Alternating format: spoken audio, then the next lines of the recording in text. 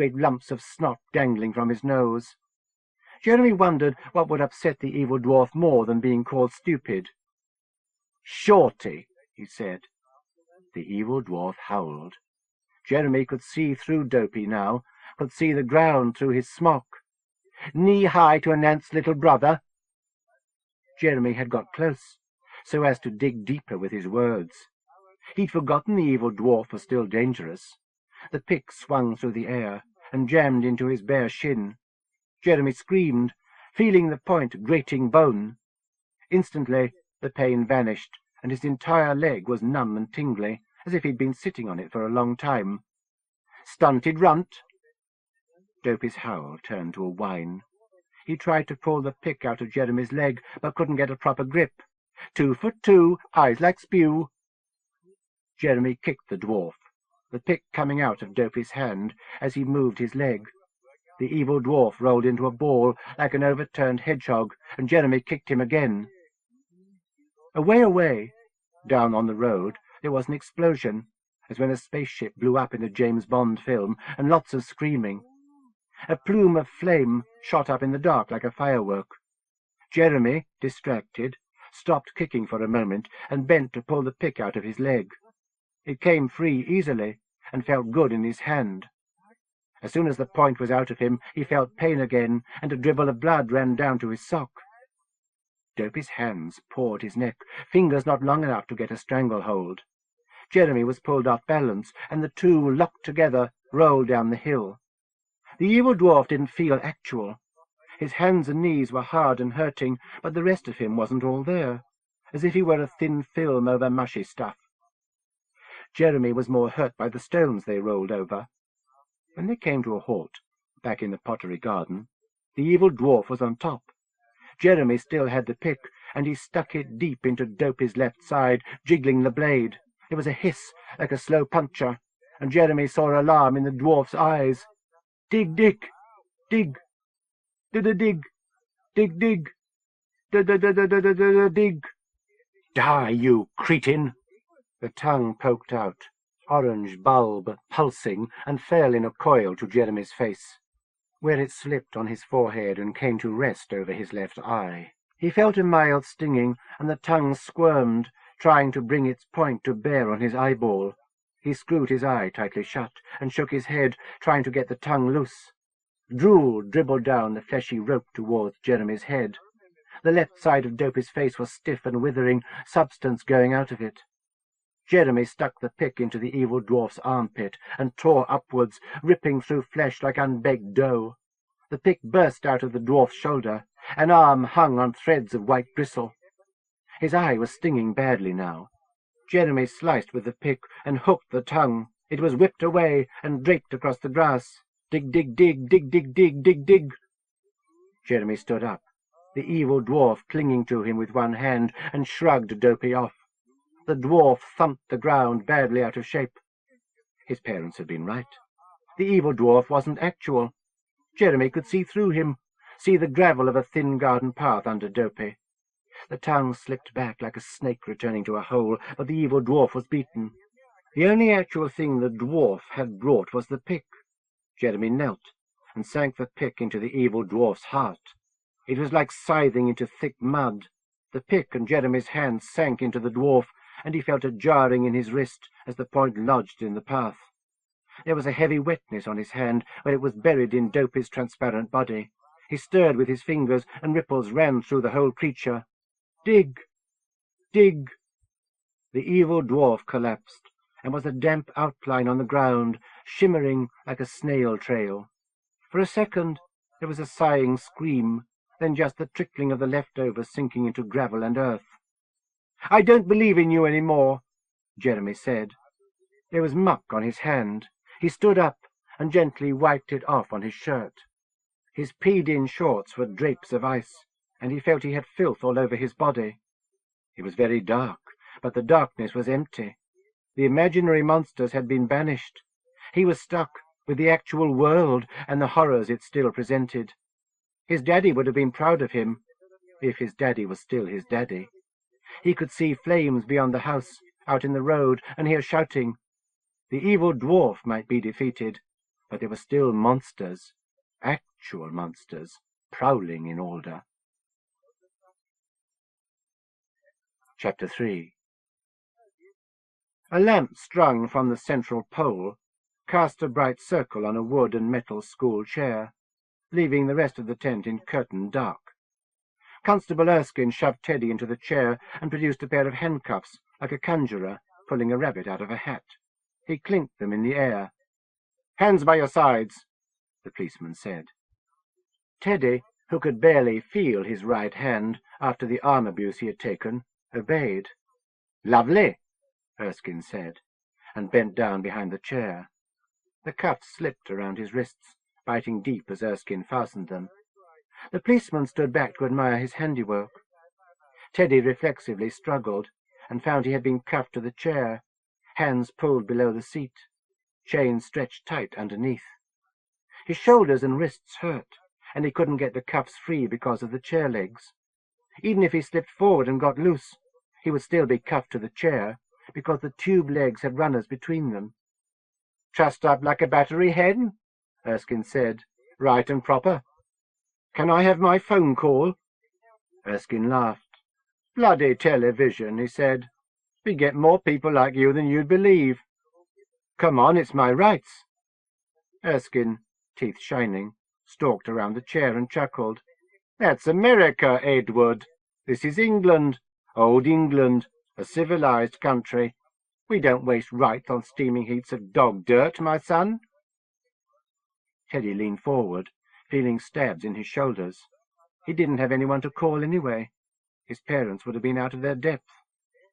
"By the way, anything you say will be taken down and may be used in evidence against you. Do you understand that?" Teddy nodded. "Out loud." "Huh?" "Say you understand that anything you say will be taken down and may be used in evidence against you." "I understand." "That anything I say—" "I understand that anything I say will be taken down and may be used in evidence against me." "Fine and dandy." "Oh, yes, fine and dandy." Teddy was in the twilight zone. Erskine wasn't acting like a real copper. His very white skin had developed stubbly blemishes like measles. Erskine cracked knuckles and took a swing at his chin. Teddy's head shot back on his neck, and his whole body, the chair with it, tipped over. Erskine caught him and kept him upright. Teddy was completely stunned. "A little insurance," Erskine said, taking 2 more sets of handcuffs from somewhere. He clipped Teddy's ankles, fastening them to the chair legs so he couldn't even kick. "Meet the whopper," Erskine said, unsheathing his truncheon. "A wooden top's best friend is his whopper." There was blood in Teddy's mouth, and his jaw was wonky. He shook his head, trying to shake the ringing out of it. Erskine was as cracked as Terry and Allison. "Now," Erskine said, slapping the truncheon into his palm like a German sausage. "Say after me." "Huh?" Teddy wasn't following. If he tried to concentrate, his head hurt so bad he saw flashes before his eyes. "Say after me. I confess to the murder of that old man." "What?" Erskine jabbed his neck with the truncheon and lifted up his head. His blue eyes observed Teddy's face, deep and empty. The constable had hair so blonde his eyebrows were invisible. He had a fine white scar on one cheek, like a duelist's mark, and a purpling bruise on his forehead, which he kept unconsciously scratching. He had caught something nasty. Spots were erupting all over his face. "I confess," Erskine prompted. "I didn't." The truncheon jabbed again, striking Teddy's collarbone. "I—" The pain was so severe he couldn't even think to speak. Erskine bent down and rapped Teddy's right knee, like a doctor testing for a reflex. It was an explosion of hurt. Teddy screamed and bent over, biting his tongue hard. The pain grew in his knee, seeped into the rest of his body. "Just confess, and we can use that in evidence against you. That's how it works, sunshine. One more old fart in the word, more or less. Who cares, eh? Just sign on the line, and I'm sure the magistrate will let you off with a right bollocking." Erskine did the other knee. Teddy now had matching agonies. The cuffs around his ankle bit as he kicked. Temper, temper. Only Nancy boys kick, you know. Teddy sat up straight, trying not to whimper. Behind Erskine, he thought he saw a face glowing in the dark. No need for anything elaborate, Edward. A simple "I did it" will do just as well as a detailed confession. Can you say, "I did it"? But I... Erskine slapped Teddy's left shin with a truncheon. His knees flared, a new pain joined the old ones. You were about to protest your innocence again, weren't you? Teddy nodded. Erskine slapped the other shin. Tut, tut, tut. Naughty, naughty. That's cheating. If you say I didn't do it, that's cheating. Not British at all, cheating. Erskine straightened up and licked the truncheon like a little girl being provocative with a nice lolly. Lesson number 1. It's the words that count, not what you think, not what you mean, not what you feel. Erskine gobbled the top of his truncheon, giving the leather a quick suck, then took it out of his mouth. A line of spittle stretched and broke, dribbling on the leather. I was lying about you getting off easy, you know. Sinful of me to try and entrap a confession out of you that way, but we're all sinners. If you say I did it, then it's all over, and we throw you in prison forever. That's all there is to it. Have you ever been to prison? Teddy shook his head. I thought not. Most people haven't. Erskine's grin grew, splitting his face almost from ear to ear. He circled around behind the chair and talked into Teddy's ear from the back. You watch the crappy movies and the TV documentaries, but you don't know what it's like inside. I'll tell you this for nothing. You won't like it, sunshine. Between Erskine's words, Teddy heard the slap of truncheon against palm. He expected a blow to fall every instant, aware of the vulnerability of the back of his neck, the fragility of his skull. At your age, you'd be at the bottom of the pile. Prisons are full of bitter, twisted, hard people. All they have in life is making weaker people miserable, and you'd be the weakest person in miles. Erskine was breathing hard, excited. You might not last a year. They take away your belt and shoelaces, and anything sharp you could hurt yourself with. But that just means you have to find some really painful way of topping yourself. You can do it just by swallowing your tongue. Nasty one, that. You puke around your tongue and drown in vomit. You could bash your head against a wall. Takes a lot of grit to do that, to keep on bashing until you've ruptured your brain pan. Forget tunnels or hiding in dust carts. Suicide is the only real way of escaping. Erskine came round to his front again, and crouching, talked into Teddy's face.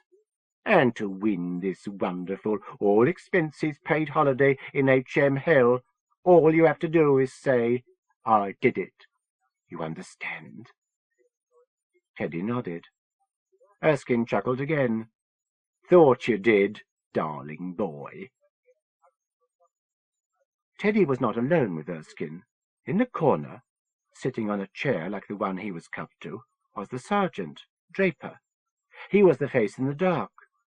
Teddy only saw him when he puffed on his cigarette, the red end flaring and making his face glow for a moment. There was a standing lamp, but it was pointed at Teddy's face. He thought there might be other people around the fabric walls of the tent. Erskine stood in front of him now. His shirt buttons were undone to the waist, and Teddy saw a white, hairless chest, dotted with spots.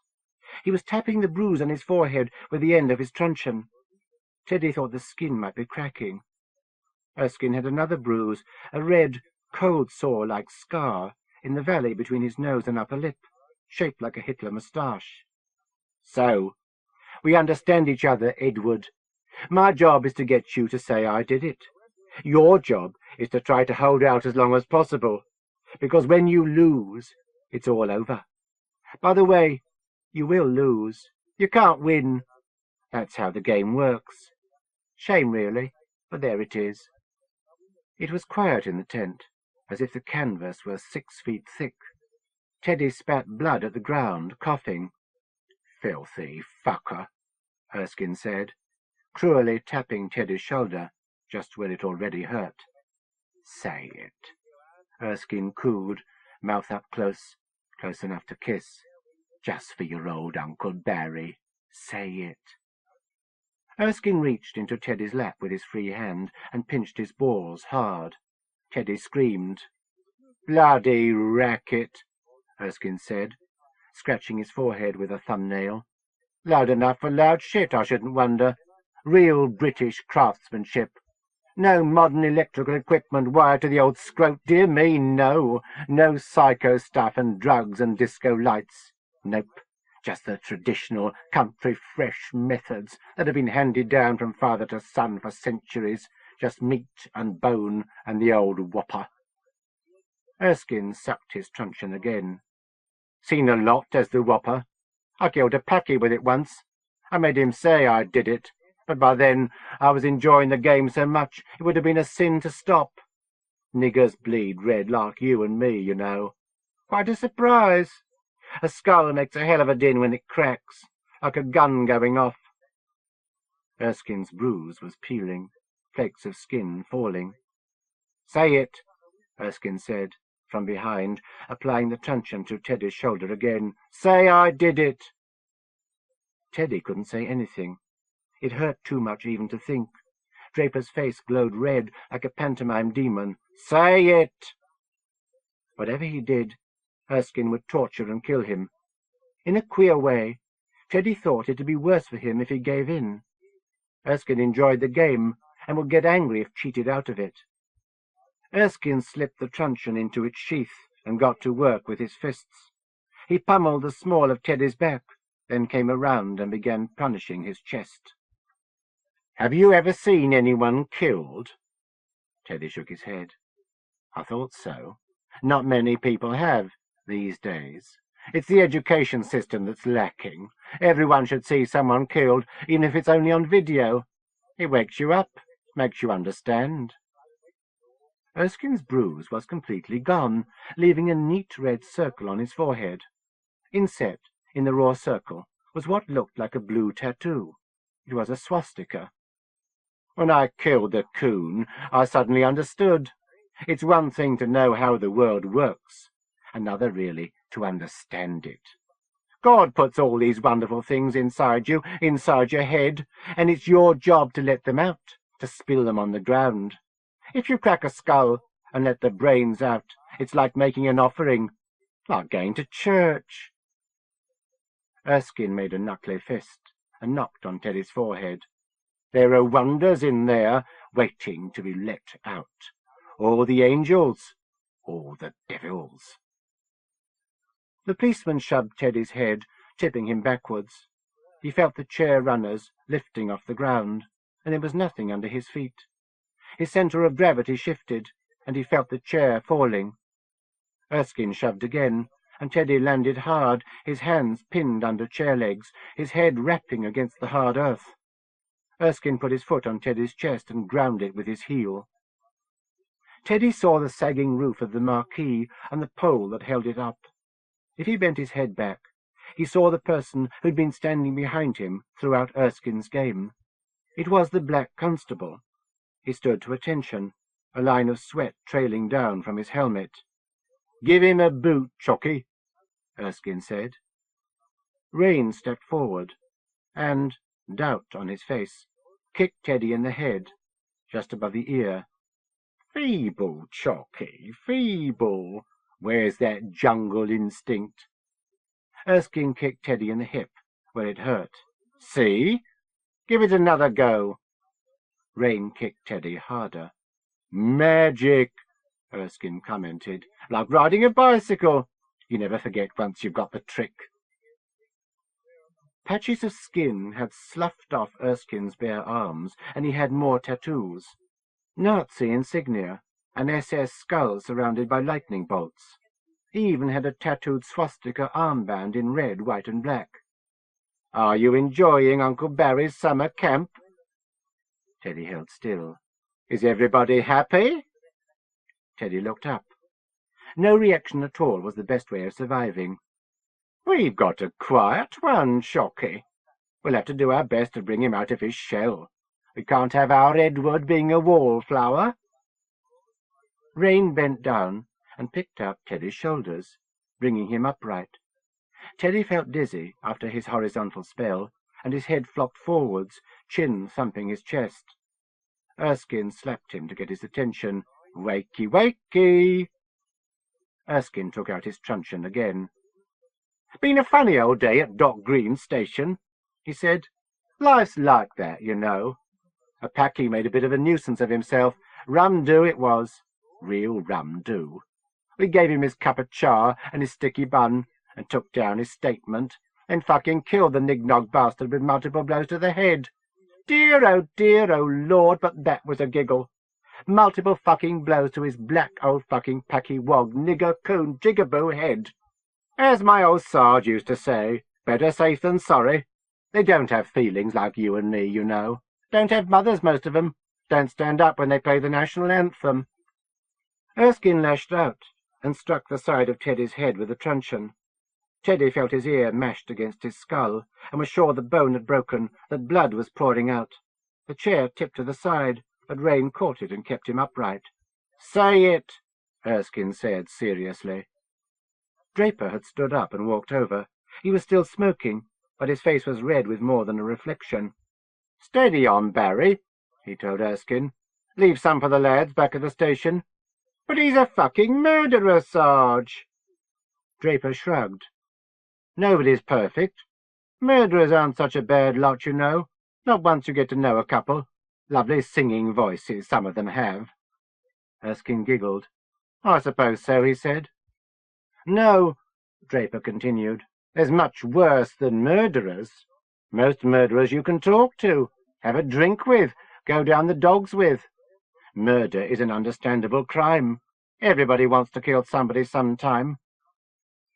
Teddy told himself he wouldn't beg for mercy. Draper finished his fag and stubbed it out on Teddy's shoulder. It didn't even hurt much. "No, if you're talking scum of the earth, you're talking drugs." Erskine agreed, nodding. "Yeah, drugs. That's the worst, Barry. Slimy little shits injecting 10-year-olds with heroin, passing round the crack in kindergarten playgrounds." Draper took Teddy's shirt collar and arranged it properly. Then he pulled hard, ripping his shirt open, scattering buttons. "Searching for drugs, Barry."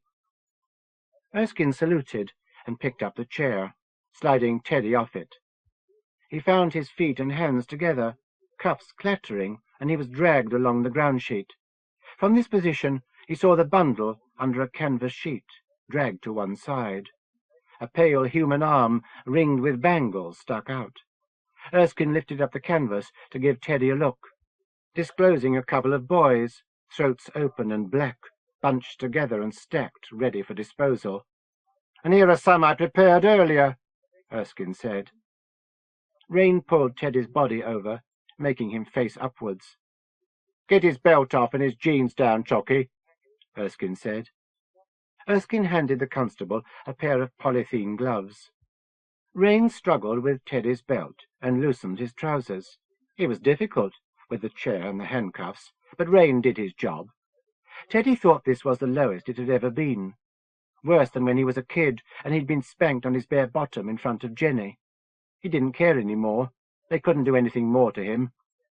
"Fuck off," he said. Erskine laughed and tugged at the chair, flipping him over, pushing his face to the ground sheet. "Wrong attitude, Edward. Spread your cheeks now, and don't let out a fart or I'll be giving you a whopper enema." Teddy wouldn't have believed there was more pain coming, but this hurt like nothing else. He felt invaded, violated, split apart. Erskine took his time and was casual about it, rooting around. "Nothing up here, Sarge, except his brains." The policeman laughed, even Rain. "The drugs must be on him somewhere," Draper said, "or inside him. Sometimes they try to get through by stuffing the drugs into tied condoms and swallowing them. He could have a gutful of cocaine." "You want me to search his stomach?" Rain struggled with the chair, and Teddy's clothes, arranging all three into an upright position. Teddy was bleeding from a lot of cuts. He might have had a couple of broken bones, but he was hurting too much to notice. "I could make the bastard puke," Erskine suggested, "and we could sort through what comes up." Draper shook his head. "Just cut him open." Erskine delved into a cardboard box and came up with a serrated Rambo knife. "We confiscated this from a satisfied customer," he explained. "Useful little tool. Not up to the whopper, but it'll do the job." Erskine grabbed the back of Teddy's hair and pricked his stomach with the point of the knife. Swastikas were erupting all over his chest like zits. They dripped down from his ears, swarming around his neck, showing up raw on his scalp through the blonde fuzz of his cropped hair. "Barry," said Rain, speaking for the first time, "I wouldn't." Erskine stopped before he thrust, and relaxed his grip, easing away from Teddy. He spread his arms, but didn't drop the knife. "That's right, Barry," said a new voice. "I wouldn't." Chapter 4. Whatever had run through the village had passed for the moment, leaving creepy calm in its wake. People were standing around, some crying, some stifling hysterical laughter. There were dying fires. Despite the aftermath feel, Paul wasn't convinced the panic was over. This wasn't all that different from the usual hour after a loud shit concert. The only thing was that the skunk band weren't due for days. Above, a helicopter circled, lights winking in the sky, blades beating. That made him feel like a specimen under a microscope, observed to see how quickly hostile bacteria would consume him. Jessica and Sarita were helping Dola stand up. The folk singer, not taking much notice of his shotgun wound, still smiled peace at everyone. Ferg was quiet, alert, looking up at the sky. "They're up there," he said. "The iron insects." Paul knew what he meant, but wasn't sure he was right. He thought the Martian war machine had been a non-recurring phenomenon, a Sunday-for-one-day-only anomaly. Tonight's monsters would be a different species. "Someone's up there," he agreed. The crowd began to talk to itself. Rumors ran around, trying to explain the collective madness. They were at war, under attack, in a riot, in a dream. Paul was as bewildered as everyone else, but less surprised. Everyone else was catching up with what he'd realized as soon as the war machine stepped out of the trees. They weren't in Kansas anymore. He had found Ferg, confirmed the evidence of his senses, but that meant little now. Everyone else was seeing things, different things. They'd been walking for minutes, apparently without intending to. Paul realized he was going back to the pottery, the others following him. It was as good a place as any, he supposed. Hazel was locked up tight in the agapemone, and nothing he could do would secure her release until she was ready to come out, or Jago was ready to let her free. Just now, he could not even remember her normal face. He either saw the blank stranger he'd glimpsed in the chapel, or got her mixed up with her sister, imagining Patch's huge glasses blotting out Hazel's distinctive eyes. People got out of their way. Dola was trying to get loose of his supporters, but was not steady enough on his feet to keep going without them. Paul guessed Salim, the Asian kid, was quietly going crazy, meditating himself into nothingness to avoid what was going on outside his skull. Ferg, a natural paranoid, was looking around, barely suppressing excitement, seeing invaders in every shadow. Somehow, this group had latched onto him and elected him leader. Ferg was top sergeant, the rest cannon fodder. He didn't know what to do with them, any more than he knew what to do with himself. The only person he'd met today who had any apparent idea what was going on was Susan, and she was back in the manor house with Jago's brethren, refusing to stick her neck out. These were hard times indeed, if he could think of a woman he first met while she was overdosing as a beacon of common sense. There was a burned-out car in the road. The asphalt was thick with bodies. From the groaning and crying, Paul assumed they were all hurt or drunk, but he saw unmoving lumps among them and realized, with a queerly detached shock, they were the dead. The corpses looked like people lying down. He'd never seen a dead person before, and they were less of a jolt than the war machine or bike boy Ben. He'd always admitted the dead were a part of the world, laid out in rows on the news as a foreign correspondent covered the latest atrocity. Now the atrocity was underfoot. If the shotgun man had been less hysterical, Paul might have seen Dola get his head blown off in close-up. Wouldn't that have been a first? Unprecedented, he murmured. Ferg's ears pricked up, expecting words of wisdom from a fearless leader, but Paul had nothing more to say. One of the wounded coughed black stuff and shook, turning into one of the dead. "What happened?" Jessica asked. No one had an answer. There were dead people at the sides of the roads, without an obvious mark on them, lives squeezed out in the crush.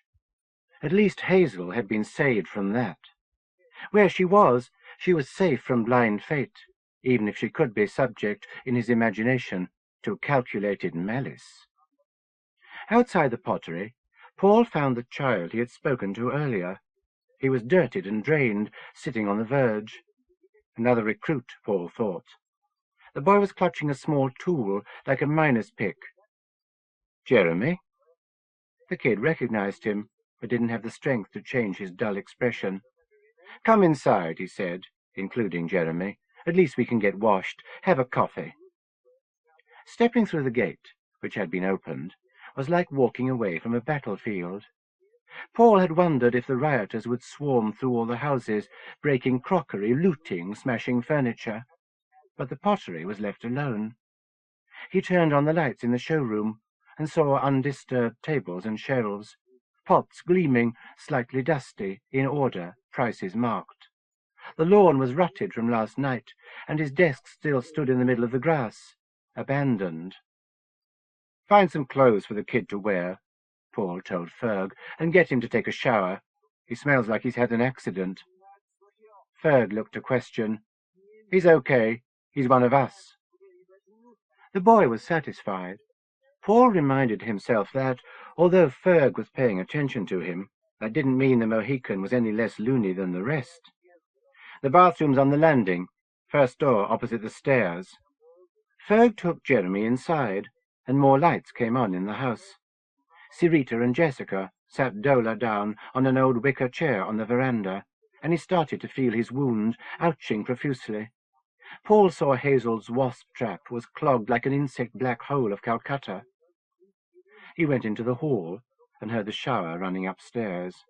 "There's a T-shirt up here that'll fit the kid," Ferg shouted down, "and a pair of shorts that could be belted onto him."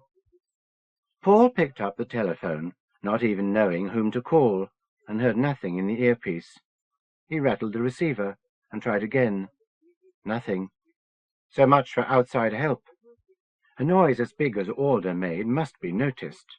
The fire brigade would be back, and police, ambulances, media. "We sit tight and wait for the locksmith." Out the window he saw Sirita bending over Dola, unpicking his shirt from his shallow wound. He looked up the hill at the spot where the Martian war machine had appeared. Trees stood unwaving on the horizon. He wondered if all this were a curse that befell those who got too wrapped up with petty problems. "Too worried about your thesis, your toothache, your girlfriend? Well, try worrying about this." Selim sat cross-legged at the edge of the veranda, staring out at the garden. Paul stepped through the back door and watched Sirita work. She was taking tiny chunks of shot out of Dola's shoulder with her fingernails, and he was sucking in breaths with each plucked fragment. In the bathroom upstairs there was a pair of tweezers he should get for her. There was a commotion off around the side of the house, and he felt the ground shaking again. He realized, a paralyzing twinge shooting from his tooth, that he'd fouled up as a field commander and forgotten to shut the front gate. Selim stood up on the steps of the veranda and half-turned.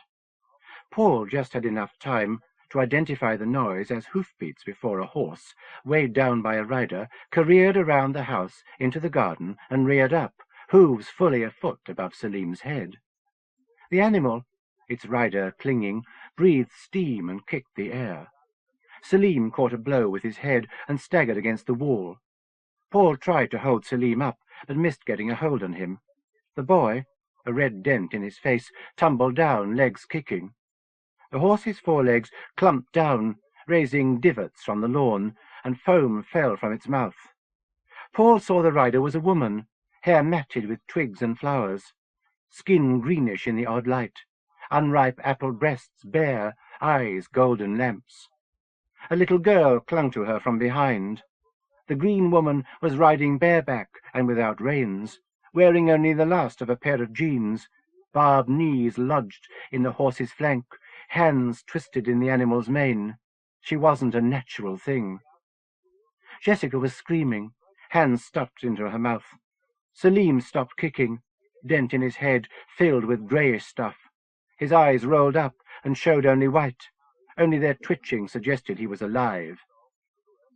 The horsewoman brought her animal under control and petted it. Paul saw her fingers were too long and triple-jointed. Her face was a thin triangle with a pointed chin and stretched cheeks, a thick widow's peak V-ing into her forehead. She looked like a large, angry wood-nymph, or Herne the Hunter's nagging wife. Ferg was behind Paul in the door. "Fuck," he said. "Too right," Paul echoed. "Germ," boomed a voice that sounded out as if through a giant bassoon. "Germ."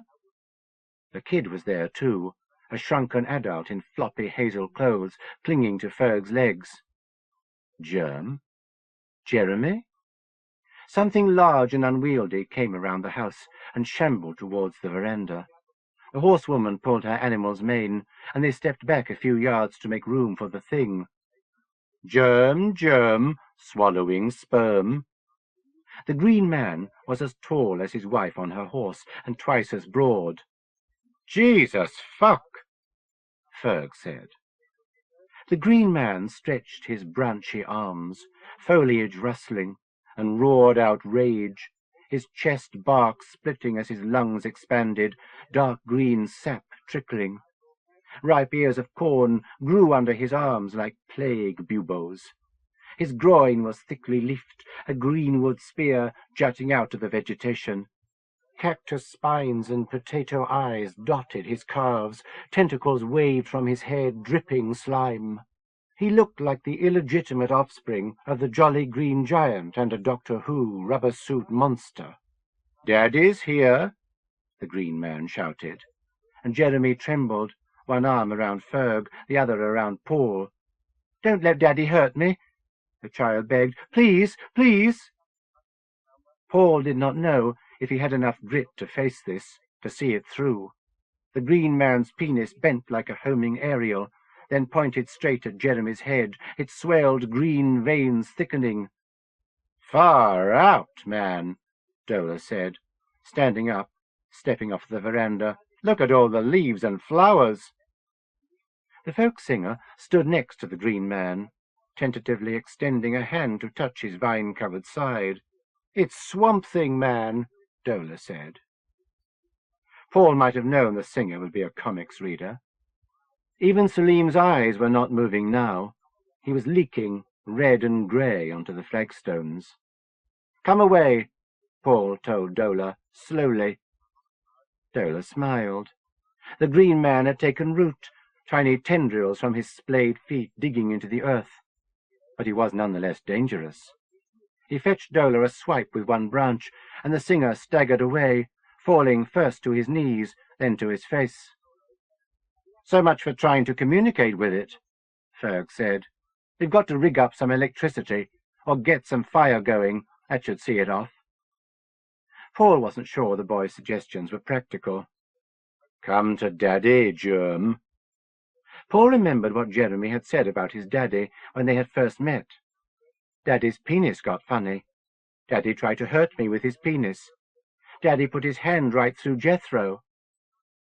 That was the last time he discounted anything a child told him. "Do what Daddy says," the horsewoman said, her voice musical, lyre-like. "It'll all be fine." "We'll be a family again." Jeremy, unconvinced, was clinging very tight. Chapter 5. "We pass this way but once," an ex-SAS training sergeant had told him years ago, during a 4-week course. "So if there's anyone you want to shoot in the head, do so at your first opportunity. No member of this department has ever been prosecuted for murder or manslaughter." You make a mistake, you can always say sorry. The gist of Sergeant Parry's lecture on skill at arms was there was no point in employing a gun as a threat. On television, anyone who had a gun pointed at him put his hands up and obeyed orders. In real life, the mere sight of a gun makes a surprisingly high proportion of people react like a claustrophobe locked in a broom cupboard, so you have to shoot them anyway to keep them quiet. People are assholes. Don't expect them to act in their best interests. Discounting Badmouth Ben, Lytton had never shot anyone. In Canada, he hadn't even been issued with a gun, and on this assignment, the most he'd got to do with the Browning, before last night, was to take it out once a month, and following carefully the instructions in the manual, clean it. Now he was making Parry, who'd been kneecapped with a Black & Decker drill by the Provost in Belfast and succumbed later to a trauma-induced coronary, turn in his grave by breaking his first rule. He was employing the pistol as a threat. "Draper," he said, gun steady, "have young Adolf step back." The detective nodded to Erskine, who looked like an illustrated Nazi, almost all of his exposed body covered with swastika tattoos, a 9-inch blade hovering before Teddy's bare chest. If Lytton was going to have to shoot anyone in the head, it would be Erskine. He had already drawn the slide, jacking the first of 13 rounds into the chamber, pulling back the hammer. He was textbook ready to kill. Erskine stood over Teddy, knife in his hand. In the gloomy tent, Lytton couldn't see the policeman's blue eyes, but he thought the madman would probably force the issue before standing back. "Don't bother with any of that Roy Rogers feces about warning shots or firing for the legs or hands," Parry had insisted. "If you absolutely must talk to the bastard afterwards, give him a bullet in the gut or groin. Take my word for it, he'll be only too pleased to give away all his H-bomb secrets if you promise to put him out of his misery. Otherwise, the safest bet is between the eyes or, if you're a wobbly shot, slap in the chest. With the kind of overkill cannons you lads get issued, 6 inches either way around the heart doesn't matter much." Erskine looked at Lytton, smiling. Swastikas crinkled in the lines of his face. He was the image of the beast of Belsen, his own fantasies shaping him. Jago's constituency must be spreading around the whole village. The state of Teddy suggested Erskine had been beating the boy to death. There were already a couple of corpses in the tent. Lytton focused on Erskine, aiming the Browning at his chest, but was still aware of Rain and Draper at the extremes of his vision. If he took Erskine, the others would come for him. As policemen, they were trained for these situations.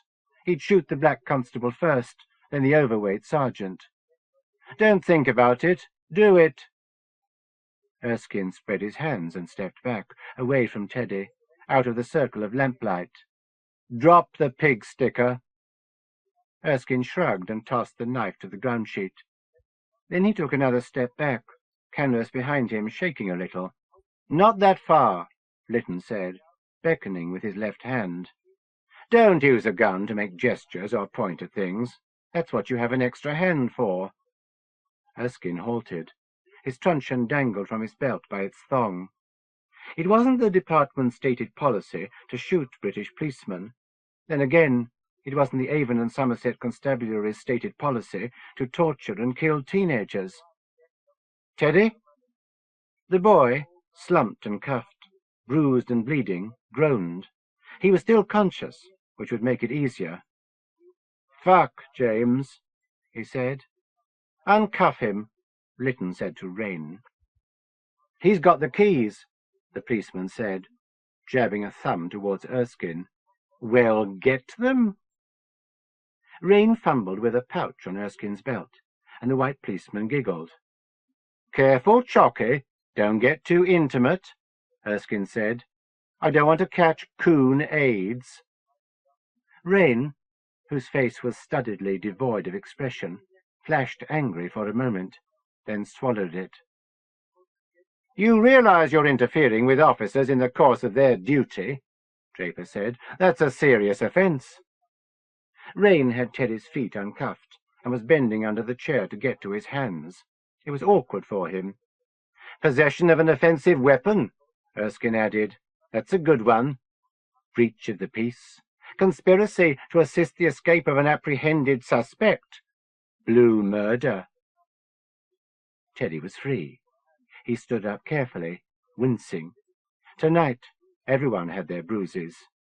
"The cuffs," Lytton said. "Use them, Teddy." The boy took the handcuffs from Rain. "Arrange them around the maypole." The central support pole of the marquee was sunk at least a foot into the ground. Lytton had the three policemen hold hands crosswise in a circle around it, and then had them cuffed together. They were satisfactorily cramped, and Erskine was making exaggerated faces at being so close to Rain. "There's a bloody monkey smell here," he said. Rain looked away, pretending not to be involved. "You are making a very big mistake, Mr. Lytton," Draper said. "Charges will be brought." Lytton held up a flap of canvas, and Teddy stepped through. Without saying goodbye, he followed. He'd managed to get through the scene without shooting anyone, and he levered the hammer down. "Remember, no one was ever killed by a dead person." Of course, Sergeant Parry hadn't met Badmouth Ben, or conceived of a world with Anthony William Jago in it. Outside Checkpoint Charlie was a bonfire. A group of kids sat around it, passing a foot-long joint between them.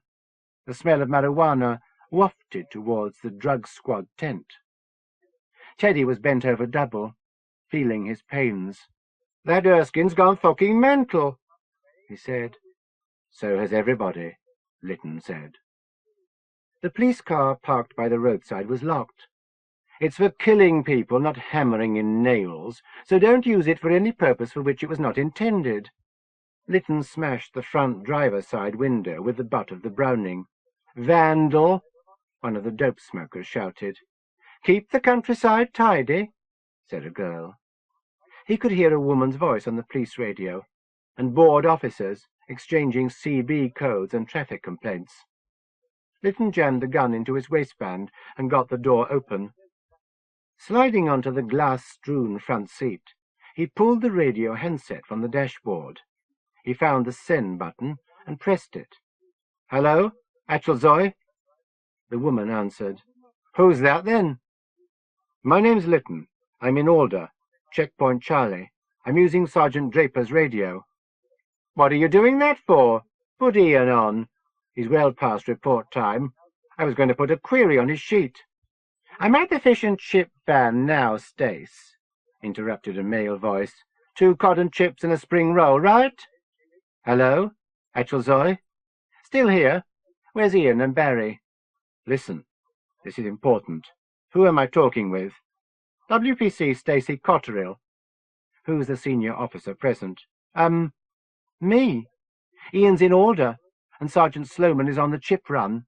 There's only Greg Dunphy otherwise, and he's very junior." "Miss Cotterill, can you get hold of Alistair Garnett?" "Who's he when he's home?" "Fish cake, sausage and batter and chips for Greggy."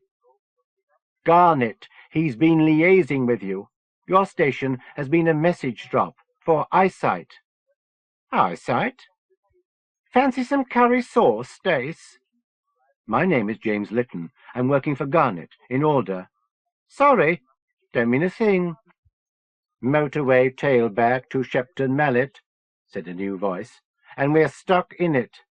Miss Cotterill, things are out of hand here." "Don't I know it?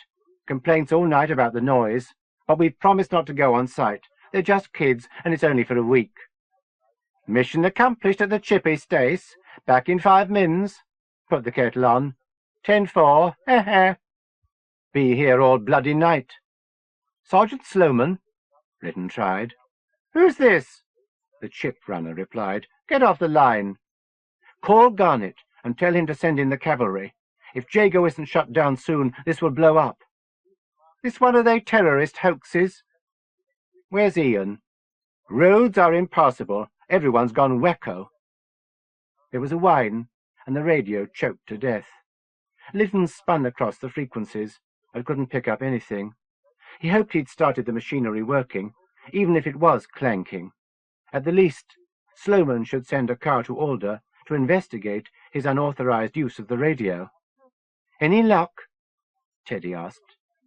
Lytton shrugged. "No idea." "What's bloody happening?" "A deluge, Teddy."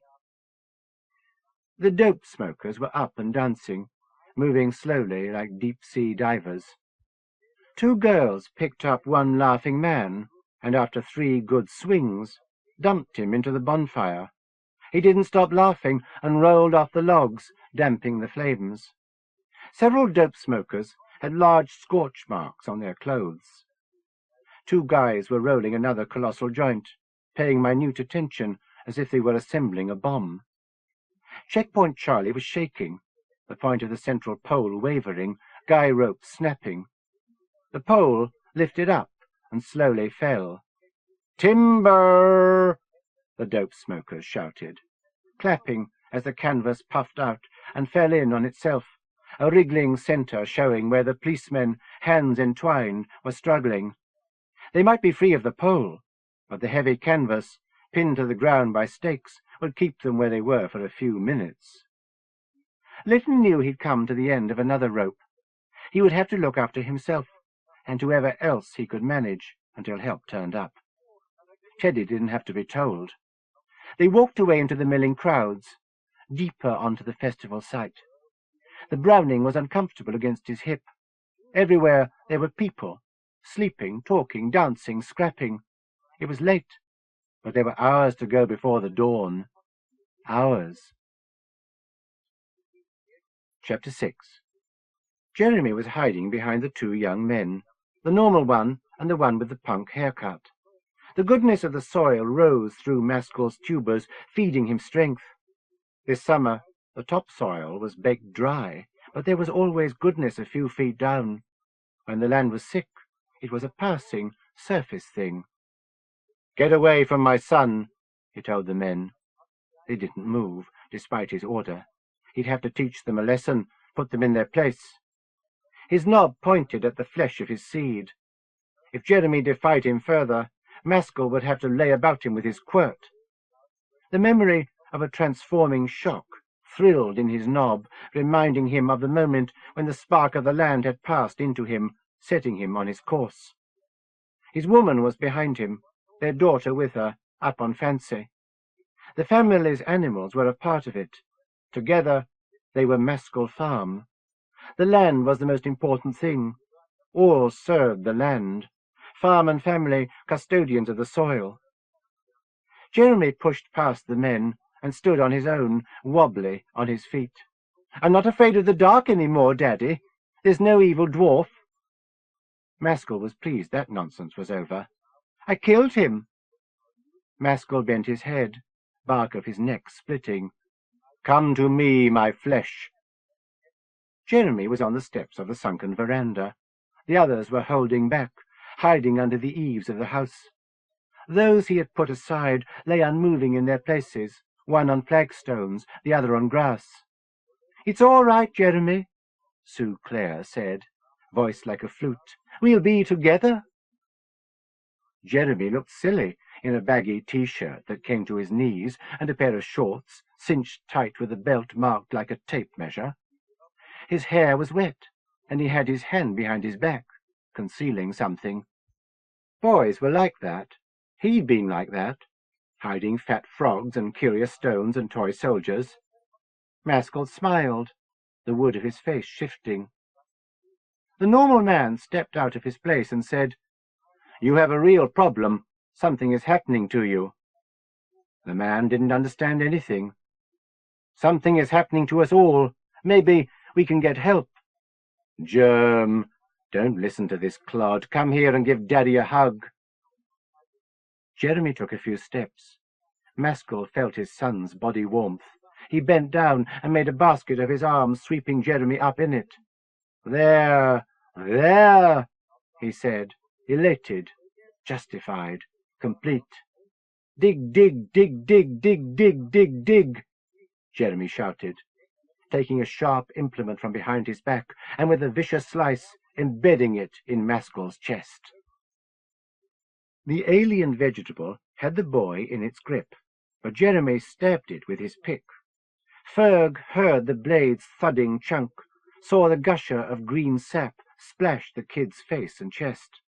A roar was born inside the alien and grew, making its entire body reverberate like a giant musical instrument, finally bursting forth from moss-moustached mouth and knot-hole nostrils. It was a single note, drawn out and echoing. It filled the garden and rose to the skies, to where the invasion fleet must be swarming, locked in an invisible orbit, sensors aimed at Alder. Jeremy struggled with the invader, trying to tip himself out of its embrace. Paul, there to catch him, fell under the weight of the child, scrabbling away from reaching arms. Ferg dashed forwards to help and pull Jeremy away. They ran along the side of the house, but the alien woman was there on her horse, blocking their path. Paul stood, and the alien bashed him. The blow didn't strike properly, or else he'd have been as out of it as Dola or Salim. But Paul reeled under the wooden fist and fell on the lawn. Aliens were all over the place, all kinds of aliens. The iron insects had been the spearhead. Sirita and Jessica were standing back and watching, traitors to the human race, egging the invaders on to victory. Ferg grabbed the horse's mane. The animal waved its heavy head like a hammer and jumped its forelegs off the ground. The alien woman, attached parasitically to the horse by suckers on her knees, had her steed under control. She reached and took Ferg's throat, pulling him off his feet. The alien woman had him up, side saddle before her, and her twiggy fingers grew around him. He clawed her arm, shredding green and brown layers. She smiled, horribly beautiful, skin the color of a cooking apple, fine antennae wisping up from her eyebrows into her hair. Her golden eyes shone, alive with liquid intelligence. The horse couldn't support 3 weights and sank to its knees. Ferg picked her finger away from his throat, and it snapped like a carrot. The alien woman sang pain, and he was dropped. There was an alien child, too, covered in cactus spines, hair a tussle of pampas grass. The creature was grappling with Jeremy, pressing him to the ground, pummeling him. Ferg felt a slamming force between his shoulders and knew the alien woman had brought him down. It was no use. They were here, and they were taking over. Hannah was on top, scratching with point-ended fingers, calling him names, trying to get past his hands to his face. Her fingers had become long, sharp pencils, and she stabbed the backs of his hands with them, wanting to get at his eyes. Daddy always warned Hannah about her pencils, saying she'd have someone's eye out one day. "Jesus makes us shine with a clear, pure light," Hannah sang, "like a little candle burning in the night." The evil dwarf had been easy. He wasn't actual. But Jeremy's sister would never give up, never go away. Sisters didn't. She'd sworn a pact with Lisa Steining to get revenge for the time he'd told on them when they set fire to newspapers in the barn.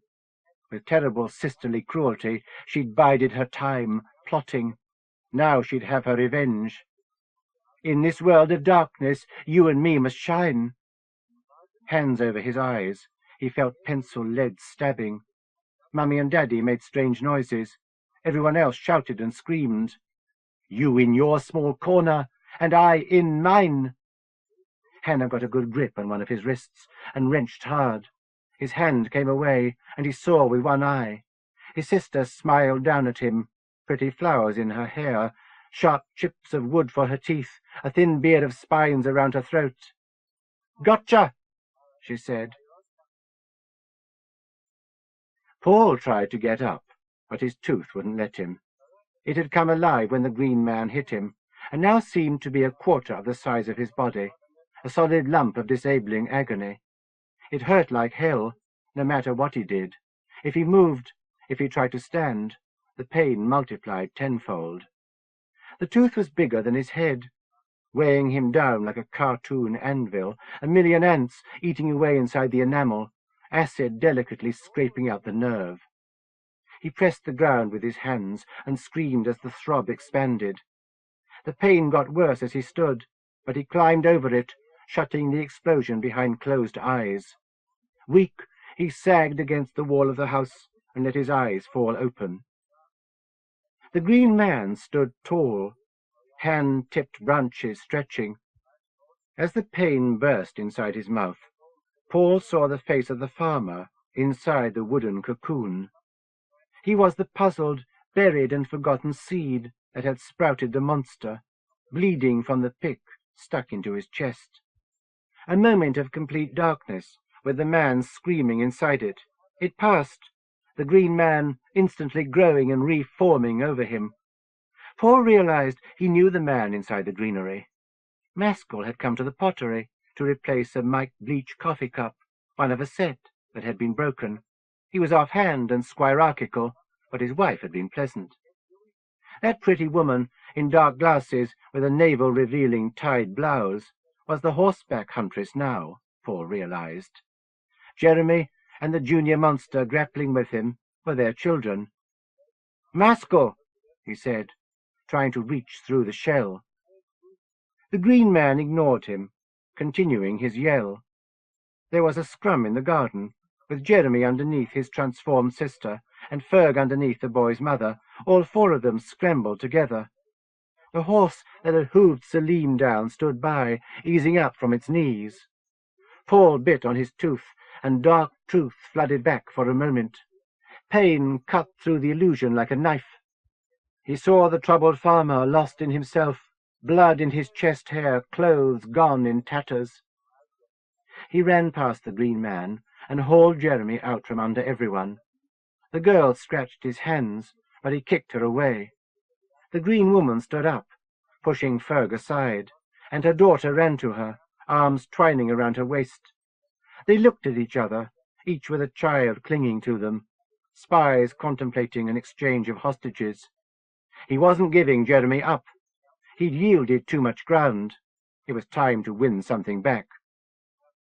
"Sue Claire," he said, hoping he remembered her name right. He had. The green woman wrinkled her brow, arrow lines appearing around her widow's peak. Her eyes were unreadable nuts of pure gold. Paul bit again, and saw for a moment the streaked, dirty face of the woman he remembered. She wasn't as far gone as her husband. "You don't have to be like this." The green woman straightened up, daughter still clinging, and looked to Maskell. She moved with bird-like grace, turning her head with each slight change of eyeline, shifting back her shoulders when she lifted her hands. A golden tear dripped down her cheek. Mummy had gone funny, but Jeremy was still scared of her. Daddy had changed her. She wasn't all right yet. Daddy wanted to get him, even more than the evil dwarf had wanted to get him. Daddy didn't want to eat his brain, but to make Jeremy like him. Once he'd heard Daddy tell Mummy, "Thank God I didn't grow up like my father." Jeremy remembered Grandpa as a strict old man with a white moustache, who insisted on polished shoes and done-up top buttons. Daddy wasn't like that. It was only fair, if Daddy hadn't had to be like his father, that Jeremy not have to be like Daddy. He hid behind Paul. It was time to end this. Maskell heaved his chest, forcing out the spike stuck into it, and spat the tool away. The mouth-like wound closed as soon as the thing was gone. His women were letting him down, and he would have to step in. It would be painful, but a lesson would be learned. In the end, everyone would be in their place. His knees straining and creaking, he stumped towards his son. The normal man turned, and Jeremy darted behind him again, his back to Sue Claire. They had Jeremy and the normal man pinned down between them. "No supper, ever," Maskell said. The strength of the land filled him. He only needed his family about him to be complete. No videos, no books, no comics. The normal man was weak, incomplete. He wouldn't fight. No sleeping with Jethro, no pocket money. Hannah was a good girl, like her mother. She did as he said, and always took her quirting when she stepped out of her place. Jeremy was a trouble-making child, always refusing to do what was best. The punk was standing next to the normal man, Jeremy in the middle. One or the other would do as an example. Maskell was a farmer. He raised crops and cut them down. Giving death was as much a part of what he did as giving life. He'd sown his seed. Now was the time to reap his harvest, to separate wheat from chaff. Chaff was kids with silly haircuts and torn clothes, snarly faces and scarred knuckles. Kids who knew their place, but never stayed in it. Kids from the cities who poured into the village and shat over the land. Maskell stood over the three and put his hands on them, pushing the normal man and the punk aside like curtains. He raised a foot and pressed Jeremy down with it, crushing his son to the earth. Jeremy screamed and struggled, but was held fast in his loving father's grasp. "Now, Germ," Maskell said, hand growing around the punk, "for a lesson. This is what happens to people who don't know their place, to people who don't respect the land." His hand had grown completely around the boy's head, leaving slit-like interstices for eyes, nose, and mouth. The absurd coxcomb of red hair jutted out through the top of Maskell's fist. The normal man backed away. Sue Clare's slender and sinewy arms wrapped around him to keep him out of this. The boy screamed, eyes wide. Maskell joined voice with the boy, taking up the scream, turning it into a yell of triumph, calling to the earth to accept sacrifice. Strength flowed down his arm, filling the cage his hand had become. Tubers twined around his head-sized fist, covering the boy's eyes and mouth, leaves swarming thickly. The leaves puffed out where the boy was screaming. Tubers probed the boy's skin, but didn't dig in, didn't burrow. They crept along close to the face, feelers spreading out to make a flesh and wood mask that enclosed the boy's head perfectly. "Don't!" shouted the normal man. Outsiders were a menace, deadly as a blight, destroying crops and livestock. Danny Keogh had been right about that. Each year, more and more outsiders poured into the village, spreading polluting shit, corrosive foolishness. It was only proper that an outsider feed the earth, help repair the damage done through the years. He held a complete life in his hand, and knew that was actual power, the power of life and death. Maskell's hand grew tight, and his grip began to constrict. Chapter 7. Although the glass panels on either side were blown, the great door of the Agapemone was still locked, and Tane would have the keys. "Fuck this for a game of toy soldiers," Susan thought, jamming her forefinger into the large keyhole, working the tumblers with a push. She overdid it, and pulled her fingers away quickly, avoiding the slow explosion of broken metal and wood that burst from the lock. Might as well finish the job, she thought, popping the hinge pins and butting her head towards the door. It fell outwards and tobogganed down the steps. Cooler night air swept around her, and she felt a release from the pressure cooker of the manor house. Jago was about unconsciously to expel her from his sphere of influence, a whale shrugging off a pilot fish. That suited her fine, and she felt the mind wind build up behind her, riffling her clothes against her back, streaming her hair around her cheeks. The garden of the Agapemone was pandemonium. Splits had opened in the earth, and disgorged imp-like clouds of flies. The insects swarmed among the people, clustering on bodies like parasitical growths. Some were suffering the torments of the damned. Some experienced the raptures of the blessed. Close to the house, Jago's fantasies were the strongest, the most dangerous. Things were moving like moles under the ground. She turned back to the hallway. Karen stood by the stairs, staring at her and seeing a fallen angel.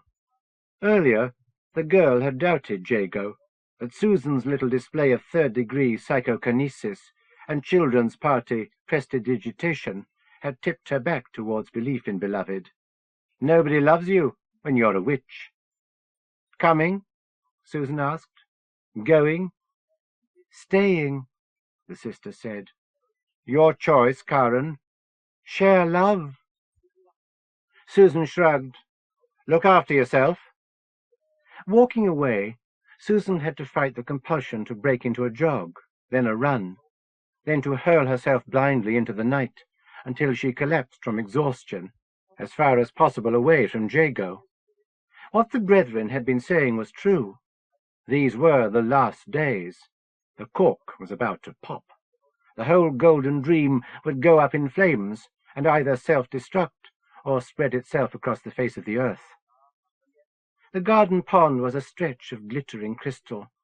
A girl Susan had never seen was lying by it, staring at her broken reflection, stroking the surface, tearing her hands on jagged edges. Ribbons of blood rolled along faults, clustering about the crushed pondweed. There was someone under the pond, trapped with the goldfish, one hand stuck out like that of the lady in the lake, fingers waving, sometimes making a straining fist.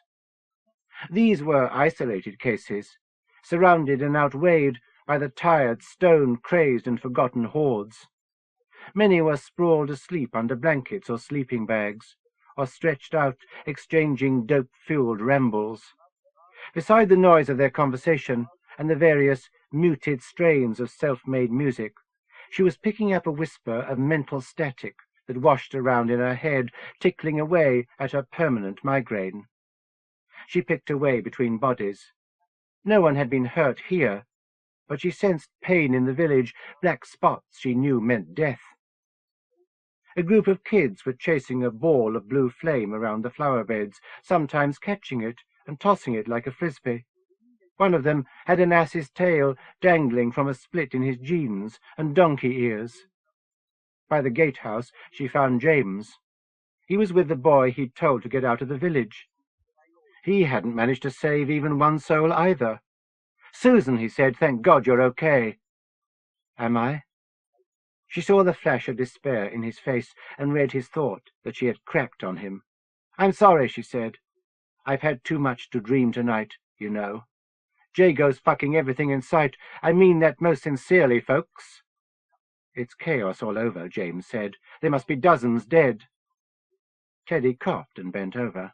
He was badly hurt, nasty bruises on his face and hands. "What happened to him?" "Ask a policeman," he said. "I've tried to get word to Garnet." The blue fireball bounced in the rutted driveway, and the ass boy leaped past them to catch it, dribbling it like a basketball and taking a shot at the face of one of his friends. "It'll be dawn soon," James said. "You hope." Chapter 8. Inside Ferg's head, things were tight. The aliens barged into the school disco just as the smooch track started. Ferg was dancing with Jessica, getting a hand on her bum for the first time, when three of them sat at a table nearby. They had blank faces and zipless leather jackets, dark glasses like shields. As they passed the brown paper-wrapped bottle between them, he saw their little fingers didn't bend. Jessica's hands were climbing his back as the number got worked up, and he was tongue-kissing her. 14 and 13, and they were only on tongues. Ferg was getting desperate. Everyone he knew did it, or said they did. Jessica was already well covered. He felt the points of her breasts against the Sex Pistols T-shirt he'd got down the market. The aliens were making comments. Since he started having his hair in a Mohican, he'd been getting lots of comments. "Use your head for a loo, brush."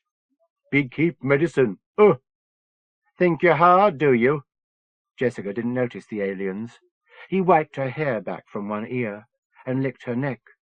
His tongue froze as he saw what he'd uncovered. She didn't have an ear, just a round hole covered by thin, veined, vibrating membrane. Her hand pushed his face away, all her fingers bent, but the little one. She shoved him, laughing like a back-masked message. The aliens caught him, pulling him off the dance floor, dragging him through the push-bar exit into the fish-and-old newspaper-smelling alley by the club. Two of the aliens pinned him to a wall, while the third punched him in the face, chest and belly.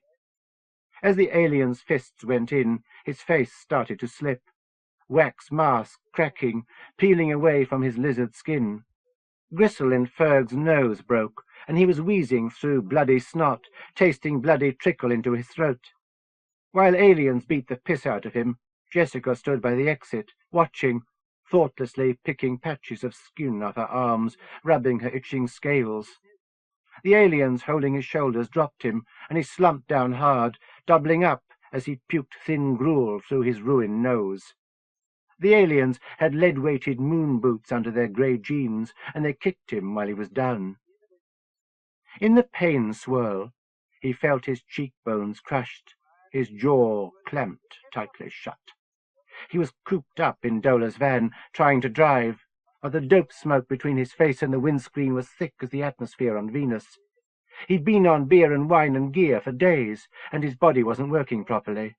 His tongue, too large in his mouth, flopped like wet leather. There was a vile taste leaking from his tongue, but his sense of smell was dead and gone.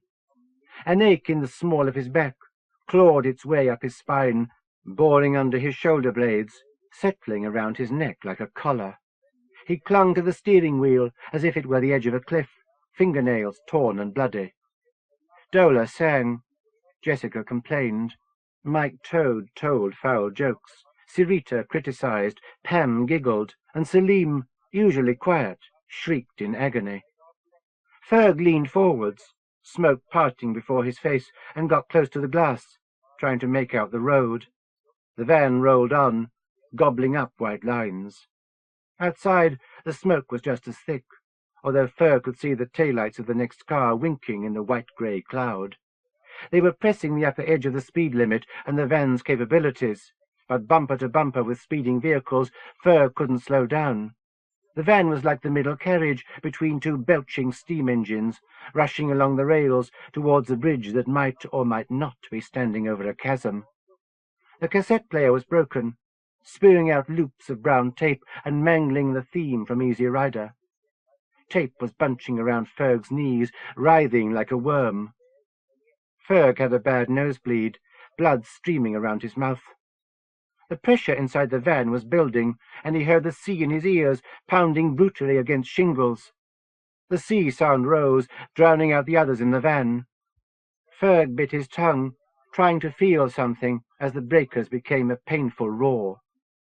The smoky atmosphere pressed on the sides of his head, and Ferg felt his inner ear inflate like a balloon.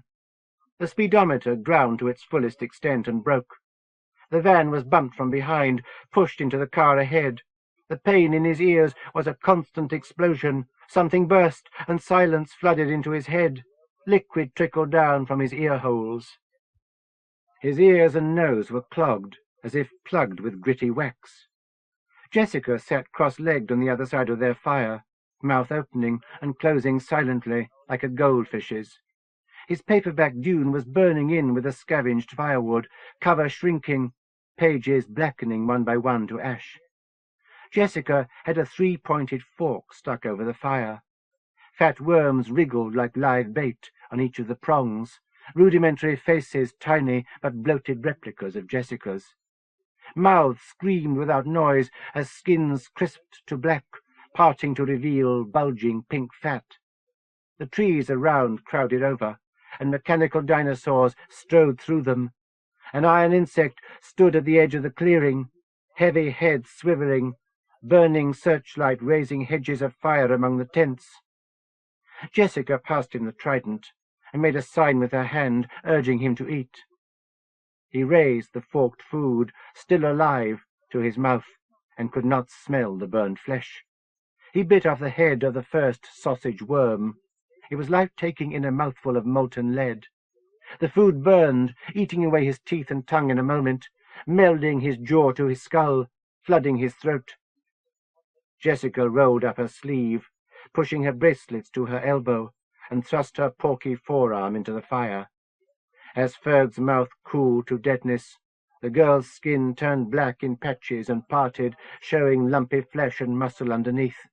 The fat spit silently, and her meat cooked on the bone.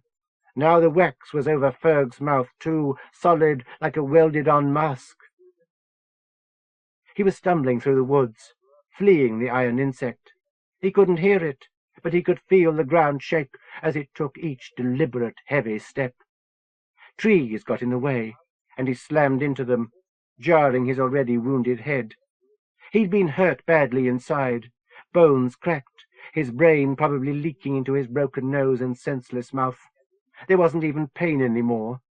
The ground got steeper, and he had to use his hands to pull himself up.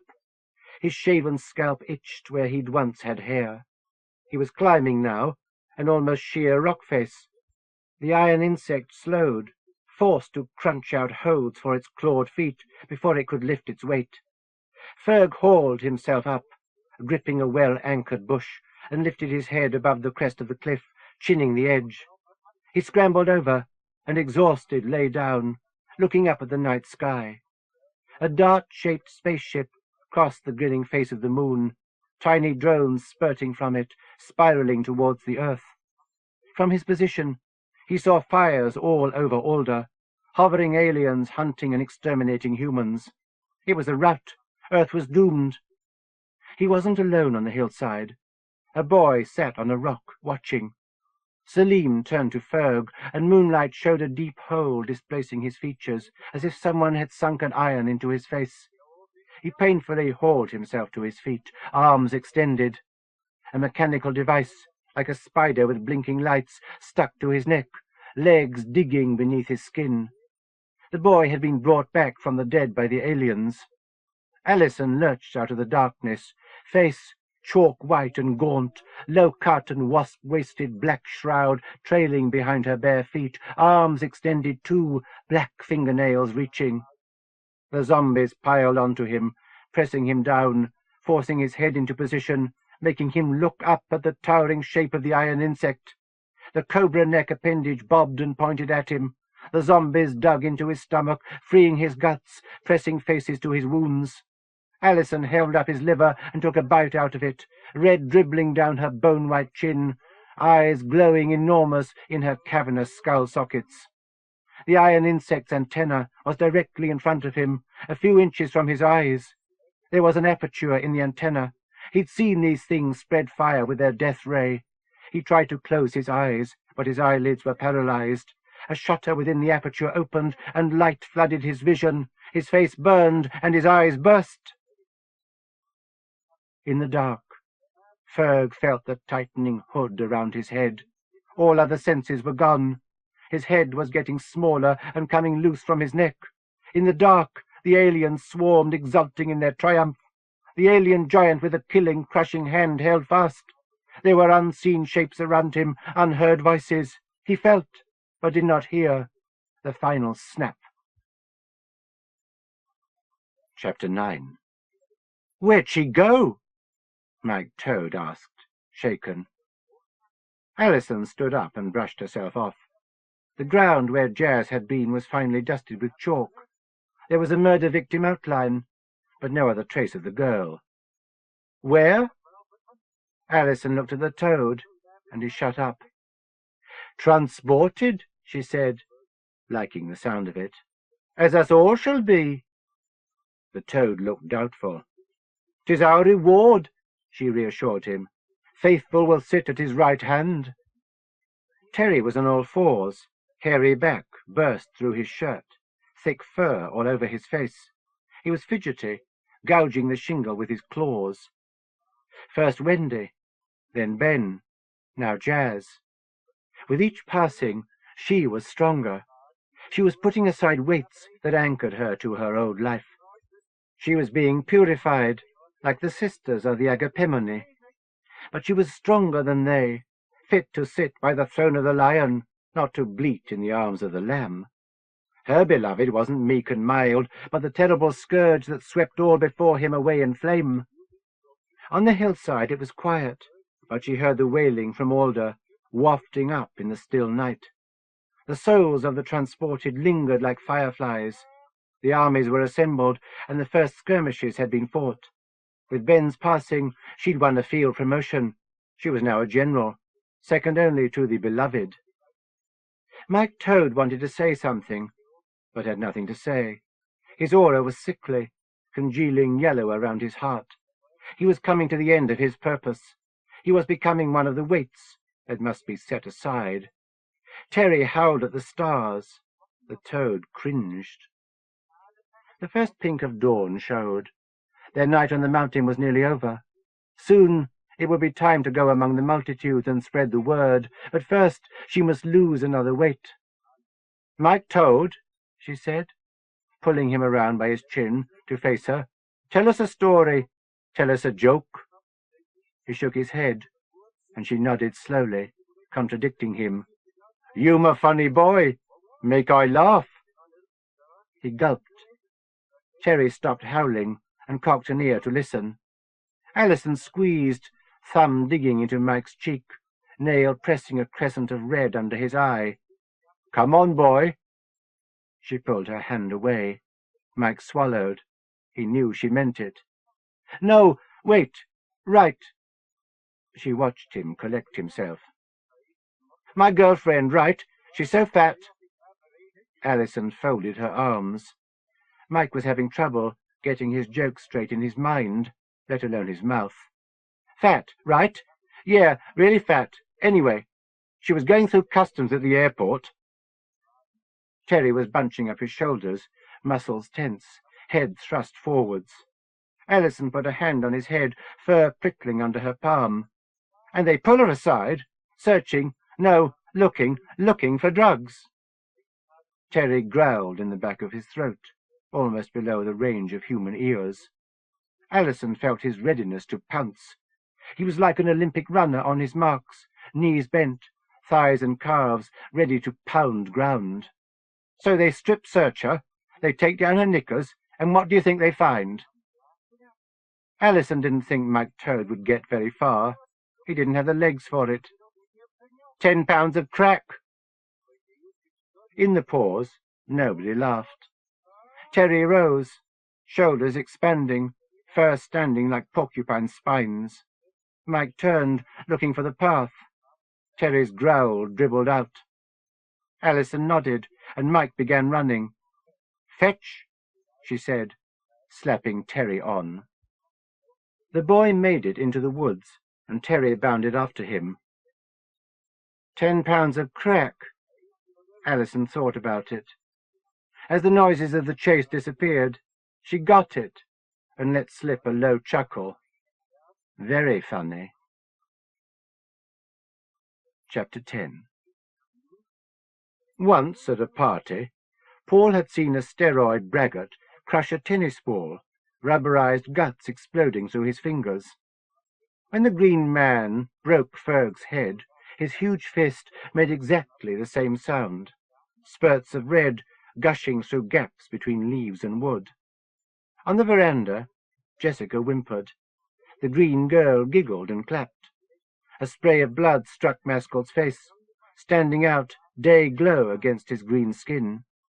Paul had no more disgust in him. Even his pain had receded to a blunt, constant ache.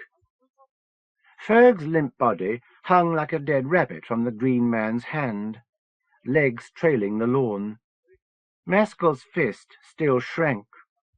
Everything below Ferg's neck fell, blood gushing from the stump where his head had been. The Green Man opened his hand and scraped his palm on the side of the house, leaving a pink and red patch. Jeremy, not struggling, was held by his mother and sister. Long dawn shadows stretched across the lawn, light in the sky. As the sun came up, the Green Man seemed more a natural thing. Maskell was obviously refreshed by the light, a carved smile standing out on his face. The bastard must be photosynthesizing. Paul wondered if a ton of paraquat would do any good. Jessica ran from the veranda, but stumbled before she could reach her boyfriend. Paul caught her and pulled her back. She was sobbing, mind dissolved. She stopped fighting and clung, pouring tears into his chest. "See what you've done, man," Dola said, still dazed. Maskell didn't look ashamed, but made no more violent moves. He wasn't rooted, but he was standing straight, waiting for his son. The green woman and her daughter brought the boy forward and made him kneel before Maskell, bowing his head. Maskell used his sword length of penis to tap Jeremy on the shoulders, like the Queen dubbing a knight. Jessica was chewing his shirt, deep sobs racking both their bodies. Dola and Sirita were staring at the whole thing. Selim, Paul realized, was dead. The horse stood placidly, unperturbed. The Maskell family closed around Jeremy, tendrils twined between them, swarming around the boy, caging him in. The green man and the green woman joined at chest and loins, ivy creepers intertwining, secreted gums hardening together. Paul still saw Jeremy's expressionless face as his sister forced him further into the middle of the clump. The family put down roots, lawn around them churning as they spread under the earth, the bodies twisted in their foliage, coming together like the bole of a tree, thick bark spreading around them. Jeremy's face was covered. The sky was red now, an orange light spilling across the village, casting dark shadows. Jessica went quiet and slumped exhausted in a faint. Birds scratched the air in a dawn chorus, but Alder was otherwise momentarily quiet. Dola and Sirita approached the Maskell tree, tempted to touch, perhaps to worship, the green spirit. Paul heard grass growing. Soon everything would wake up. The world disclosed would be changed beyond recognition. There was dew on his face. The Maskell tree shot up, branches extending, twigs sprouting where fingers and thumbs had been, clumps of fruit swelling. Nourished by Ferg's blood, the foliage looked rich and healthy in comparison with the premature autumn of trees nearby. The horse stood scratching its head against the bark and stretched up, picking an apple-like fruit with its teeth and crunching it down. The tree sighed, its branches stirring slightly, exhaled air reverberating musically through pores in the wood. Paul walked over. The horse was nervous with him near and whinnied. Dola and Sirita were smiling, holding hands. "Beautiful," they said. He had lost all his followers to death or surrender. With the dawn, the tree calmed, individual members of the family melding and losing consciousness. The green-grey bark was mottled red, the last traces of Ferg. Gingerly, he finger-tip-touched the tree. It didn't bite him or suck his blood. He pressed his hand to the bark. It felt like any other tree, although he could tell from the curve that he was touching what had been Sue Claire Maskell's back. He could still make out shoulder blades and the line of her spine. "Jeremy," he said. If the boy could hear him, he could not answer. The tree shook a little, a few fruit falling with thumps to the lawn. Paul felt absurd. "Jeremy," he asked, "are you in there?" Nothing. The tree was quiet, still. Jeremy was another loss. Tired, he wanted sleep. Even to fall into a dead faint like Jessica would have been an escape. But if he slept, he would miss what came next. He might not wake up. Although he felt as if he had been put through a mangle, his mind was racing too fast to allow sleep to crawl over him.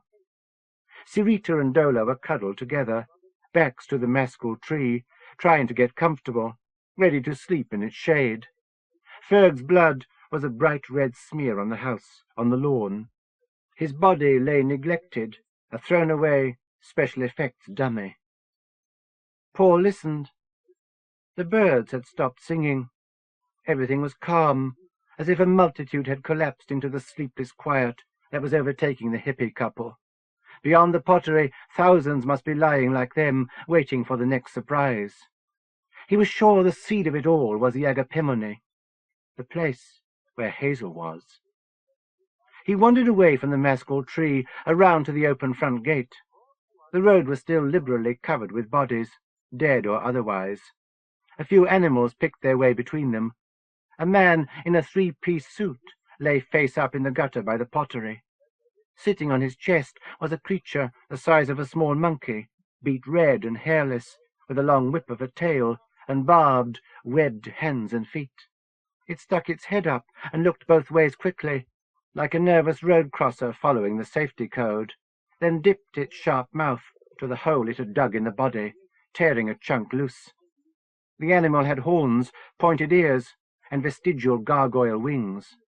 Seeing Paul, the creature squawked in alarm and scurried off as fast as a rabbit, zigzagging up the road, bouncing off cars and walls. He had no idea what the thing was, but he'd seen it in plain daylight. Across the moors, a sound came, a rhythmic beating, blades slicing through the air. Helicopters. Paul looked at the dots on the horizon and waited. Interlude Two. Fresh eggs. The war was working out swell for everyone, PFC Harry Steining thought. He'd be grease-monkeying B-24s and chasing skirts for the next couple of years, and Ivor and Bernard would toil draft-exempt down on the farm to feed the khaki masses. None of them would be dodging bullets unless someone got wind of these late-night exchanges in the woods. Bernard Conway had his shotgun with him to fend off hungry hijackers. He was disappointed that being a farm boy kept him out of the fight, although not for patriotic reasons. Eyes shining in the twilight, Bernard reminded Harry of his cousin Floyd. Fresh butter. It wasn't easy in the dark to match items, but he didn't think Albert Pym would gyp the U.S. Army. He stood to rake in dollars as long as the air base at Acknowledgements was running, and Colonel Colley had a hankering for more than powdered egg and beans. Fresh cream? Tasty, eh? Ivor and Bernard stamped heavy-booted feet in the cold, breaths frosting. It was the first really bone-freezing night, English drizzle creeping through his uniform, sinking into his skin. 3 sides of beef. The goods were stacked in the back of the jeep, ready to be tethered under a tarpaulin. Harry didn't have to be back on the base before dawn. That gave him time to pay a call on Annie. After this jaunt, he could do with a warm welcome. 2 mutton. The list was in his head. He knew better than to be caught with an inventory. The brass hats would throw him to the wolves. Then he'd be in the guardhouse for black market activities, sentenced by Colonel Colley, who'd made out the list in the first goddamn place, who'd be getting fat on these eggs and cream. By the same reckoning, Ivor and Bernard would take the fall for profiteering, while their boss, Albert Pym, the big-shot farmer in Alder, sat on his magistrate's bench and tutted at their intolerable behaviour. That was the way it always worked when a kid and Pop had regularly been shaken down by his best shine customers, the sheriff and the circuit judge. A whole pig? In the most gentlemanly way, Colonel Colley and Albert Pym had agreed to dispense with the formalities in supplying the officers' mess. Harry, on general-issue rations, would barely get a lick of what he was picking up. He was only ground crew, and this provender was for flyboys. A waste, really. Most heroes upchucked anything they ate as soon as they drew the first flak over France, or when they tumbled, miraculously alive, back to the tarmac at Acknowledgements. The ones who didn't come back presumably wouldn't have given a flying crap what they had for their last supper. Assorted vegetable produce. There were advantages that went with this off-the-record detail. The use of the jeep, and nights away from the base put him on the inside track with Annie. And what's in these kegs? Ivor Gilpin grinned, and Bernard's creepy eyes glowed. Scrumpy yank, Ivor said. Cider. Strong drink. Have the roof of your mouth off. Swell, he said. Local moonshine, right? You should try the stuff from Pop Still. Cowboy drink, sir? Said Bernard, drawing out the word cowboy with withering contempt. Not many cowboys in Kentucky, pal, Harry said. These people had no idea. To them, America was all cowboys and gangsters. Annie's younger sister, Vanessa, had asked him if he'd been there when the monkey fell from the big building in New York. Harry dug out a pack of cigarettes and offered them a round. He flipped his Zippo, and Pym's labourers dipped their heads to suck flame. 3 on a match, he said, lighting up his own smoke. Bad luck. Ar, sir, purred Bernard, cig ends reflecting in his eyes like firefly sparks. So I heard. Ivor called him Yank. Bernard called him Sir. Ivor was okay, but Bernard reminded Harry more and more of his cousin. Floyd had raped his 13-year-old sister and drowned her in the creek. After a tri-state manhunt, he'd wound up dead in a shootout with the FBI. Like Bernard, Floyd had been polite all the time, but with a slight curl to his lip that made it obvious he didn't mean it.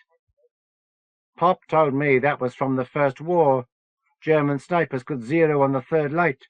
1 for the alert, 2 to get the range, 3, pop bang, brains in your helmet. Just like that." As he snapped his fingers, something nearby exploded.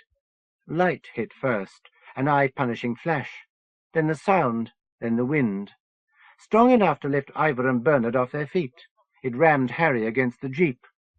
His shoulder and hip took the blow, and pain shuddered through him. For a moment, he thought he'd been hit by shrapnel. Blast still drumming a Gene Krupa frenzy in his ears, he heard hail-like patter. Pebbles and earth rained on them. A foul smell stung his nostrils, and he tasted vomit in the back of his throat.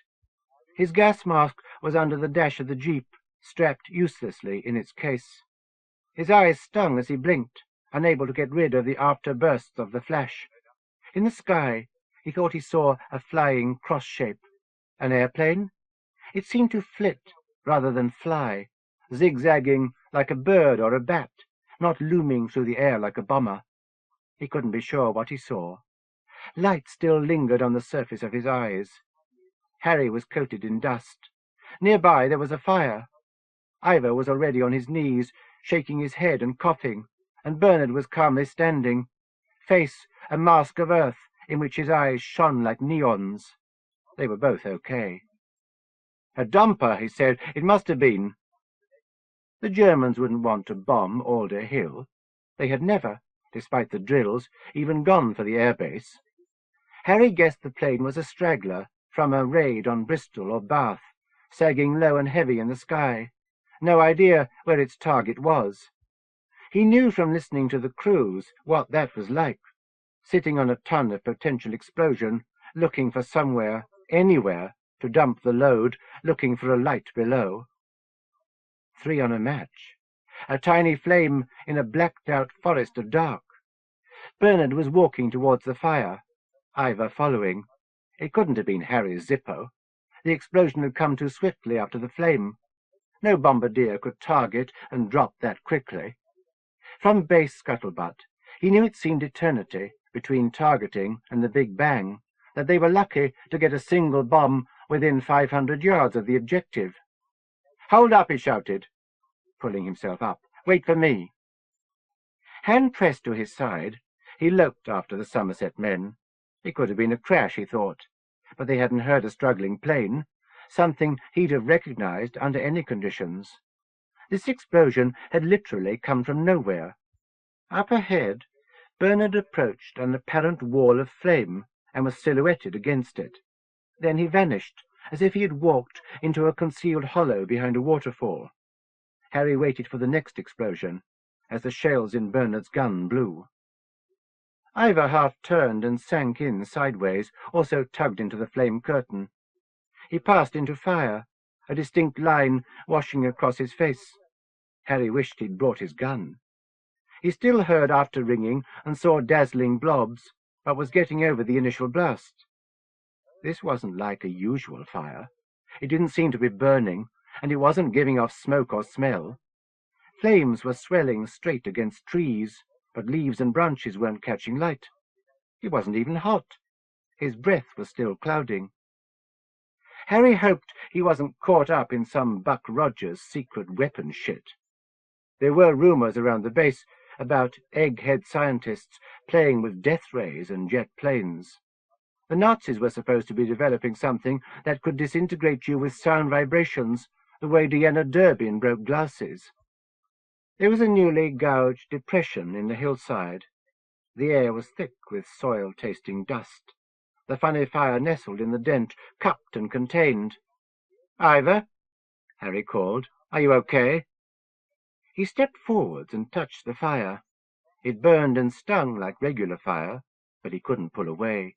He was sucked in, as if the explosion were reversed and everything displaced was violently pulled back. PFC Harry Steining along with it. There was a tingling moment of agony as he was jerked through the flame barrier, and he found himself in a new-made clearing, hot shingles under his boots, surrounded by an overturned bowl of white. Bernard and Ivor were there, and someone else. The Somerset men were bending over, examining the figure writhing on the ground. "Parachutist," Bernard said. "Spy," Ivor echoed. "Nazi bugger," Bernard spat, hawking a gobbet of slime at the shingles, where it hissed. "Let me see," Harry said, pushing in. "Look," Bernard said, pointing. "Nazi stuff." The parachutist was a woman, dressed more like Wilma Deering, Buck Rogers' girlfriend, than the daughters of Mata Hari. Goebbels was supposed to be infiltrating into Britain. She wore a tight, one-piece flying suit of a dark and sparkly material Harry had never seen before, a bit like opaque nylon. She had black, ankle-high spike-heel boots with silver trimmings and pointed toes, a belt made out of scorched, chain-linked letters that spelled out sex, death, sex, and enough necklaces and arm bangles for a Dorothy Lamour pagan princess. Her white face was streaked with black, where her lipstick and eye makeup had run, her hair a bushy tangle of black, twice the size of her head. "Nazi," Bernard said, tugging at one of the woman's necklaces. It came loose, and she murmured in pain as he pulled it away. Harry looked into Bernard's hand and saw a jewelled swastika. Ivor whistled. "Certainly a spy," he said. Harry wasn't sure. He didn't think a spy would let a swastika within a mile of them. She'd be more likely to come draped in the stars and stripes. The woman was hurt. Her suit was torn in many places, and she was leaking blood. Bernard carefully put down his shotgun. His Floyd eyes excited, he undid his belt buckle and slid the leather strip free of his pants. "Only one way to treat a spy," he said, his eyes shining. "Hold on there, fella," Harry said. Bernard wrapped his belt around his hand, looping it through the buckle to make a lash. He cracked it in the air. The woman's eyes, embedded in black smudges, opened at the sound. "We should call the cops," Harry said. "Let them have her. She'll have to be interrogated." Bernard slapped the belt across the woman's stomach. She sucked a scream into her mouth and half sat up, then collapsed. "No coppers," Ivor said. "Can't say why we were in the woods, can us?" Bernard slapped the belt down again on the woman's face. She bled from the mouth. The Somerset man was enjoying himself. "Deserves everything she gets," he said. "Everything." The curtain of flame stuff had dwindled, darkness pouring through. Only a bubble now. Sparks danced in it. A bush nearby burned properly, casting firelight over the clearing. Harry heard shouts and commotion in the woods. People were coming this way, calling to each other. The explosion must have been heard all over the county. Bernard's face was dark with disappointment. He stood away from the woman and strapped his belt back on. Picking up his shotgun, he pulled the hammers back and pointed the barrels at the woman's head. Flashlights came out of the night, and voices. Albert Pym's roaring was immediately recognizable as he shouted orders. Annie's father, Wilfred Starkey, was in the party, nose red with cold, and other farmers Harry knew. Geoffrey Coram, Frank Graham. Danny Keogh, 14 and desperate to be old enough to lick Hitler, tagged along, toting a flashlight for Pym. Wrapped up in enough cardigans and scarves to shape her like a pudding was Catriona Kay, a trim, middle-aged lady who lived in the manor house.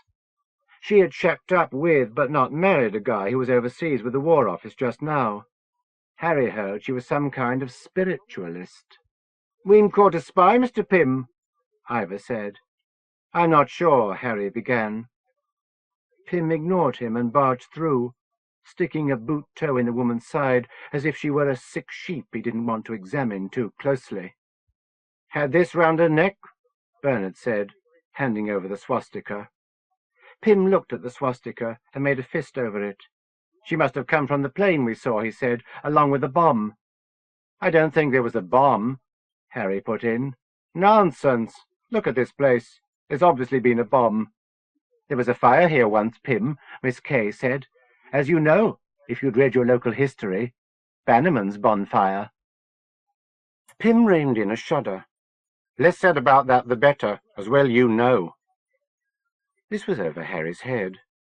Coming to Somerset, he'd seen how like his old home it was.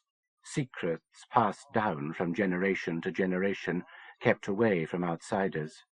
Families still exchanged the shots and blows of some argument dating back to the Civil War. There were incidents everyone knew about, which were never discussed. Back home, Cousin Floyd was one. Here, Miss Kay's bonfire seemed another. Danny Keogh, a rat-faced kid, was fascinated with the injured woman.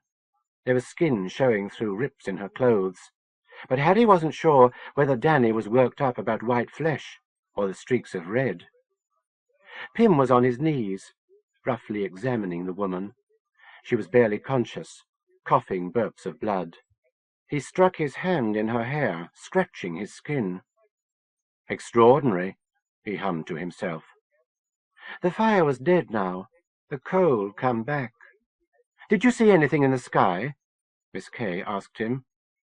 Harry wasn't sure.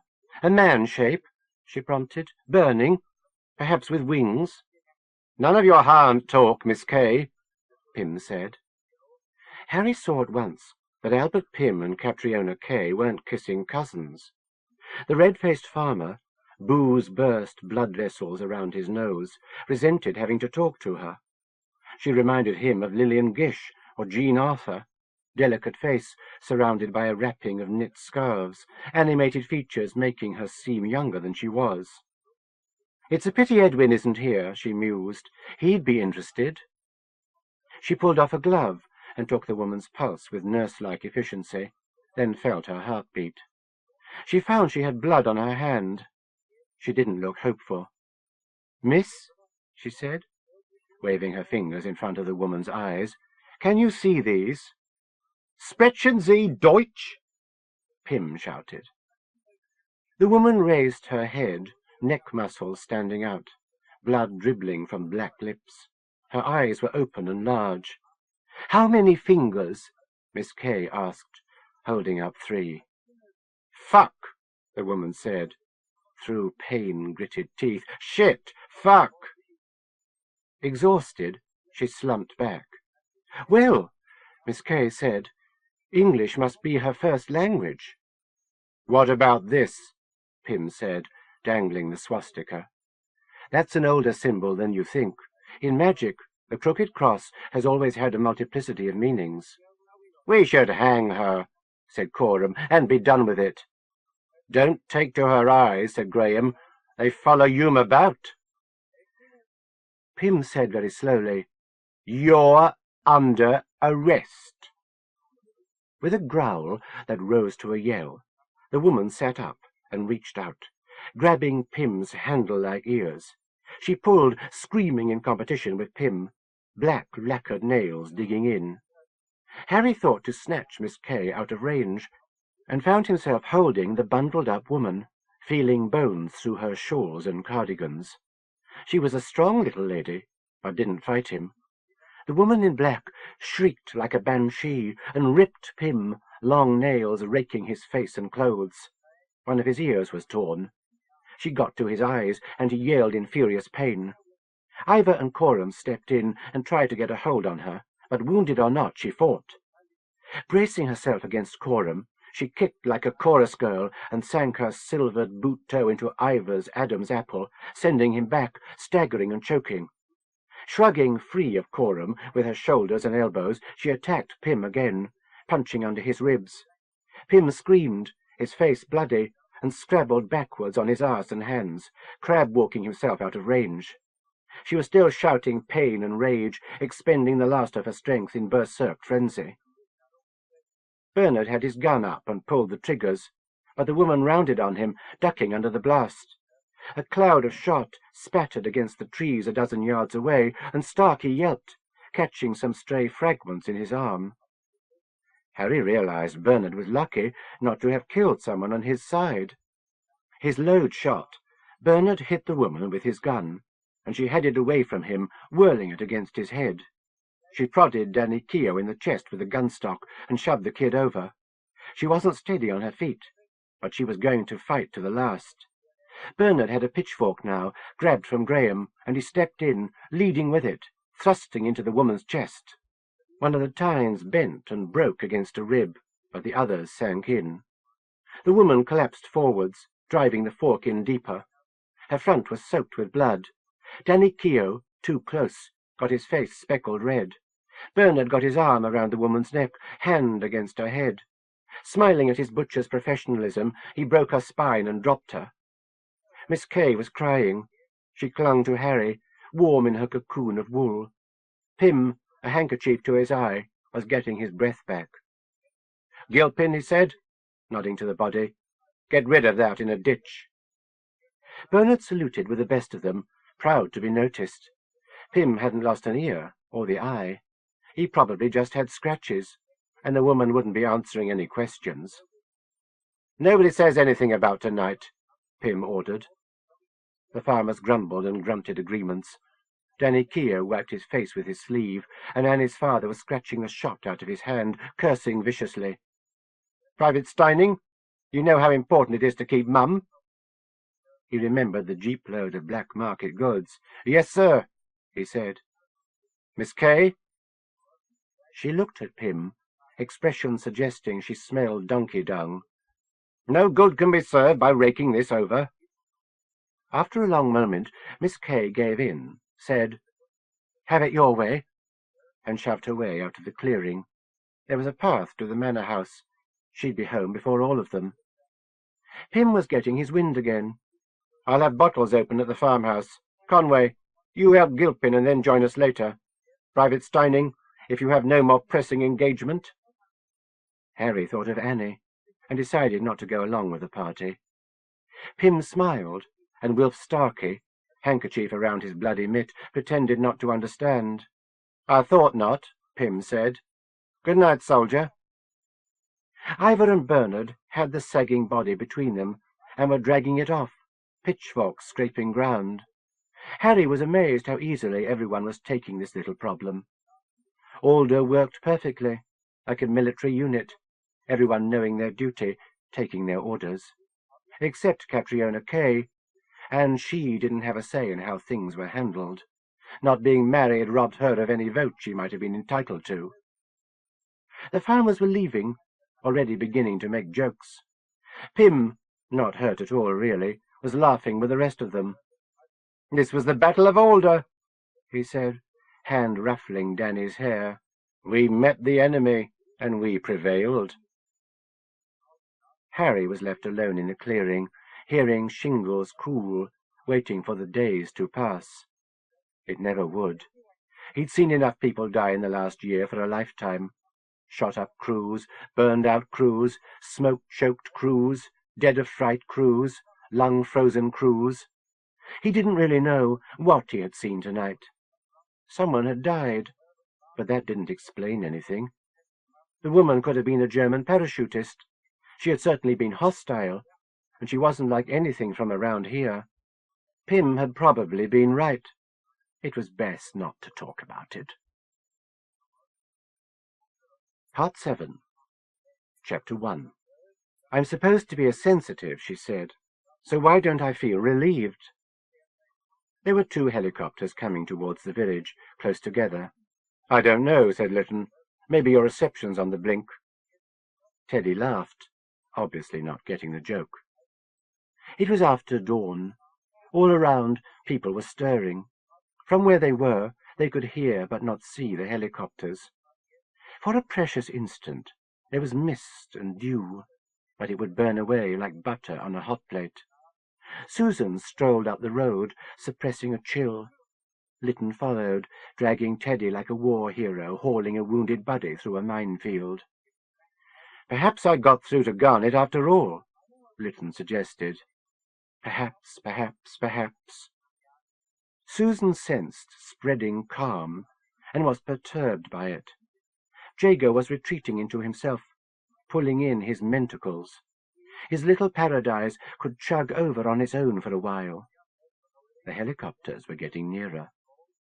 The main gate was unmanned. Beth Yatman, swaddled in squaw blankets, was dozing in a makeshift lean-to. If anyone wanted to get in without paying, now was the time to try. Susan walked on to the site. From the gently sloping field, she saw across the moors to the white haze from which rose Glastonbury Tor.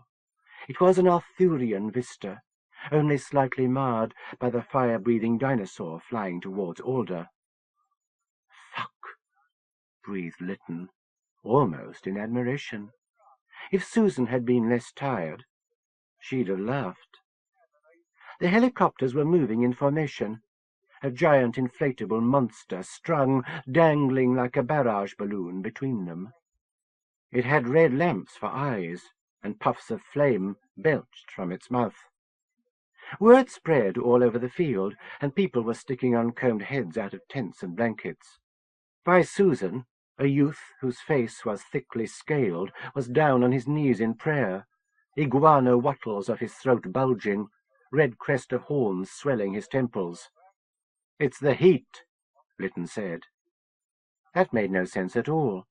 This was one thing no one could blame on the summer drought. "It looks like Godzilla to me." "The heat," he repeated, "not the weather. The heat. The rock group." Susan remembered the Heat. Not quite up there with Led Zeppelin, Frozen Gold, or Genesis, but a lot more resilient than Mud, Showaddywaddy, or the Bay City Rollers. She'd bought their hit single, Leaping Lizard, with her pocket money, back when she was a witchy pre-adolescent. "A rock-and-roll lizard like me," she whined. "Yes," Lytton said, "that Heat." "Didn't they overdose?" "Only the drummer, and they have machines to do his job these days." Susan looked up at Godzilla, and assumed this was the living end. All around, people scrambled, looking to the skies. It was like expecting the Sermon on the Mount, and getting Eddie Murphy live in concert. Something hung out of the helicopters, where the guns would have been in Vietnam. Directional speakers. The unmistakable thump, thump, thump intro of Leaping Lizard was blasting out at the hillside. "I dig surfing in the sea," disembodied voices sang. "I dig twisting on the land. My swimming trunks are full of me, and my sneakers are full of sand." People were joining in the words. Some of the Heat must be up there in the helicopters, using power microphones to overdub their old record. Either the crowd was older than she assumed, or Leaping Lizard had filtered annoyingly into the oral tradition. Everyone knew the lyric. "Please don't ask me why," 100 voices choired, "'cause I don't understand, but I turn into a monster when I hear a rock-and-roll band." "Is that thing safe?" Susan asked. Lytton shrugged, appalled. Godzilla bobbed, huge eyes rolling, jaws clamping.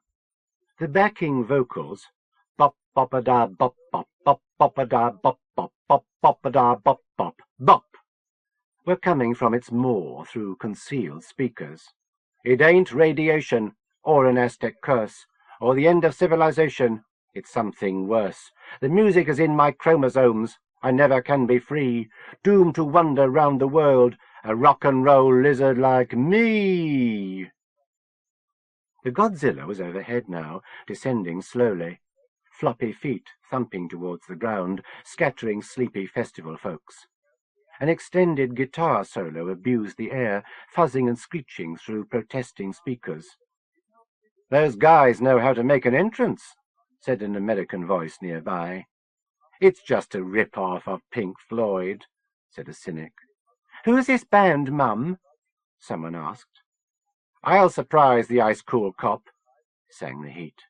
"When I eat his car, terrorize the high school hop and the local bar. I've got me a master plan to rule the world, you see. I'm gonna make me a master race of rock-and-roll lizards like me." Lytton pulled Susan back. One Godzilla foot slapped the ground where she had been, pretend crushing a hysterical teenager, and genuinely crushing an elaborately pitched tent. Mooring ropes were released from the helicopters, and Godzilla swayed forwards and back before settling, anchored by a long, weighted tail. People in the field scattered like panicking Japanese extras. The helicopters were climbing now, having delivered their present to the festival. Susan saw a thin, middle-aged man with unfettered long grey hair leaning out on a brace, waving a floppy hat at kids who had not been born the last time he was on top of the pops. He lost his hat to the chopper draft and started abusing the guitar slung around his neck, repeating the solo. Shouting to him for help and an airlift out did not seem an option. The helicopters circled, and Godzilla lurched forwards in their blade breeze, spewing oily flames into the air. Smoke and smuts fell out of the sky, stinging Susan's eyes. "But what do they do for an encore?" An elegant girl nearby, who had been lying as perfectly coiffured and made up as Sleeping Beauty on a blow-up mattress, languidly got up on her elbows. Silk chemise hanging from her spectacular chest, she opened her startling blue eyes and saw a 50-foot, fire-breathing, prehistoric monster looming over her tidy bower. She turned over, silk slip clinging to her equally spectacular rump, and went back to sleep. Susan envied her composure, but assumed she was technically insane. One of Godzilla's legs had a slow puncture. Hissing, it crumpled like a concertina, and the monster listed badly to one side.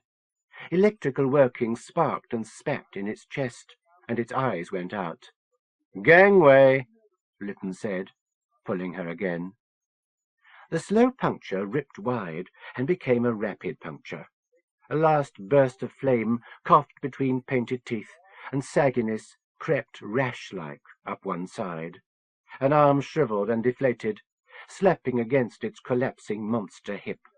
A seam went in its neck, and the head, outside in, fell into the torso. People all around heckled the glass-jawed monster. With an embarrassed and embarrassing burp, Godzilla fell down like a circus tent. Heavy rubberized canvas piling up in the center of the field, one freakishly still-inflated lizard arm sticking out defiant from the heap, claws outstretched. The guitar noise went away. The heat flew the hell out of the village. The helicopters became specks on the horizon. A great booing rose into the sky. The crowd gathered and pounced, kicking and tearing the monster's remains. "Like crazy," Susan said. Chapter 2. Terry the wolf had been close on his arse, but Mike had lost the weir boy in the thick of the forest. The sun was up, but where he was, it was night dark. Gnarled tree trunks were close together, a tangled web of brambles strung between them. Thorns tore his jumpsuit. Low-hanging vines slapped his face, stinging like bastards. The going was slow and painful, but at least he couldn't hear Terry rending his way through the growth after him, slaver falling from his mouth, big teeth swelling. That kid was one weird psycho-fucker from hell.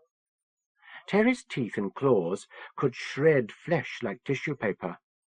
In the last few minutes, Mike's panic-making rush of fear, the certainty he was going to die right now, had evaporated, leaving him with only the nerve-shredding frustration of being lost in the forest. Everyone called him Mike Toad, but his name was Matthew Glover. As a brat, he had told elephant jokes, knock-knock jokes, doctor-doctor jokes. What's big, red, and eats rocks? Now it was dead baby jokes, blackie and packy jokes, cunt jokes, fucking, shitting, and pissing jokes. How do you get 20 queers into a mini metro? Cremation. What's a baby seal's favourite drink? Canadian Club on the rocks. Jokes, always jokes. He didn't even know why anymore. Once it had been to make people like him. Now he told jokes people didn't like, couldn't like. When he told his zingers, people, especially girls, were genuinely offended, left the room, never spoke to him again. Even the ones who laughed were ashamed, as if he'd shown them something about themselves they didn't like. He was well off the beaten track. He hadn't spent much time out of London, but still knew these weren't the kind of woods you were supposed to get in Somerset. The trees were too close together, brambles too thick. As he fought his way through, fungus broke under his feet, farting foul odours. If Terry had transformed into a wild animal, the woodland had transformed into a habitat for Terry. He'd been knocking round with Dola for years. They once lived in the same flat in Muswell Hill. The others just put up with him. Sirita was a fat cow with no sense of humour, and Ferg was on a one-way time trip back to 1977. He hoped that Punk would disappear completely, because he might have a go at Juicy Jessica. Mike had never had a girlfriend for more than 3 weeks. Dozy cunts, a lot of them. Most weren't even good for much of a shaft. Pam had been promising, but got lost in the crowds. Her sister, and whatever had happened to her, was another head case. Not as bad as Alison or Terry, but still a vicious bitch. A barbed tendril lashed his face, scratching. Blood trickled past his mouth. The woods were thinning. Sunlight dimly penetrated to the forest floor. Listening, he heard birds, the after-dawn chorus, but nothing else alive. No human sounds, and nothing from Terry the wolf either. He couldn't get out of his mind the picture of Terry burying his face in the woman they'd killed, and he couldn't get out of his craw the taste of human meat. He'd changed too. He was blooded. Jokes just came to him. People would feel the need to unburden themselves by giving him jokes. Sometimes jokes would literally appear out of nowhere and slip from his mouth, especially when related to a recent news item. "What does NASA stand for?" he'd asked the day after the space shuttle crash. "Need another 7 astronauts." After a stadium fire, how can you identify a Bradford supporter? Dental records. When he was little, he'd had an imaginary friend called Pat. That was where his name started, with Pat and Mike. Sometimes he thought Pat was the one supplying the jokes. Pat always listened to his riddles, well after he'd pissed off all the adults with them. Who was the skeleton in the closet? A Biafran bank manager. There was a building ahead, cocooned by trees bending over a red-tiled roof. It was a country pub. The sign hanging outside showed long female legs, with a dress raised far enough to flash red pubic hair. An aroma of beer hung around, getting into Mike's head, making him almost drunk. Outside the pub stood a short, fat man with carroty hair under his derby hat, an emerald-green shamrock pinned to his fully stuffed waistcoat. He had a couple of cans of tartan paint set down beside him, and he was smoking a clay pipe upside down, tugging at leprechaun side whiskers. "Ah, Mike, me boy, 'tis a delight to be seeing you," said Pat. "I'm just waiting for the Queen's legs to open so's we can wet our mouths." By the time Mike had fought his way up close, the landlord had unlocked the doors, and Pat had pushed into the warm, welcoming dark beyond, beckoning Mike to follow. Beer ran out of the windows and dripped brownly on the wall, staining the white plaster like fecal gravy. Terry the wolf was after him, but Mike reckoned he always had time for a couple of pints. He barged through bat-wing doors and found himself in the snug of the Queen's legs. The pub smelled of tobacco and urine and semen and lager. There were patches of red light in the gloom, and rows of glinting bottles covered one of the walls. At first, Mike couldn't make out anyone in the darkness, just Pat standing against the bar. "Did you hear about the Irish garden chair manufacturer comes in here? Patio furniture," Pat said, laughing. Pat's laugh was a scraping sound, choking up from deep inside his rounded chest. He had a pint of Guinness up on the bar beside him, another one coming for Mike. The Irishman greeted him like a long-lost friend. "D'ye know, Mike, I was down the job centre, and there was nothing in the cards for an honest painter, so I walked away. And outside the police station there was a big sign up with a slogan, 'West Indian wanted for rape.' So I says to myself, 'Them niggers gets all the best jobs.'" Pat's face split open, and laughter puked from his mouth. "D'you get it, Mike? D'you get it?" Pat slapped his back, sending him reeling. He laughed like a drain. "You have to laugh, Mike, me boy, you have to laugh." From the populated darkness, laughter came. Mike made out the shapes of drinkers, black shadows outlined red. He smelled their sweat, their drinks. A jukebox, lit up like Piccadilly Circus, was pouring forth sinful rugby songs, shouted choruses over a rinky-dink electric organ. Pat poured Guinness into his mouth, letting it flow dark over his chin onto his chest. "Ah, 'tis a treat, this Liffey water," the Irishman said. "And 'tis a treat to drink without being disturbed by the terrible, terrible people that usually comes in here. Terrible, terrible people." Mike held his Guinness in both hands, unable to get a single-handed grip on the glass. It was more like a quart than a pint. "D'you hear about the black and sticky dead poet laureate comes in here? Sir John Bitumen. D'you hear about the American blue film star comes in here? Hugh G. Rection." A near-nude woman stood behind the bar, watermelon breasts plopped in rolling puddles of lager. She had puckered nipples the size of pancakes, and no face. Between her stiff fringe and her chin was a stretch of lumpy dough, expressionless and curdled. She was laughing inside, but it couldn't get out. Her tits shook like giant jellies, rolls of fat under her chin rippling. "D'you hear about the mad Russian murderer comes in here? Nokabolokov." The background chatter died like a switched-off tape. "Terrible man," Pat reflected. "Terrible, terrible man." Pat called for another pint. The faceless barmaid hauled on a handle, filling up a bucket with green-yellow froth. As the pump spewed drink, the works gurgled like an old-fashioned chain-pull bog flush. Leaning over the bar, Mike saw the barmaid had an arse the size of a steamroller, enormous cheeks bulging around a tiny, stretched-to-bursting pair of frilled French ooh-la-la knickers. "D'you hear about the 3 Nancy boys in the jacuzzi?" The barmaid plunked Pat's bucket on the bar. He looked into his drink and saw surface scum clearing. "Terrible drink," Pat said, "but 'tis for me health." The Irishman opened his mouth wide as a letterbox and tipped the green beer into it. His belly swelled like a toad's neck as the drink went down, and buttons popped from his waistcoat. "They was groping away in the bubbles when a dirty great lump of sperm floats up, and one of the pansies says, 'Shush me, gobby, but who farted?'" The gale of laughter came again. Everyone convulsed, laughter blending in with the squelching of the jukebox. The snug was crowded, dark shadows screeching hysterically in every corner, at every table. The red patches had got brighter, but the dark around them was darker than ever. Mike couldn't make out faces.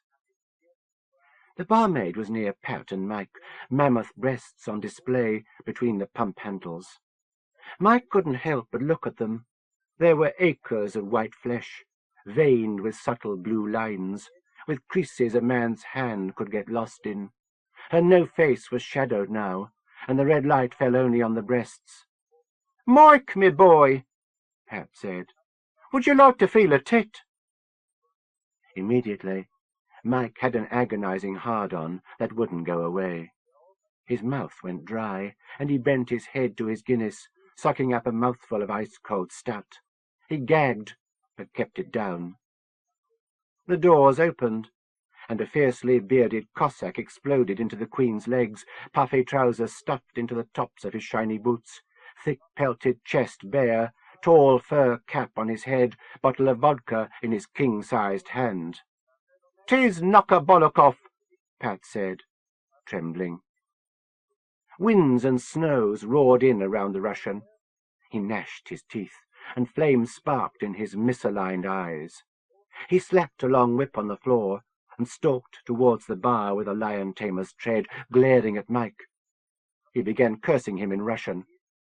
As the red light grew brighter, darkness shrank like a salted slug. Mike began to recognize the people in the pub. Inchworm crawling forwards, past the Russian's boots was a dead baby, blue face wrapped in cling film, forks in its eyes, sharp little teeth in its mouth. And there, by the ladies, was a legless woman walking on her hands, glistening trail behind her, red vulva throbbing like a hungry wound, and a loose-limbed black buck tap-danced slowly, 3 feet of tattooed dick stuffed into his jockstrap. They were all laughing at Mike. He tried to turn away, but the barmaid's laugh had finally escaped and was swarming around him. There was a bloody hole in the middle of her no-face, ragged where the laughter was gushing out. Screeches of laughter came from the jukebox, too.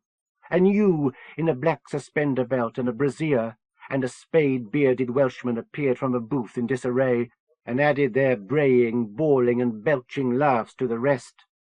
Dead seals, brains spilling, squeezed in among the babies. Mike looked at the crowd pressing into the pub and knew he was to be killed. Pushing away from the bar, he ran through the laughter, mirth ripping his skin like fishhooks. Knocker Bolokov was guarding the front door, long arms outspread to catch him, so Mike careened past and slammed into the door of the gents. The urinal was brightly strip-lit, white glare bouncing back at him from all the enamel surfaces. A condom vending machine slowly burped rubber johnnies inflated into dick-shaped balloons. There was an inch-thick lake of still piss on the floor. It rippled and splashed under his shoes. The light hurt his eyes. There was a thin window high on the wall, paned over with chicken-wire inset glass. Stark messages were felt-tip penned on the walls. "The future of the world is in your hands. Beware limbo dancers. Mike Toad, eat shit and die." Mike reached for the window and thumped. Glass cracked and bent, but didn't break. The smell rose, stinging Mike's eyes like tear gas. The door opened, and Knocker Bolokov, whip thrown aside, came into the gents. His chest heaved as he changed, bones shifting under his fur, muscles expanding. The others crowded in. Pat, face red as a beetroot, eyes squeezed too close together. A farmer's daughter, ping-pong ball eyes vacant, bursting out of her too low, too short-checked pinafore. A crash of dead babies, crawling like maggots, mewling for bloody milk. A man with a huge vagina in the center of his face, displacing all his other features. The sheep, anus red and bleeding, fury in its eyes. Naked men and women without faces, but with swollen and disproportionate genitals.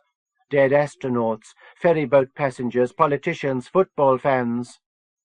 Knocker Bolokov bent over as he came for Mike, Terry the wolf looming out from inside him. The Somerset werewolf's face pressed out through the Russian's, snout and fangs emerging from the gap between Knocker's beard and moustache. Mike tried to climb the slick wall and fell. Stinking damp seeped through his clothes.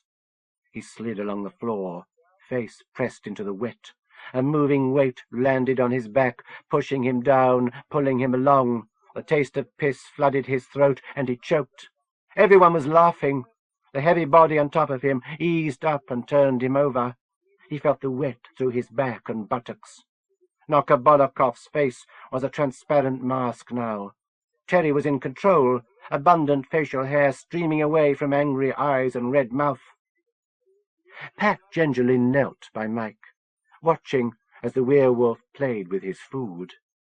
He was changing too, expanding out of his clothes, skin mottling crimson, jagged and grinding teeth forming in his foot-wide mouth.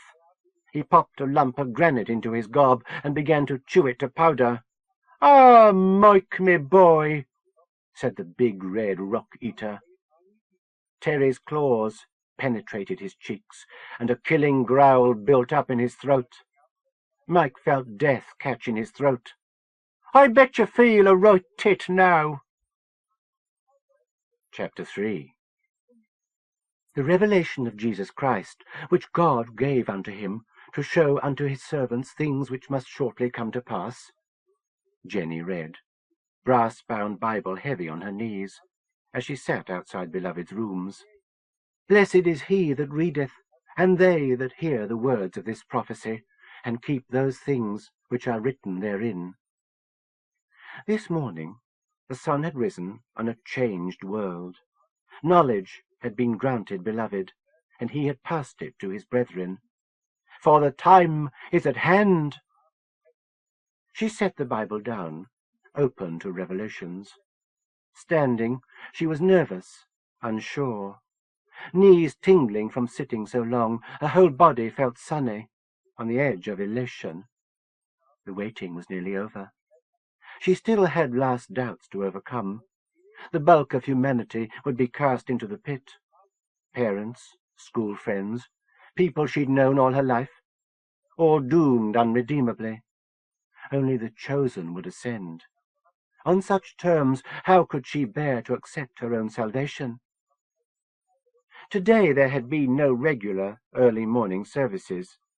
Beloved remained in his rooms with the sister love, his last sister love. Jenny, their handmaiden, waited. She had come close to being Beloved's last and most favoured. But there was no disappointment in her heart. She was proud simply to be the handmaiden. The brethren were awake, intent on their purpose. Nothing had been said, but everyone knew. Few had been able to sleep. Through the night she'd heard them. They'd be travelling together, but most had taken the opportunity to be alone with themselves a last time. Jenny imagined she heard their thoughts rustling through the Agapemone. Hopes and fears, prayers and curses. The sun was risen. This was the last day. Mick had gathered most of the chosen in the chapel, but several had their own paths to pursue, and were by themselves, praying intently, searching for something. From her position at Beloved's door, Jenny saw the stairs and the landings that wound through the house. Marie-Laure was a base 2 stories down, forehead to the carpet, arms cast out, wailing. Derek was looking in all the rooms, searching for Wendy. No one had seen Beloved's first sister love since yesterday. Jenny wondered if she'd been transported by the rapture, removed without suffering to heaven as a recompense for all she had endured upon earth. It was hot with a dry heat that grew as if the heart of the house were an invisible furnace. Cracks spread as if the trapped heat was swelling, pushing bricks apart, straining wood. Plaster dust danced in the sunlight, flooding from the cupola. Floorboards complained as they stretched. With a gunshot report, a nail burst out of the floor yards along the landing, force spent in the folds of a carpet. Before the elevation of the Agapemone, the community's earthly form would have to be smashed. There'd be resurrection in the flesh, but all the other things would be left behind, destroyed. Jenny loved this old building, but knew it would be nothing compared to the palaces of paradise. Jenny knew she was summoned to his side. Bowing, she opened the door and entered. She was surrounded by a formless, sourceless light, and heart pumping, looked up. A warm breeze, light in motion, spread her hair. Beloved stood by his bed, arrayed in white, eyes aflame. Taller, earthly form transcended. He was complete, the Lord God in all his forms, Father, Son, and Holy Spirit, Lion and Lamb, gentle Saviour of the chosen, and righteous scourge of the damned, love everlasting, mercy unknown, and wrath of the Lord. She sank to her knees as if a weight had settled on her shoulders, bending forwards to present the nape of her neck.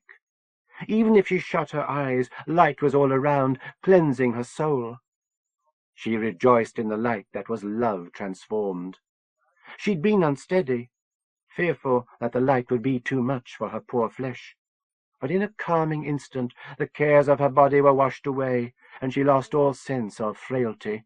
Standing as if floating, the flame of her heart kindled forever. Forcing her eyes open and her head up, Jenny saw the light was a solid thing, shaped around Beloved, like a high-backed armchair. There was a rainbow about the throne.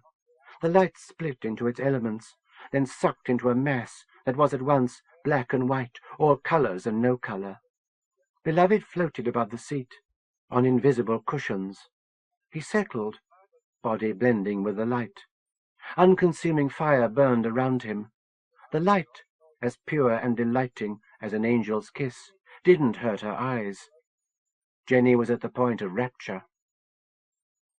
Hazel was in Beloved's bed, sleeping the sleep of the innocent, sheets wrinkled over her. She'd become as a little child, Jenny knew.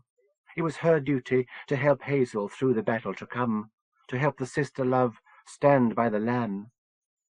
A thundercrack sounded, and the wall beside Beloved's bed exploded out, bricks showering into the room beyond. Behind Jenny, the door was hurled off its hinges and over the landing banister, falling 4 stories. The door jamb splintered and burst, tearing chunks of wall with it. The ceiling went concave, beams bending, roof above lifting. Sunlight lanced in through gaps in the tiles and rents in the ceiling, drawn to focal points within the throne's back, making a halo around Beloved's head. Others ventured into Beloved's rooms. Mick, Marie-Laure, Janet, Kate. All were driven to their knees, crawling forwards to worship. No one spoke, but there was music, trumpets and a choir coming from nowhere, from Beloved, from everywhere at once. It was like nothing earthly, the music of paradise. Behind Beloved, a section of the exterior wall dissolved like ice in the sun, and Jenny saw tree branches, blue skies, a white curl of cloud. Sun flooded the room and was sucked into the light. Beloved's halo grew, pulsing like a living thing. Marie-Laure threw herself forwards at Beloved's feet and babbled in delirium, kissing the throne, face disappearing into light. Mick sagged against Jenny, eyes staring, lips drawn back over his teeth, heart bursting. Janet kept repeating, "Jesus, Jesus, Jesus." Jesus H. Christ on a bicycle, Jenny remembered. On the floor, 7 flames jetted up like geysers from Aladdin lamps in the pattern of the plough. Most of the walls were gone now. The chosen crowded into the space, those on the landing pressing close. Beams were broken, but the roof, if it fell, fell outwards. Beloved kept the debris from crushing the chosen, casting it aside harmlessly. Electrical wires stretched in the wreck of the ceiling, and the shaded light bulb burst. The whole mass was thrown out through the gap in the roof, clattering out of sight. A trumpet sounded, a call to arms. Mick was jolted by light and fell face up before Jenny. Face red and swollen with blood, rips in his cheeks and around his eyes. He was gone, transported from his body. Just empty meat. He was consumed by light, the 7 flames bursting from his body, every scrap of his flesh gone in an instant. "Hallelujah!" Jenny whispered.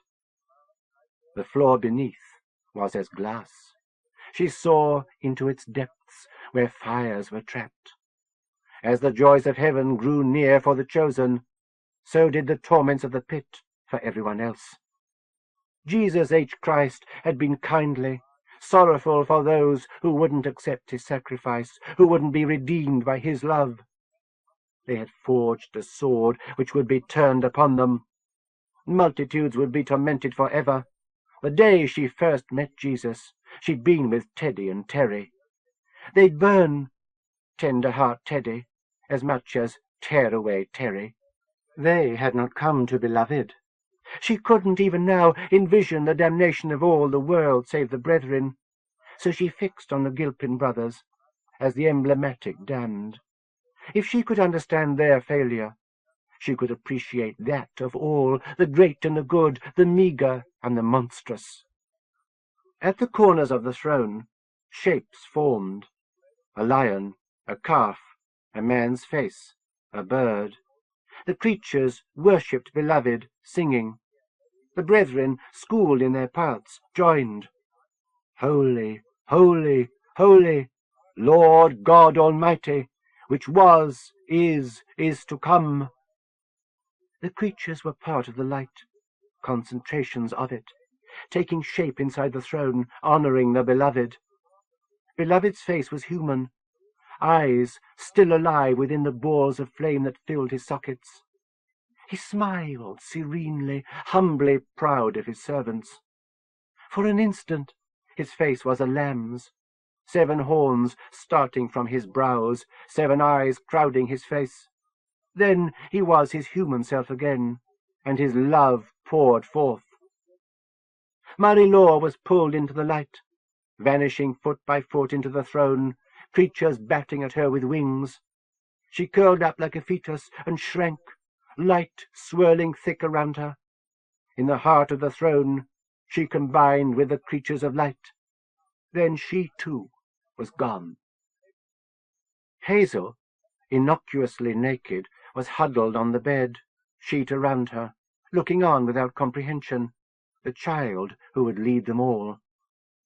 Jenny stood up, and voice shaking recited, "Thou art worthy to receive glory and honor and power." Beloved's smile broke into a grin, and light exploded, swelling to encompass all the chosen. Chapter 4. Instantly, eye-abusing light flash was followed by ear-punishing boom. Paul's first thought was nuclear. Helicopters had dropped something by the festival site that could easily have been a bomb. Blinking furiously, hands over ringing ears, tooth shocking his jaw, Paul realized at once he was wrong. No blast came to flatten him to the ground, no wave of atomic fire to turn him to spray paint. His eyes hadn't been melted in his skull, and the boom's echoes diminished, leaving him shaken but not irradiated. The ground had heaved, but he hadn't even been thrown off his feet. The pub sign thumped to the ground, the valiant soldier falling face down. Paul saw the Agapemone, surrounded by people who swarmed like lured pilgrims to the shrine, or sacrifices to the furnace in Moloch's mouth. The explosion had come from the big house, and Paul, shading still blotchy eyes, looked to see where the damage was. One corner of the building, a tower, was the flashpoint, but it hadn't been an ordinary explosion. Inside the tower, a blob of light was expanding, pushing out through holes in the walls and roof, sending white searchlights into the blue sky. The blot on reality burned brighter than the sun. Sections of the walls and roof had been displaced, but they weren't falling to the ground. They hung in the air as if the explosion were a video image on frame advance, edging away from the building in tiny jumps. The light inside was different again, a cluster of intertwined glowing clouds, growing organically like a germ culture. As the light expanded faster than the slow explosion, chunks of tile and brick were absorbed, lost inside the blobby glow. The light was unlike any he'd ever seen, as if an expanse of emulsion had been melted off the 3-dimensional photograph that was the universe. All around, people were hypnotized. A girl nearby took off her dark glasses and dropped them, the better to stare. Paul bit down on his tooth, jolting himself with the clarity of pain, and scooped up the shades, straining the arm hinges in cramming them around his head. The Polaroid lenses damped the glare, but everything was still harshly floodlit. Paul turned away, realizing many were intent on looking until their eyes bubbled down their cheeks. The dead tree that was the central point of order grew burn patches on its dry bark, ready to explode into a million darts of burning wooden shrapnel. The village was ready to become 3 square miles of flame. His gaze drawn back to the light, he saw things moving inside, and was sure they were people. A human-shaped ragged shadow was thrust out beyond the hanging brickery and crumpled into a waste paper twist that flared for an instant and was consumed. Hazel? She was inside the Agapemone somewhere. He had to try to get her out before the light filled the whole of the manor house. There were people alive inside the light, but he knew it was unhealthy, knew it held threats, worse than death. Ears recovered from the boom. He heard music. It was coming out of the spreading sphere. Massed trumpets and an angelic choir. An ogre with a broad red face and a derby hat sauntered out of the pub. fixed his ugly eye on Paul, and, in an Irish accent, asked, "What's creamy and shoots out of the clouds?" Tendrils of white flame burst from the light and trailed streamers over the village, falling in ropes to the ground. The ogre was gone, but his answer rang in Paul's ears. "They're coming on the Lord!" The noise grew, a choral symphony. Light and dark shapes danced in the air around the Agapemone. "Paul!" came a woman's voice, fighting through the trumpets. He looked. It was Susan, with a few others. They were party poopers, too, not going along with whatever was overcoming the multitude. "Hazel," he said, "what happened to her? Is she safe?" Susan bit her lip and spread her hands. "I'm sorry I couldn't get her out." "What?" "She was all right last time I saw her," Susan said, answering his unasked question. "Alive, at least." Susan's sidekicks eased into the garden of the pub. There was shelter there. Susan pulled Paul, and he followed them. Plastic kids' toys had melted into primary-coloured pools on the grass. Out of the direct sightline of the Agapemone, they were away from the crowds. Beyond the garden wall, villagers, festival-goers, and passers-by all stood in ranks, looking upwards, faces shining with reflected light. Those with glasses threw back twin glints painful to see. "James Lytton," said the fit-looking man with a gun in his waistband, extending his hand. Paul shook it. "And this is Teddy." It was one of the locals, face a thinner, cleaner version of Allison's thug friend, and he was limping, half supported by Lytton, obviously battered. His mind had taken a bruising too, Paul could tell. "What's happening to them?" Paul asked, indicating the staring crowd. "And why are we immune?" "It's partly being prepared in your mind," said Susan, "and it's partly pain." "Pain?" Paul winced. Susan nodded. "You can't think when you're in pain, and you need to think to be taken in by all this." "All this what?" The woman shrugged. "All this crap, Paul. Jago's mind crap. That's what's coming down." The crowds moved, walking towards the light, sucked in. Paul looked around the corner of the pub. The Agapemone was completely within the sphere of glow, the tower dismantled in the air, rising like a moon rocket. Most of the building was still intact. However, it all glowed, solid walls becoming transparent, light outlining mortar-patterned cracks in the brickwork, intolerable bursts through the windows. The lawns outside the Agapemone were a crush of pilgrims looking up to heaven. He had a tooth twinge, and Susan ouched as if she felt it too. "I still don't get this," he said. "Do you know what consensus reality is?" Susan asked. "Yes, of course." "No, you don't." She shook her head. "Not here, not in Alder, not around Anthony William Jago." "What?" "There isn't any consensus reality here. It's been overruled.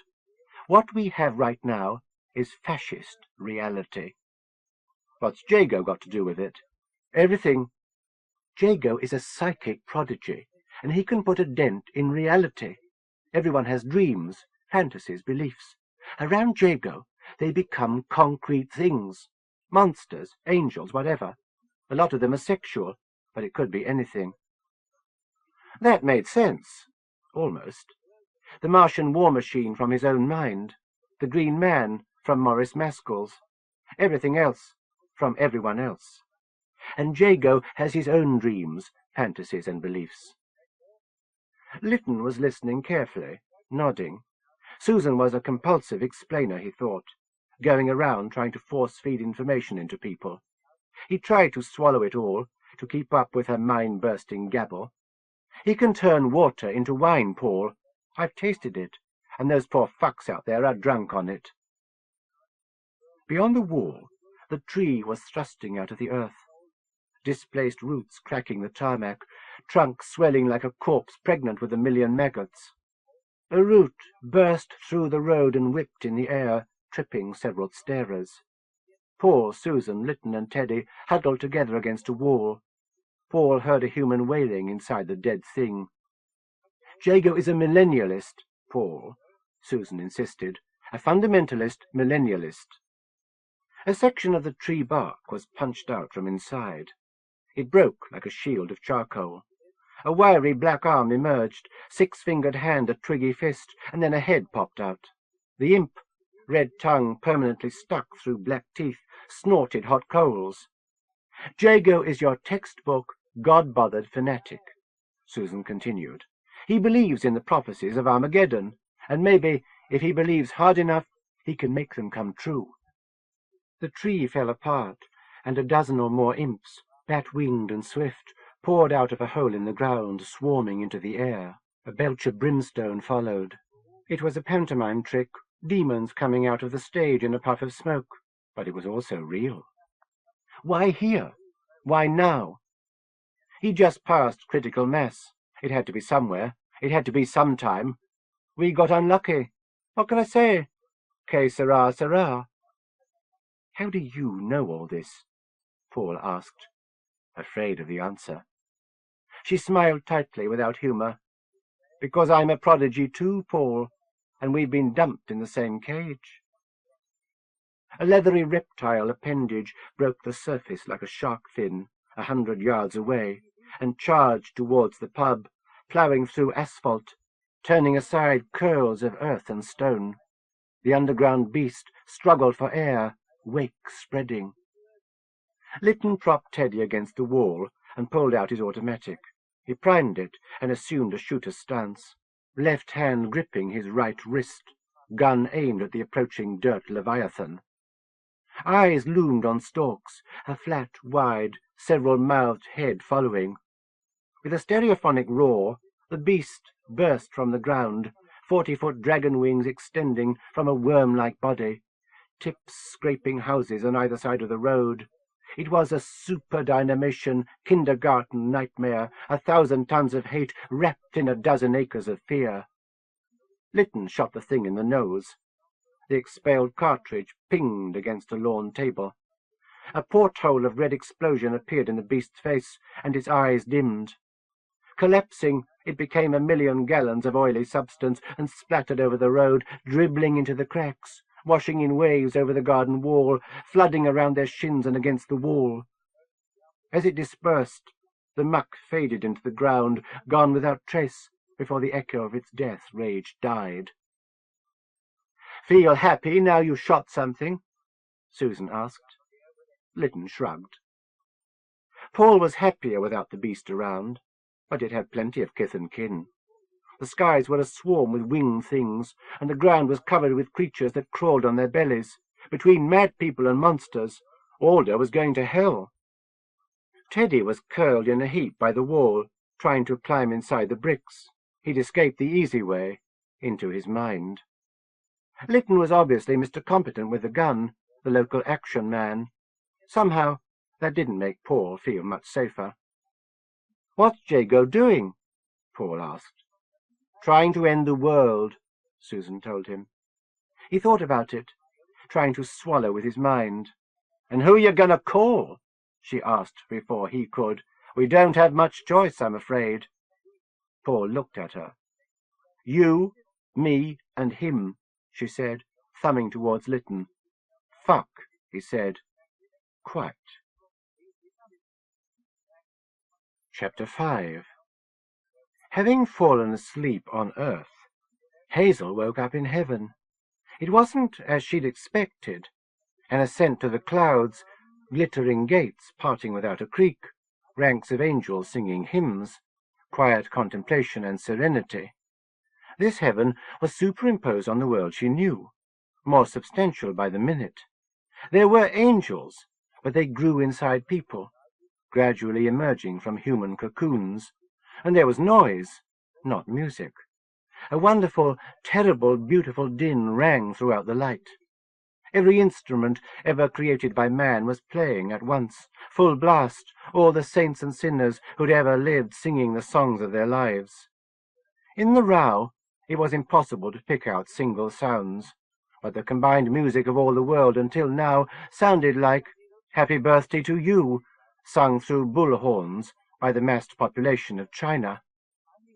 Close by, Sister Janet was caught midway between human and angel, thick feathered wings splitting the sleeves of her blouse, halo forming around her fringe, inner light showing in patches through poor flesh. Others had changed without fuss and pain, but Janet found it harder. Her song was a scream. Her bones readjusted to wings, rib-cage expanding to stretch her blouse tight, arms fusing with the feathers.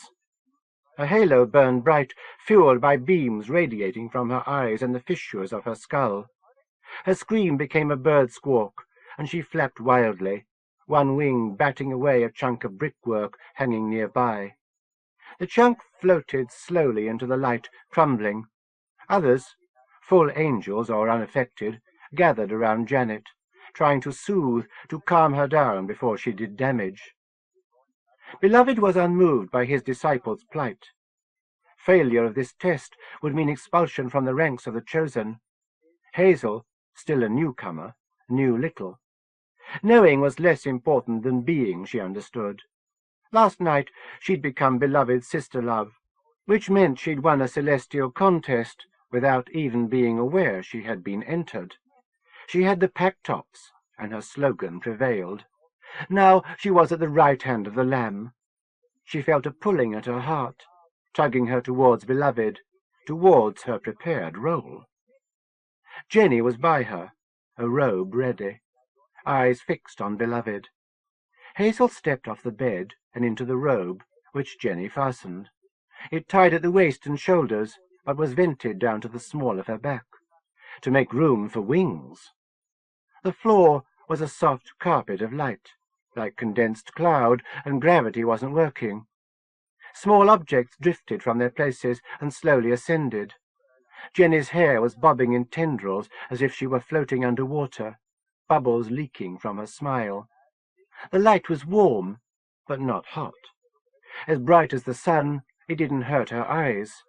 It tickled her ankles and exposed arms, and sparkled in the air, washing around everything like a liquid 100 times thinner than water. From Beloved's face she could tell her barely remembered old life was over. It might have happened to someone else, and been told to her. She no longer had a family, friends, a boyfriend. She had the brethren of the Agapemone. She had Beloved. Janet was airborne, fighting currents of light, getting the hang of flight. She flapped off, vanishing into the light, then came back, kicking at the air. She hovered over Beloved for a moment, and then pulled herself up into the sky, rocketing towards her own heaven. "The book," Jenny prompted. Hazel didn't know what her handmaid meant, but eventually her thoughts came together. 7 flames burned in the floor. They rose into the air like bubbles, revolved in concentric circles, then burst. From the point where the flames met, a book appeared. It fell to the bed, bouncing once on the mattress. Hazel looked to Beloved, but got nothing from him. She must find her own way, with only her handmaid's cues to guide her. The book looked like a Bible, handsomely bound with gold inlay and tooled leather.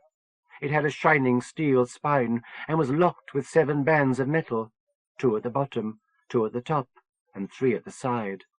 The bands were welded in place by red lumps of wax, inset into which were ceramic buttons glazed with symbols she didn't recognize but could have traced. "The book with 7 seals," Jenny explained. A knot in Hazel's mind untied, and words came, issued from her mouth. "Who is worthy to open the book?" she asked, "and to loose the seals thereof?" Jenny squeezed her arm encouragingly. She felt as good as she'd done when, at 6, she'd remembered and perfectly enunciated her single line in the nativity play. "I bring myrrh." Hazel picked up the book. It was as light as an empty cereal packet. "Behold," Jenny said, "the Lion of the tribe of Judah, the root of David." Hazel walked towards the place where Beloved sat upon his throne, surrounded by light. Once this had been a small upstairs bedroom. Now it was a vast plain, at once above and upon the earth. Hazel walked between ranks of angels, bare feet sinking a little into the thick pile light. Among the angels she saw the transformed faces of the brethren. She recognized Derek, free at last of Wendy, Kate nursing a golden child to her breast, Gerald purged of his inner violence, Cindy lost in rapture. "Thou art worthy to take the book," she said to Beloved, words pouring from her, "and to open the seals thereof, for thou wast slain, and hast redeemed us by thy blood, and we shall reign on the earth." She spoke as she walked, and distance expanded. Light grew, becoming clearer as it spread. Angels filled the skies to the infinite distance. Among them Hazel saw Patch, Mum, Paul, school friends, Wendy, boys she'd forgotten. Everyone she'd ever met, so much as shared a bus with. A sea of faces flowed around and above, wings knitting into one mass, halos linked like a chain, robes flowing together. In her mind she found more words, and the number of them was 10,000 times 10,000. At the foot of the throne she looked up at Beloved. He seemed miles above her, but she could reach out and touch him, for she was his sister Love. Jenny was by her side, smiling and golden. His wounds opened, and shining blood flowed from his feet and hands, streams pooling before his throne, rising to Hazel's knees. She was washed in the blood of the Lamb. She raised the book above her head, its 7 seals blinking like 7 eyes. Beloved took it, and she was relieved of a huge burden. Hazel and Jenny knelt in the blood of the Lamb and dipped their hands to the pool, feeling the thrill. For a moment Hazel was Jenny, and Jenny was Hazel. Their understandings doubled. They embraced in the pool, now up around their waists, and looked to Beloved, adoring, praising, beseeching. Jenny took a deep breath, shaking off the fog of rapture, and recited, "Blessing and honour and glory and power be unto him that sitteth upon the throne, and unto the Lamb for ever and ever." "Amen," Hazel breathed, proud of her handmaid. Beloved touched fingers to the first seal, snapped it in 2 with a pinch. "Amen," came a deafening chorus of angels. Chapter 6. "Stop playing with your food," Alison told Terry. The boy was a complete wolf now, trussed by the last of his clothes, snout deep in the toad's open stomach. In the tree filtered daylight. The blood on the grass and the ground was old and faded, barely even wet. It had been scattered in a 15-foot circle.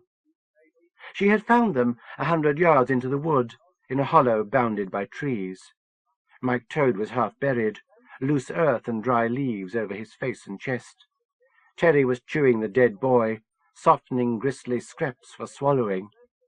Bob inside, Jazz gone, Mike sacrificed, and Terry a wolf. Of the army, that left her alone. "And I looked," Ben said in her mind, "and beheld a pale horse, and his name that sat on him was Death, and Hell followed with him."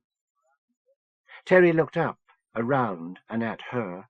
His wolf's eyes were still afraid of her. But that wouldn't last long. Soon all memory of his earlier life would be wiped, replaced by mindless instinct. He growled through his food, warning her away from his kill. She left Terry to it, and found one of her runs, a straight pathway, impossible for anyone else but easy for her, leading up over the crest of Alder Hill and back down towards the village, emerging in the gardens of the Agapemone. That, she knew, was where she must go next. Power was given unto them over the 4th part of the earth, to kill with sword and with hunger and with death and with the beasts of the earth. She crouched low and wiggled into her run. The tunnel-like bore-hole through the undergrowth was well concealed. Beyond the brambles she had cultivated as off-putting walls, the close-in branches and bushes were comforting, as if she was safe in her childhood bed, blankets tented around her, toys nestled against her legs. There was a natural earth and animal smell. Amid the change, it was comforting to find the familiar. On elbows and knees she sped as if swimming through the run. She moved as fast as an animal, low-hanging twigs catching her hair. Under her, the soil radiated a warm aura. The battle begun. She was called to arms. With Ben gone, she knew to whom she owed loyalty. Her parents always said Jago was mad or a con man. Terry and Teddy used to claim he was a religious fool and an old hippie. Jenny Steining thought he was Jesus Christ returned. Before she got kicked out of school, she'd heard Tina Starkey's ex-boyfriend allege the Agapemone was a nest of satanic child abusers, and Jago was the high priest of a devil cult. If she'd thought about him at all before this, Allison had considered Jago a threat, almost a rival. They had all been wrong. Now Allison knew him for what he was. He was her god, if no one else's. Badmouth Ben had been but the palest advance scout. The man in the Agapemone had spoken to her in dreams and through the curves of the land. He'd shown her how to read auras. She wished her granddad had lived to meet Jago. Outside her brush and bramble tunnel, people were shouting, screaming. She smelled smoke. Fires had been kindled. She licked air, tasting blood. She wondered about Jenny. Allison had known the girl all her life, but never really thought about her. As a kid, Jenny had been careful to keep out of Allison's way. Since she joined the Agapemone, they'd barely glimpsed each other. Now, Allison wondered if the light-haired girl was her sister in soul, the other half of her dark comma, the white half that completed the yin-yang. Jenny had come to understand Jago, had seen long before Allison that the man was the flame to which she must bow, but they were both Jago's favoured servants. There were things only Jenny could do for Jago, and there were things that were down to Allison. Last night she'd killed for Jago. She'd chewed human flesh in her personal communion. She loved Wendy for leading her. Not until she tasted the woman's meat had she truly known her destiny. There'd be people who'd stand against Jago. He was too pure, too perfect for this world. He'd need someone to protect him. Not someone like Jenny, full of milk and water kindness, but someone not stifled by gentle Jesus, meek and mild. Someone like her. She was near the Agapemone now. The knit-over growth above her was thinning out, and light poured into the run. In the dark of her mind, she saw Wendy, flesh ripped away, kneeling before Jago and beseeching him. How long, O Lord, holy and true, dost thou not judge and avenge our blood on them that dwell on the earth? Allison came to the end of the run and stood up, bending aside two flexible bushes, stepping onto a neat lawn. Half people shamble danced around a corpse which lay amid the croquet hoops, one shoe off, football-sized lumps bursting out of its neck. A man kneeling cross-legged with an electric guitar turned into an egg-shaped fuzz of fungus, wrung strange chords from his instrument, fused together fingers banging against strings, painful yowls booming from his portable amplifier. People congregated around the Agapemone.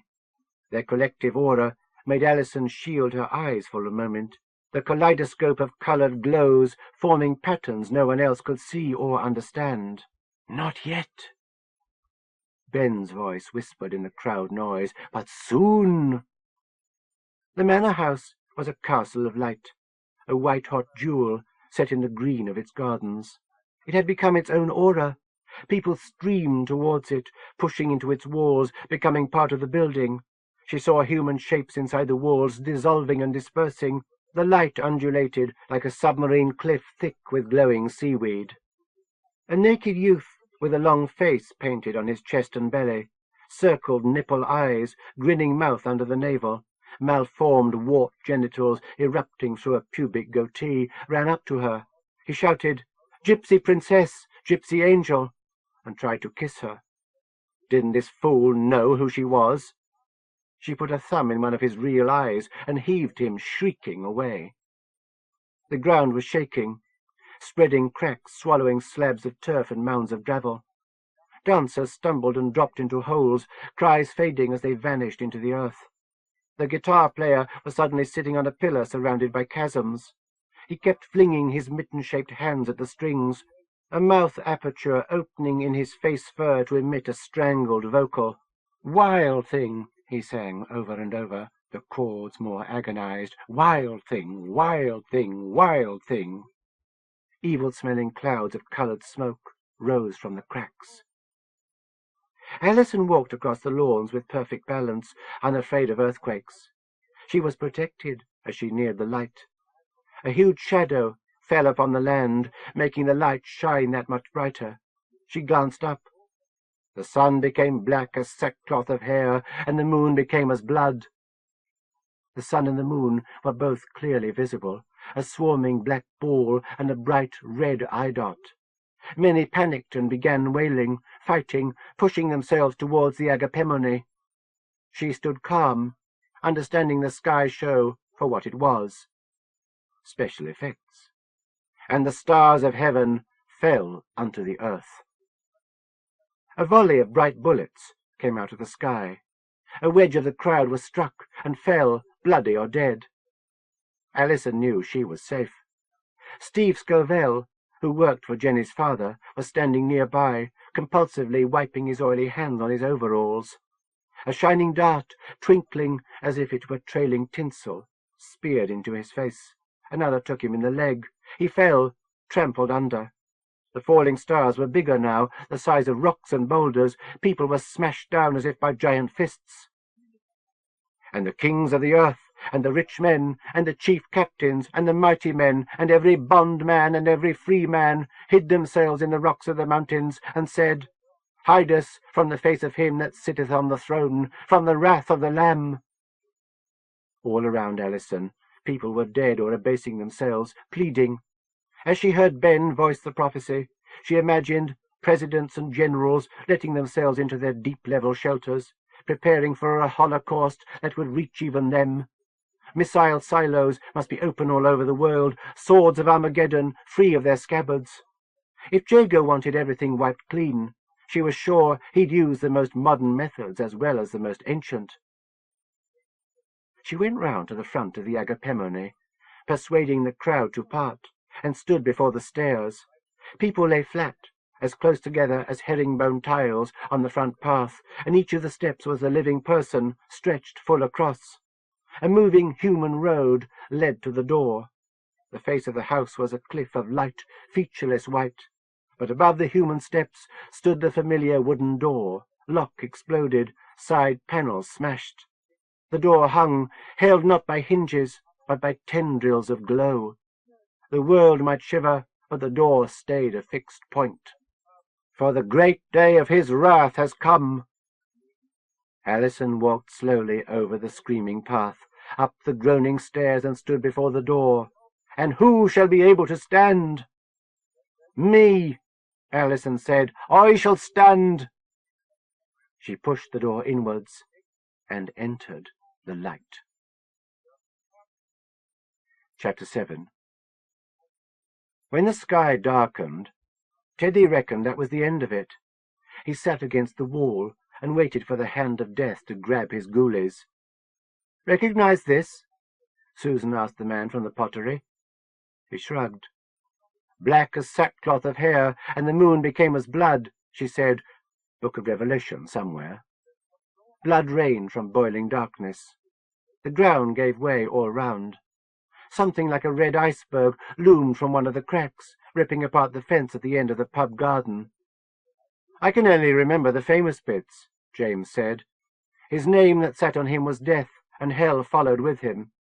"That's the one," the woman said. Hell was all round. Teddy didn't believe in heaven or hell, normally. His parents didn't go to church, except at Christmas and Easter. In his stream at school, he had not had to do religious education. He had never owned or opened a Bible. Christmas was turkey and presents. Easter was chocolate eggs. The Pope was a Polish bloke in a white dress. God was the old man with a beard on Spitting Image, and Jesus was a hippie in films they showed on television on bank holiday afternoons. But he recognized hell. Angels flew overhead in the red darkness, and devils stalked below, tridents and swords bloody, hooves gouging earth, bat wings flapping, horns sharp. Teddy wanted to face the wall and forget it, but couldn't. A fat red devil with Dougie Calver's broad face came out of the valiant soldier. Curly goat's horns swept around his face, and his eyes were cat-slit.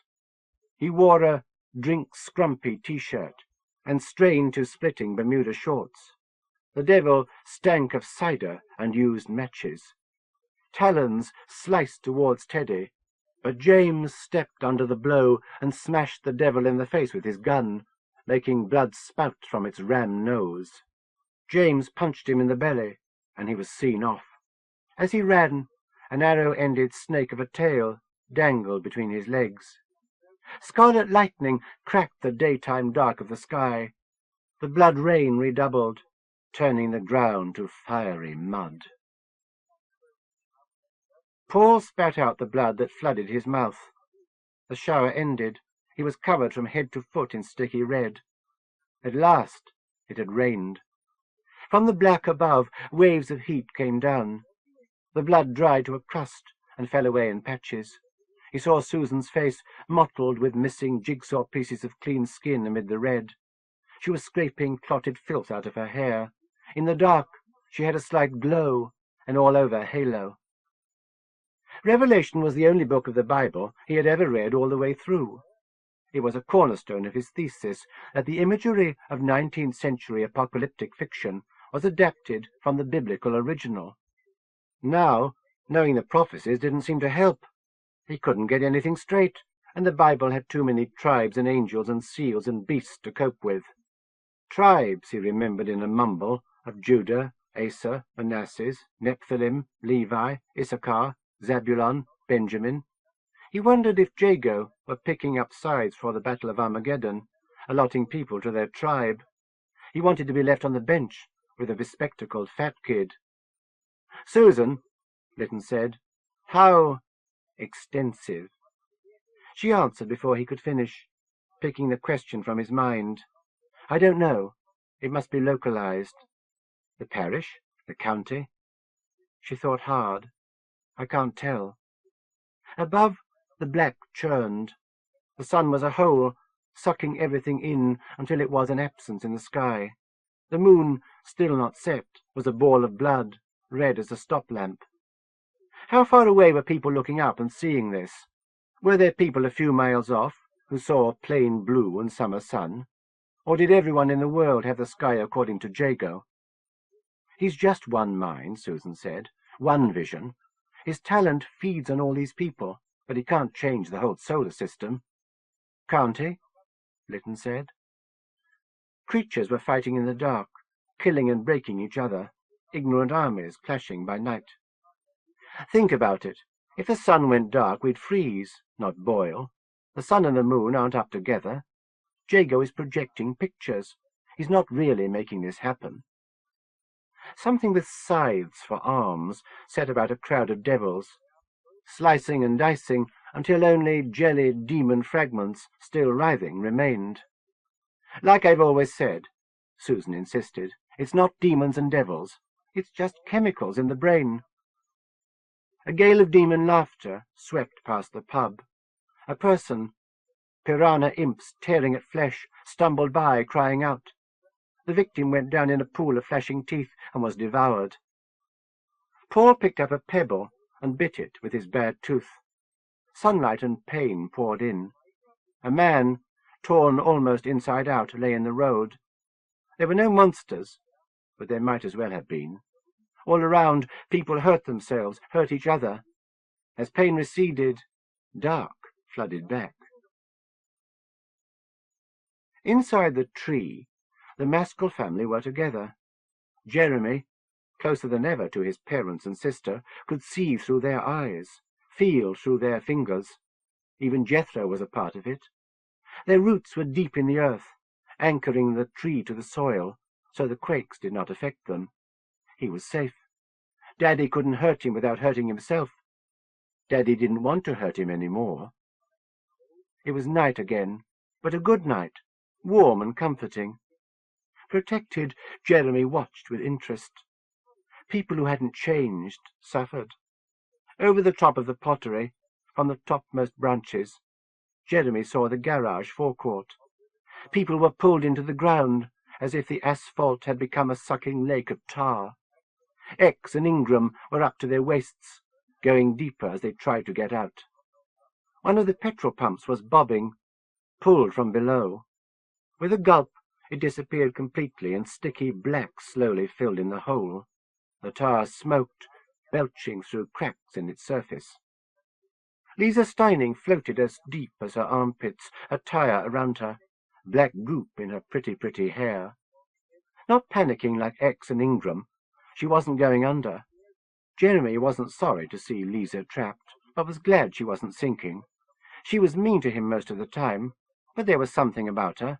Her hair, perhaps, he liked, or thought he would like in a few years, when he got interested in girls. Would have liked, he corrected himself. He would have to be his own teacher and watch how he thought. Things were different. His life wasn't going to be what he'd expected, what his mother and teachers had told him it would be. Only Daddy had really known, and he had not told anyone because they'd never believe until it started happening. It was funny, having a tree as a body, sharing a body with the others. Hannah's thoughts whispered in his mind, reciting her times tables. That was Mummy's remedy for nightmares. Whenever Jeremy or Hannah had bad dreams, Mummy suggested they go over their times tables, as far as they had learned them, in their heads, and the evil dwarves or scary monsters would go away. Times tables, she explained, were logic. Numbers could overcome the things in the dark. Mummy had been wrong. Jeremy felt Mummy's love, neat and safe like a blanket, and he felt Daddy's strength. On the lawn, Fancy stood, chewing apples that fell from the tree. The horse had been sick, but was better now. X and Ingram had been gulped under. Ingram was gone altogether, but X floated face down, the back of his X-shaven head above the surface, arms outstretched in front of him, the back of his T-shirt a bubble over the black, the rest of him deep under. Little flames danced around him. Jeremy felt the buds of the tree swell. There'd be more fruit soon. "She's right," Paul said. "It's like there are two pictures." Susan felt his pain, sharp and pure, and saw what he saw. It was no better than what everyone else in order was stuck with, even if the sun was shining and the moon had set. Reality hurt, she thought. A demon cavalry officer rode by the pub, in a tight red tunic, with gold piping and epaulettes, a human skin worn en pelisse over one shoulder, tall shako fixed to his head by horns, red-hot sabre in one elegantly gloved claw.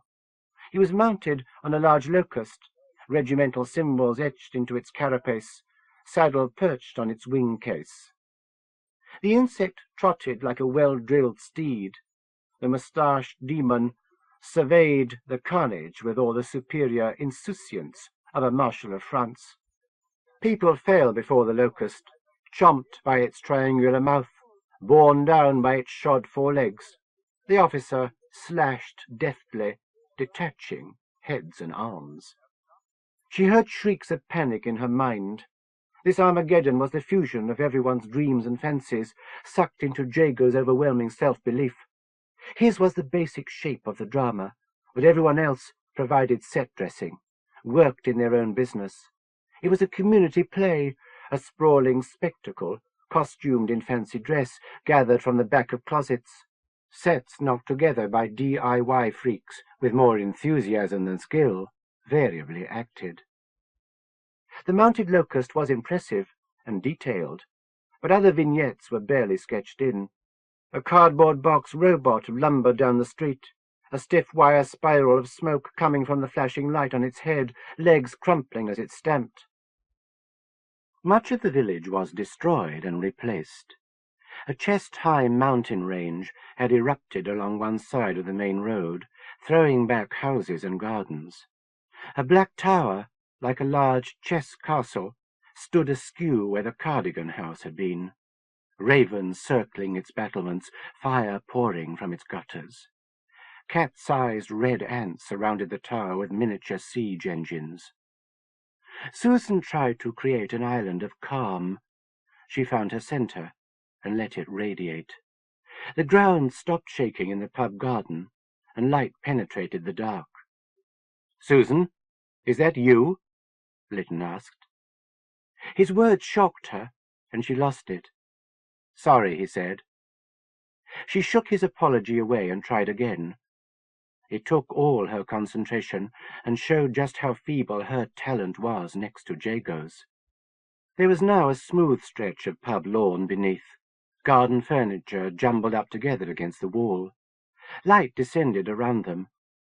Teddy shoved himself away from the wall and unsteadily stood up. They all looked up at the gap in the night. Her head was heavy, pain throbbing inside. Her temples hurt, and the entire back of her skull. Still, she'd effected it somehow. A girl scrambled over the wall, bursting through the curtain of dark, and lay gasping. She was a redhead, dressed in black, white legs showing through holes in her tights, scrapes on her bare back. She crawled to Lytton, seeking security, and hugged his legs. "You found an admirer?" Susan said. He looked embarrassed. "This is Pam. She's a nuisance." Pam did not speak, just whimpered a little. Another mental casualty. His wife and children were in their places, and he was fixed to the soil. No matter what strife might rage around, the Maskell family tree was safe. The blood of the boy who'd been sacrificed fed and watered them. Sue Clare was nestled by his side, head in his armpit, arms wrapped tight around him. The children grew where they should, sprouting branches of their own. The couple who'd slept in his shade were awake now, presenting offerings. The man found some bananas inside the house and laid them on a shelf that ran around the trunk. They slumped before Maskell, looking up with reverence. Others had joined them in worship. Maskell had a congregation. Everyone was looking for something to believe in these days. He had found nature's path, and it was his duty to let the word spread.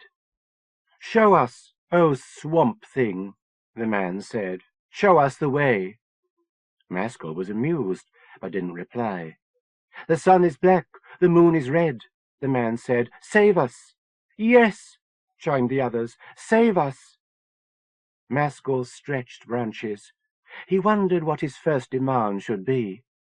Most of the worshippers were young men and women who'd come for the festival, but there were a few villagers mixed in. Reg Gilpin stood, naked to the waist, looking up at his former employer. Maskell remembered Reggie from when he was a boy. An electric wire snapped by the house and fell out of the sky, sparking and kicking like an angry eel. The wire brushed the tree, and he recalled the first spark of the soil. "Come forward," he roared. "Bring me Reggie Gilpin." Reggie was astounded. He had not recognized Maskell. None of the others knew Reggie, but his reaction gave him away. The worshippers grabbed him and forced him to his knees before the tree, shoving his face into the dirt between the roots.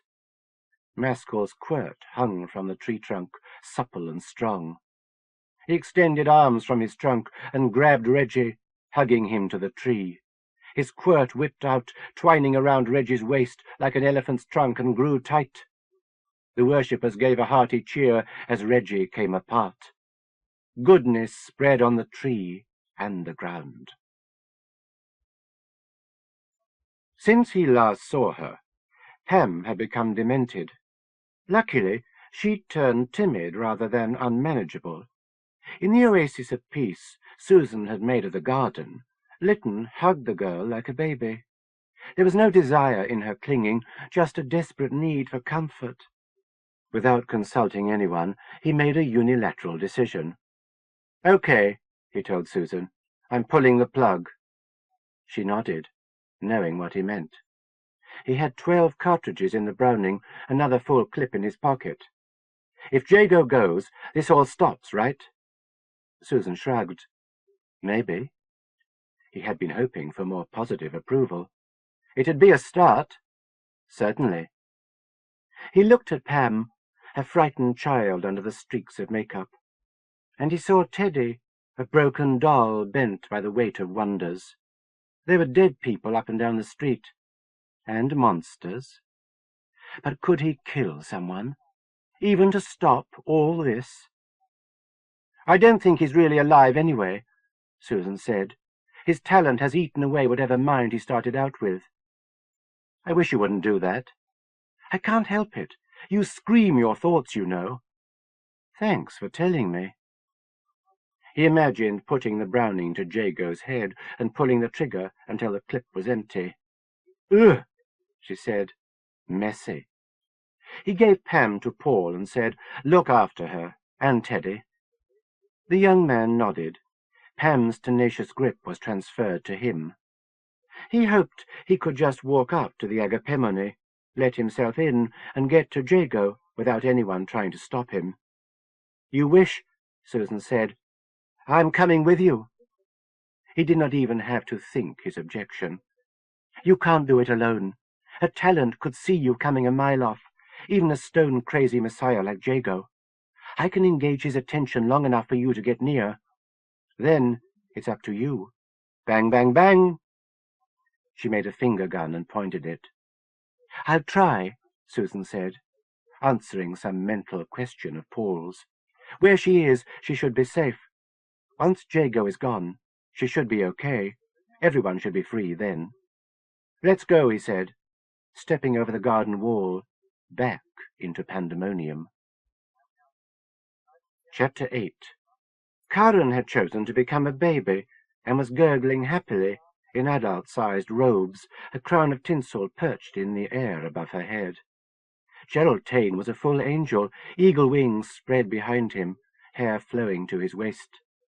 Derek was in a cloud of multicolored fog, disco-lit by a swarm of tinkling fireflies. In heaven, Jenny realized, you were whatever you wanted. She, however, hadn't changed. "Salvation to our God, which sitteth upon the throne," she said, gazing upon the face of the beloved, "and unto the Lamb."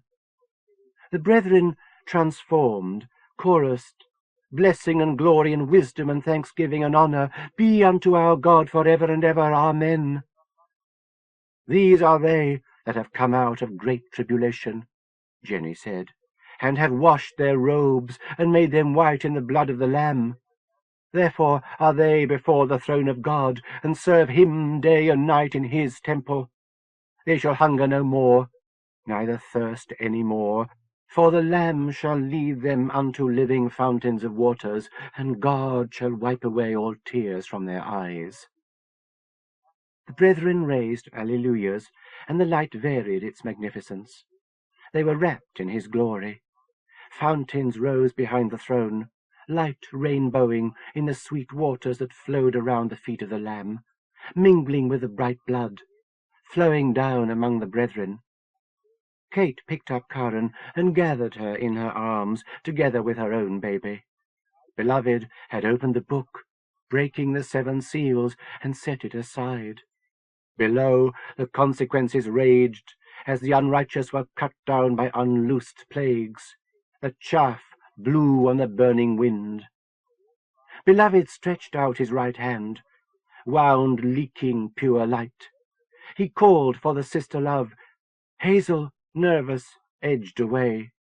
Jenny took the girl's shoulders and eased her forwards up to the throne.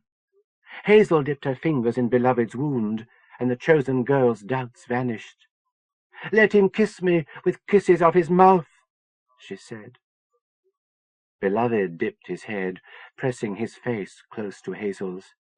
With their kiss, the light around doubled its intensity. Jenny, driven back, humbly went onto her knees. Blood and water flowed around her, a brook cascading down the stairways of the Agapemone. She shuffled backwards in the shining stream, and was swept past the ranks of the chosen, out to the hallway. She'd been chosen by Beloved for her own mission. The light wasn't as strong in the hall as in the throne room. The walls of the manor house were still discernible. The telephone stood on its stand. The lounge door hung open. The veiled, dark woman, who was sometimes glimpsed, stood in the doorway. Jenny smiled at the lost soul, but she turned away in a flutter of black lace, becoming a simple shadow. Beyond the Agapemone, The bottomless pit was opened up, poisonous smoke seeping out, creatures swarming forth. And there came out of the smoke locusts upon the earth, and unto them was given power, as the scorpions of the earth have power. The front door was pulled from the outside. Jenny spread her hands in welcome. The door open, a rough, dark figure was silhouetted, bringing into heaven some of the chaos of the world below. It was commanded them that they should not hurt only those men which have not the seal of God in their foreheads. And to them it was given that they should not kill them, but that they should be tormented 5 months, and their torment was as the torment of a scorpion when he striketh a man. Fringed by light, the figure's outline was fuzzy, insect blurred, inconstant, but eyes shone with a watery brilliance. Beyond the light, a kittinous rattle drowned out the screams of the tormented. And in those days shall men seek death, and shall not find it, and shall desire to die, and death shall flee from them. The figure stepped forwards. Jenny Steining stood at the bottom of the staircase, in a blinding white dress, with a train that gathered around her feet. Without make-up, her face was her 9-year-old sister's. Very seldom conscious of her own appearance, Alison knew how she must look, with her bramble-tangled hair, luminous eyes, and shaggy, smelly jacket, next to Jenny. "Alison?" Jenny asked, uncertain, peering through the light at her. Alison took 2 steps forwards, nodding. "Jenny?" They had never had much to say to each other. Alison remembered being not invited to Jenny's birthday party at primary school, and not caring much. At the comprehensive, they had rarely been in the same class. Teddy Gilpin fancied the girl, but she looked as if she'd break if touched. Besides, she was Jago's. She always had been, from the time the Lord God came to Alder. Now, Jago needed someone else. Without Jago, their lives might have been different. Alison would be a bruised slag like Sharon Coram, hating herself as much as the lout she fucked, while Jenny would be a young farmer's cheerleader, like Beth Yatman, organizing dances and day trips to Minehead. In a few years, Alison would have turned into one of Alder's solitary mad people, like Mr. Keogh or her dead granddad, while Jenny would have ended up as Sue Clare Maskell or Ursula Cardigan, married to a man with property or a business, working 1 day a week in a charity shop. Jago had been a saviour for them both. Alison looked into Jenny's face and saw her own reflection, her dark against Jenny's light. She reached out and held the girl, hands on her shoulders. Jenny dragged back, taking her waist. Neither knew whether to push or pull. Alison knew she could crush Jenny like a butterfly. "We share love," Jenny said. Alison pulled Jenny into an embrace. "Sisters," she said. "Sisters," Jenny confirmed. There was an awkward moment. Alison felt Jenny squirming in their hug and let her go. "I'm not a dyke," she explained. "God knows." Jenny smiled kindly and hugged Alison again, quickly and briefly. "It's all right," Jenny said. "The other stuff is all gone. Flesh is old-fashioned. It's just love now." "Love?" "The love of the Lamb. Beloved." Love was in the light, but that was only a part of what Jago wanted. First, there must be a scourging. "He needs me," Alison said, "so I'm here for him." Jenny took her hand and led her upstairs. As they climbed, the light was stronger. They went up more stairs than could possibly be in the house, stairs enough to take them 1/2 a mile into the sky. All around, the brethren sang. They were like Jenny, shining from the inside. At last, having walked and climbed so far the aches fell from her body, Alison was brought before the throne. The girl from the pottery, Paul's girlfriend, was nestled in Jago's lap. Fountains towered, and light was made concrete in the throne. Jenny dropped to the floor and humbled herself. Alison saluted, a general before an emperor.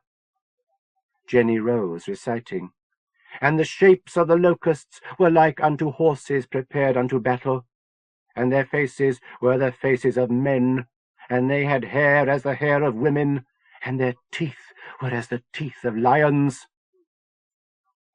Jago didn't need to speak to Alison. She knew she was welcomed into the fold. Soon Jago's enemies would try to topple him. She was charged with guarding his life. "And they had a queen over them," Jenny continued, holding Alison's arm, "the angel of the bottomless pit, whose name in the Hebrew tongue is Abaddon, but in the Greek tongue is her name Apollyon."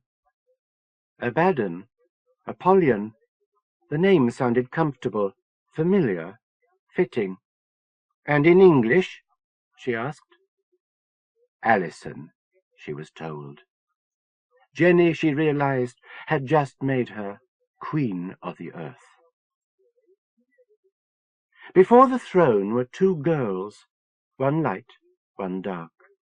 Hazel remembered their faces, but it was what had been made of them that was important.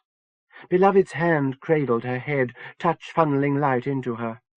Her own memories were faint, memories of a film she'd seen, not a life she'd led. Other memories crowded in, blotting her out. A city at night, with fire all around, and sirens. London, she thought, during the Blitz. In the north, another city, a sea of faces beyond a lectern, listening to a sermon. A chapel in the rain, with Wendy and Derek. Her first sight of the manor house. The two girls as children, bare knees and big eyes. Her own face, eyes tight shut, with chanting and incense. Beloved whispered in her brain.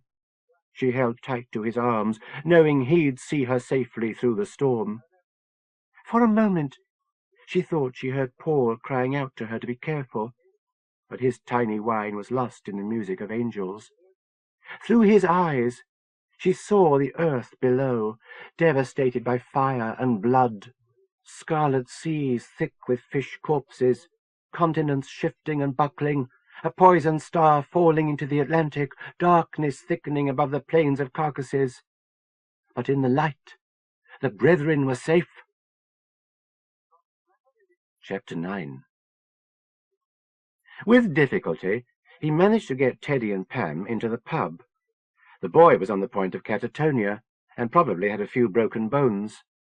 When Paul held up 3 fingers and asked how many, the boy mumbled Jenny, which wasn't helpful or reassuring.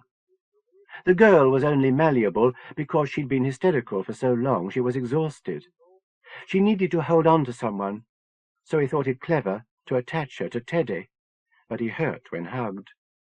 Finally, she settled for holding the boy's hand with a death-tight grip. Paul installed them in a deep sofa. The saloon had fewer windows than the public bar, and thus felt more defensible. With Teddy and Pam settled, and not in any immediate danger, Paul looked around, hoping not to find anything. If he shut his ears to the din outside, the empty place seemed normal. There was a notice board by the door. The heads of drawing pins reflected the light, reminding him the electricity was still working. There were posters up for a Christmas club and for the local Skittles League, plus a bent card from someone who'd lost a cat and was offering a small reward for safe return. Perched on a bar stool, he was drained. His tooth still hurt, but it was absurd to be concerned with that when he'd seen living people cut up, monsters from a medieval woodcut. He thought of Hazel, and tried to resign himself to never seeing her again, to never putting things right between them. It was impossible that both of them would survive the next few hours, let alone get back together. It was possible no one would survive the next few hours. There was another tremor, and bottles fell down behind the bar. Teddy drew in a pained breath as Pam pressed close to him. Paul counted the seconds, and when he was still alive after 30, breathed again. What would happen if Lytton killed Jago? Would reality come flooding back, a village packed with injured, insane, or dead people? Maybe Jago's dreams could live on after his death, and killing him would end the world. Now, the end of the world was an option he was willing to countenance. At least it would put a full stop to suffering. In nothingness, his bloody tooth wouldn't torment him any more. Just for something to do, he poured a tumbler of whiskey and sipped. The liquid made his broken tooth shriek, allowing actual sunlight to stream into the dark. The reality flash was short-lived. It took more pain each time to dispel the visions. Maybe Jago's dream would finally usurp everyone else's and become reality. He drank to the pleasant thought. He strolled to the window and looked at the chaotic battle. Giant locusts crawled over the dead. Six-winged 1950s special effects horrors with scorpion tails grafted onto their hind parts. His tumbler was empty. He refilled it. No danger of getting drunk. There was enough fear adrenaline and nerve-deadening pain in him to counter a quart of Jameson's. He couldn't work out how long Lytton and Susan had been gone. Time twisted and contorted around Jago. The black sunny day outside could have been any time in the morning, afternoon, or evening back in the real world. Perhaps months had passed since moonset, perhaps only a few seconds. He started playing with octagonal beer mats, making honeycomb patterns. Bored, he went behind the bar and scavenged. He hoped he'd find something to use in his defense, if it became necessary. All he came up with was a plastic box half full of shiny drawing pins. Maybe he could scatter them in the path of something barefoot. He pocketed the box, hearing it chink as it slid against his hip. Teddy was either asleep, with his eyes open, or in a comatose daze. Pam, tired of being stretched beyond breaking point, was coming round. He offered her a drink, and she shook her head. "Are you down for the festival?" he asked, for want of anything else. The girl nodded sulkily. "I've lost my boyfriend." "Snap." "Well, nearly. My girlfriend's off somewhere in this mess. We were going to break up after this week. We probably wouldn't have made it through to autumn," he admitted. "I think I've lost my sister, too." Pam was dabbing her face with a hanky, licking the cloth, and then using it to work the clotted makeup away from her eyes and mouth. An ordinarily pretty face emerged. "Why aren't we mad like the others?" "Good question," he said. The pub door opened, and Paul saw fear light Pam's eyes. Teddy moaned, his first sign of life in minutes. The saloon door pushed in, and an angel stepped through, wings bent to squeeze under the lintel. Paul recognized Janet, the champagne girl with a quick tongue. She recognized him, too. "Are you saved?" she asked. Inside the saloon, she spread her wings. They grew from her arms, her fingers turned into lengthy feathered bones. Her robe hung torn, and her skin shone with an all-over halo. "Pretty Polly," she said, in a strangled parrot voice. Pam was smitten, mouth a perfect circle. Janet turned to the girl. "Are you saved?" She extended a wing and brushed Pam's cheek with feathers. "It's not too late. Repent your sins." The girl was torn. She had a choice between the glowing fantasy and hell on earth. She threw herself against Janet and allowed the angel to fold wings around her. The girl's head rested against Janet's feathered shoulder, wings tight around them like a fur muff. "Paul?" Janet said. He shook his head. "One saved," Janet said, looking at Paul and Teddy. "Two lost." She backed out of the saloon, shouldering through the door. Not a bad score. Paul followed and was in the pub hall when Janet and Pam got to the outside. Pam clung to the angel's neck. Janet, straining, extended her wings and jumped into the air. He watched them rise, dodging red bat shapes and falling stars, on course for the shining castle of the Agapemone. Pam was heavy and dangled like an oversized necklace, but Janet's wings were stronger than they looked. The angel wasn't graceful, but she was airworthy. A scorpion locust scuttled towards the doorway, and Paul slammed the wood into the hole. The sting smashed through the door about a foot above the lino, and wedged, squirting poison. Paul avoided the steaming splash, and hoped the thing was stuck. The sting tugged against the hole, breaking off splinters and dribbling, then was withdrawn. A locust leg stuck in through the hole and scrabbled upwards for the door handle. Paul crushed the leg to the door with his shoe, and it went limp, torn off at the locust equivalent of a shoulder. He could hear the thing yelling, with a rich Somerset accent, shouting, "I'll have 'ee over and over!" Teddy, groggy and shell-shocked, was in the hall too. Paul didn't agree with Janet. He'd been given 2 souls to look after, and lost 1. That struck him as a terrible score. Chapter 10. Problem 1 was getting through the panicked crowds choking the approach road. Waving the gun had no effect on people who'd seen giant bugs and flying women. Lytton fired once into the air, and the report, which normally caused deafness a mile off, was lost in the clamour. With Susan holding his hand, he shoved, pushed, and trampled with the rest, inching towards the manor house. It was impossible to miss the way, even in the unnatural dark. The Agapemone was lit from the inside like a neon novelty. "I suppose Jago is in there," he shouted. "Definitely," Susan said, inside his mind. Lytton shivered. She'd never done that before. "I didn't need to." "Which? I read that." "Sorry." With Susan inside his mind, he was able, forced, to concentrate. He became single-minded in his purpose to keep her away from whatever else was cluttering his forebrain. Like how often he thought of her recently. Her eyes, especially. Her occasional, tight smiles. "I'm flattered," she thought, immediately swallowing it, trying unsuccessfully to keep it from him. For the first time, just when he had no time to be compassionate, he realized how guarded Susan had to be. She was not really the chilled cynic she seemed. Like him, she needed a wall to hide behind. People began to give them a wider berth, as if an invisible cow-catcher were advancing before them. Lytton saw the road under his feet as the crowd parted, like the Red Sea for Charlton Heston. "Is that you?" "Yes, like it." "Keep it up."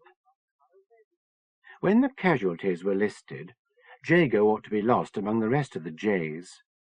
Lytton had always known being a snake meant, eventually, biting. Now he didn't have time to think it through. Besides, he hadn't been given a sanction for his wet job. This was strictly a solo decision, taken because of his special knowledge.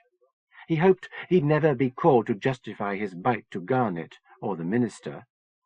"If it were me," Susan thought to him, "I'd want you to do it. Really, he's not human any more.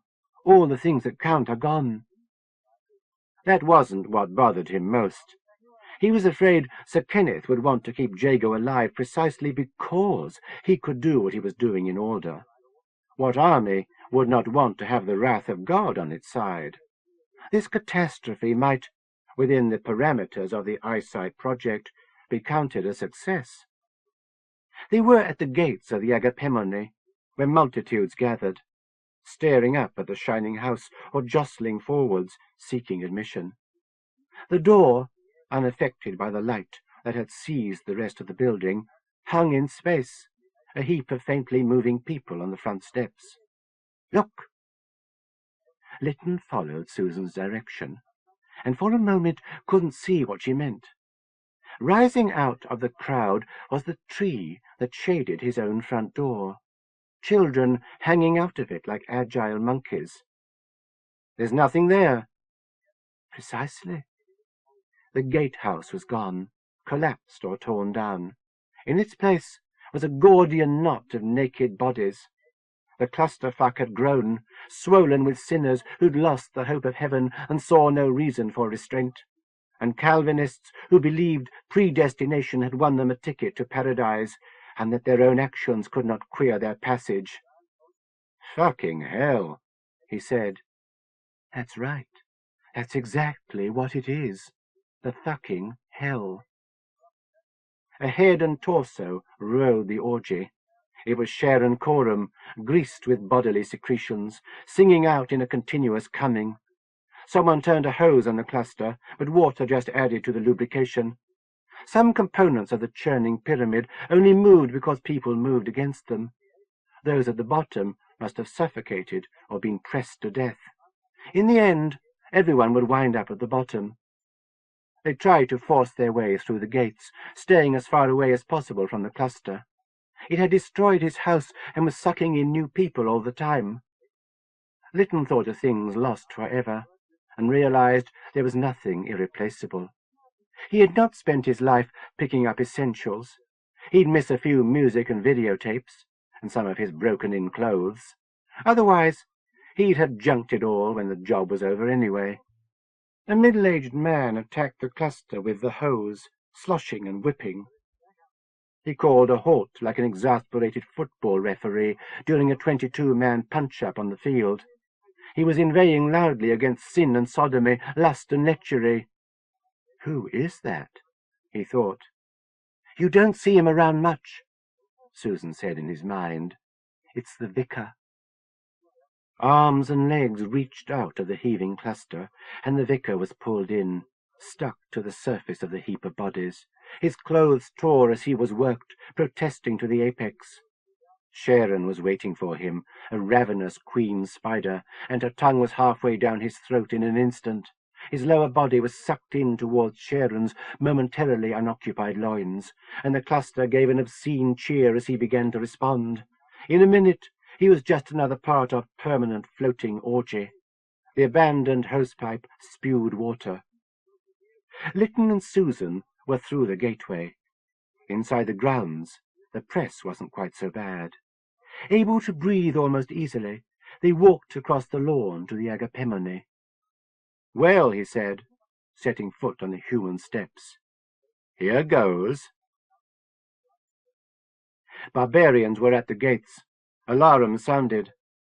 "And I stood upon the sand," Jenny said, "and saw a beast rise up out of the sea, having 7 heads and 10 horns, and upon his horns 10 crowns, and upon his heads a name of blasphemy."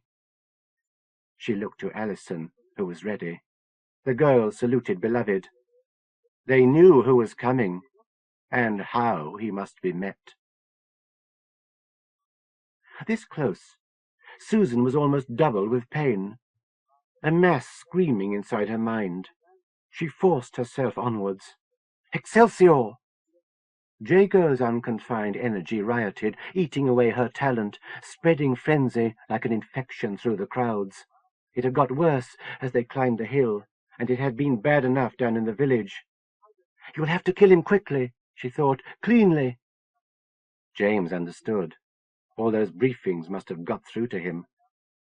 The knot of sexuality from the fucking hell made her uneasy. A lot of Jago's unconscious problems were sexual, and they found fruitful soil in people around him. Everyone was screwed up in the bedroom. Even straight Christianity was founded on the repression of sexual drives. Jago's brand systemized his belief-corseted desires into an entire panoply of rituals and practices. Inside the Agapemone, choirs of angels chorused. Divine light throbbed in the walls, and the chosen raised alleluias to his name. Sex and God. That was the recipe for an Anthony William Jago. Take a kid and fuck with his mind.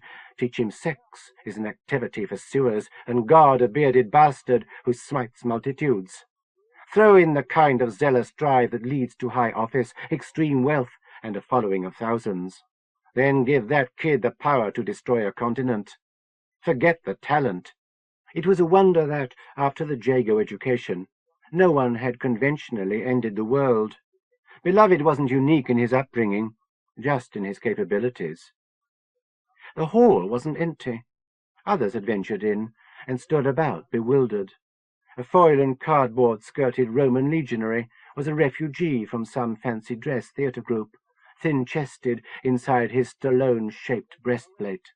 Irena Dubrovna, the resident echo, was in her doorway, blindly watching. She was almost solid, another side effect of Jago's mental meltdown. Susan thought the others could see her too. There were people trapped inside the walls like flies in amber. By the front door, arms and legs stuck out like mounted trophies. "Where?" James asked. She nodded towards the stairs.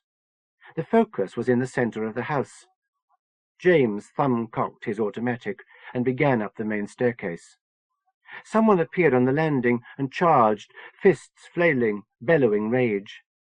A gust of hatred came with the man, thumping Susan between the eyes. The vileness of the unleashed mind made her want to vomit.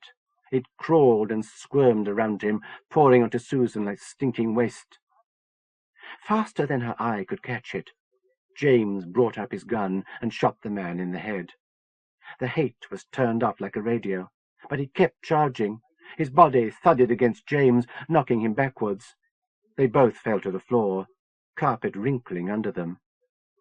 Susan, relieved at the sudden removal of the man's jarring burst of emotion, helped James get out of the mess and to his feet. The corpse wore the last of a police constable's uniform, his face and hands tattooed with skulls and swastikas, symbols covering every inch of his skin. The last of his hate leaked away, melting into the floor. "Erskine," James spat. He was shaking. He had never killed before and was having to deal with it. Susan wasn't sure the snake was strong enough for this job. His specialty was surveillance, not assassination. She held him, hand to his forehead, and tried to soothe his worries away, to clean his doubts. "It'll be all right," she thought, really trying to mean it. "It'll be all right." Roughly, he shoved her away. "Don't," he said. "I won't be brainwashed." His disgust hurt her, but she was humbled. "I'm sorry," she said. "No, you're not." He heard the call of the soil. The land was imperiled. He pulled up roots and stumped out of the garden of the pottery. Sue Clare and the children were still a part of him, just as he was a part of them. Their togetherness gave him pleasure. The tree worshippers, already organized into a hierarchy, followed at a respectful distance. "We are your servants, O swamp thing," said Dola, who wore a garland of Maskell's leaves around his forehead. They'd been eating his fruit and were on the way to becoming part of the family. Dola had been hurt, and the fruit was making him better. Tiny shoots emerged from his speckled shoulder wound. Pea-green boils stood out on his knuckles. He knew where he should take root. The center of Alder had shifted from the valiant soldier to the Agapemone. The village should have known that when the old tree died. He was the new tree, and would last for centuries, growing from the heart of the community. He wasn't sorry Barry Erskine was dead. He wasn't even sorry he'd been the one to kill him. But Lytton was still shaking, if not in body, in mind, and he knew Susan could tell if he was shaking inside. When she slipped into his mind and tried to shape him, he understood how Jago worked on his disciples, and he felt like a tool, like the conscience-less piece of machinery in his hand. Susan was trying to aim him at Jago, groping in his head for a trigger. 2 landings up, the Agapemone no longer even resembled the manor house. It had become someone's idea of heaven, walls of white silk billowing gently, marble fountains of warm milk at every corner, air honeyed with incense. Classical busts of Jago, perched on pedestals at regular intervals, faces wise, suffering, and benevolent. Susan was close behind, urging. She was homing in on Jago like a plane following a radio signal. Even he felt the force of Jago's talent. It was all around, like the sourceless light. 11 bullets. No, 10. The monster, Erskine, and the pointless warning shot. A spare clip in his pocket. In heaven it was cool and calming. He still heard noise from outside, but very low in the background. Susan tugged his arm and pointed up another flight of stairs. Warily, they climbed again. Teddy saw claws scrabbling at the frame of the window, then crunching around the wooden bars, smashing the glass. Paul picked up a stool and stabbed at the window like a lion-tamer, shooing away whatever was outside. Teddy covered his face with his arm and heard the window and a considerable chunk of the wall being torn away. He still hurt, but thought he could probably run if he had to. He'd felt safer with James around. Paul was much more panicky, and had already lost Pam to the winged woman. He choked on dust and looked again. "Come on," Paul said. "We can't stay here." The beams of the low ceiling were creaking threateningly, the whole of one wall gone. Beyond the rubble, Teddy saw large insects fighting over a scrap that had once been alive. Whenever his cracked ribs ground, the insects wavered and vanished. He got up, and with Paul ran. With Susan gone, the shell of the valiant soldier had turned from refuge to trap. They hurdled the wreckage and emerged blinking into a dark world lit by a glow from the agapimony and the bright red of infernal fires. The battle was on the ground on all sides, also in the air. Demon things tore each other. An 8-foot-tall hooded skeleton with an old-fashioned scythe was cutting out the feet from under running people. "That must be Death," Paul observed. A bull-headed beast with the body of a lion and the tail of a lizard charged and bore down upon Death, crushing him to the ground, snapping his scythe, scattering his bones with a worrying shake of his head. "Great," Paul said. "Death is a pussy." "Look," said Teddy, pointing up. Between giant bats and rocketing pterodactyls, a set of ordinary lights winked. Teddy heard blades whirring and felt wind on his face. The helicopter hovered as a large searchlight tried to mark out a level spot for a safe landing. Through open side doors, Teddy saw 2 huddled rows of soldiers, clutching guns, gas masks on. Paul waved his arms up at the helicopter. A soldier drew a bead and, for a horrible moment, Teddy was sure the dick-headed squaddy was going to put a bullet in Paul's head. Something with black butterfly wings swished against the rotor blades and was food-processed into a cloud of shreds. The helicopter dipped. The soldier with the gun tipped back into the body. Paul threw himself to the road, hands over his head. Teddy was fascinated by how slowly the disaster happened. The helicopter gently swayed as it turned wrong side up, drifting peacefully down. The seconds dripped by lazily. 2 or 3 people fell out, arms and legs waving for a moment, and broke on the road. The rotors described a circle in the air, the helicopter creaking and complaining, sparks cascading out of its engine. A rotor scraped a wall, and the heavy machine was catapulted out of Teddy's sight in a screeching cartwheel. It thumped over what was left of the pub and plopped into the dark beyond. An explosion behind the pub knocked Teddy backwards, almost off his feet, and a bright orange cloud expanded, burning his eyes. The pub was on fire, flames licking the rubble. The pub sign was broken on the pavement, and the corked bottles inside were exploding, flinging burning spirits out in splashes. Teddy looked around for Paul and thought he'd been trampled under. A gang of leather girls with knives were prowling the area, 2 on motorbikes. They had angels tied up and dragging behind them. One of the girls had a bloody pair of torn-off wings stapled to her jacket. Not a girl, he realized. It was Mrs. Kate, his geography teacher. Fuck. Things were out of hand. Behind him, close, he heard a familiar growl, beginning low and rumbling lower, spits of viciousness beneath the rasp. Terry? He turned around and saw the large shape detach itself from the shadows. A long tongue touched the floor. On 4 padded feet, his brother jogged towards him, wet teeth catching red light. They entered what Jago must think of as his throne room.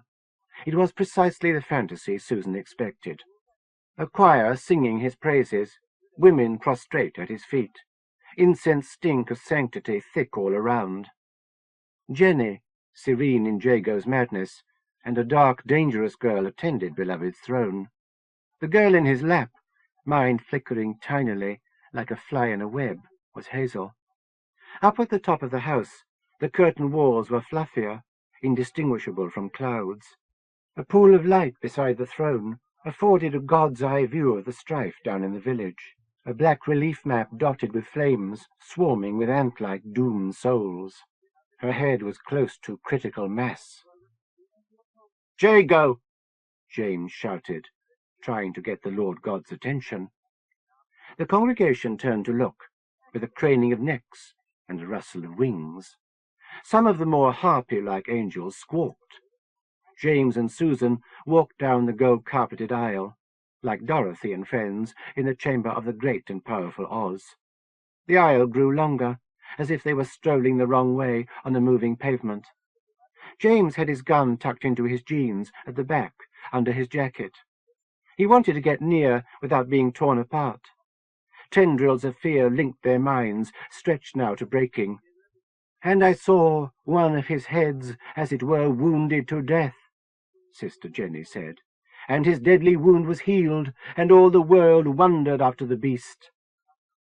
Susan looked beyond Jenny and the other handmaid, beyond Hazel in the Beloved's lap, and tried to see into the Lord God. His mind was black, a blank obscured by his talent. "You're a very bad man," Dorothy had accused the exposed Oz. "No," he had proclaimed, "I'm a very good man." If there was something of Tony Jago left in the Lord God, Susan couldn't find it. "I'm just a very bad wizard." The man himself was another victim of his fantasies. James was between Jenny and the dark girl now, looking up at the Lord God, reaching for his gun.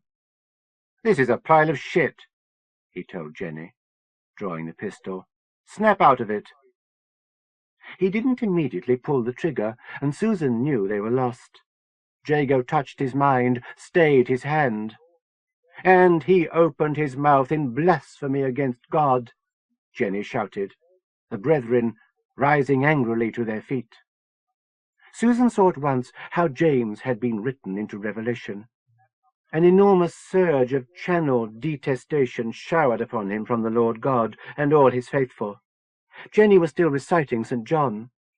James staggered back, gun hand jerking as he tried to shoot upwards.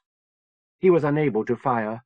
Susan felt his need to shoot crying out in her mind, but also rising frustration, as his wrist and fingers wouldn't obey the commands of his brain. It was over, and they were dead. "He that leadeth into captivity shall go into captivity," Jenny said in an even tone. The dark girl took James by the lapels and bent him backwards, pressing his shoulders to the floor. The gun slipped away. "He that killeth with a sword must be killed with a sword." "Here is the patience and the faith of saints." Alison had her knee on the Antichrist's chest. He was a poor specimen. Their game of hide-and-seek in the woods had given her a chance to gauge his skills. He was nothing. Prince of lies, trickster dupe, pathetic loser. Alison held the Antichrist's chin and kept his head still. She rolled out of the way to allow the force of Beloved's gaze to fall upon him.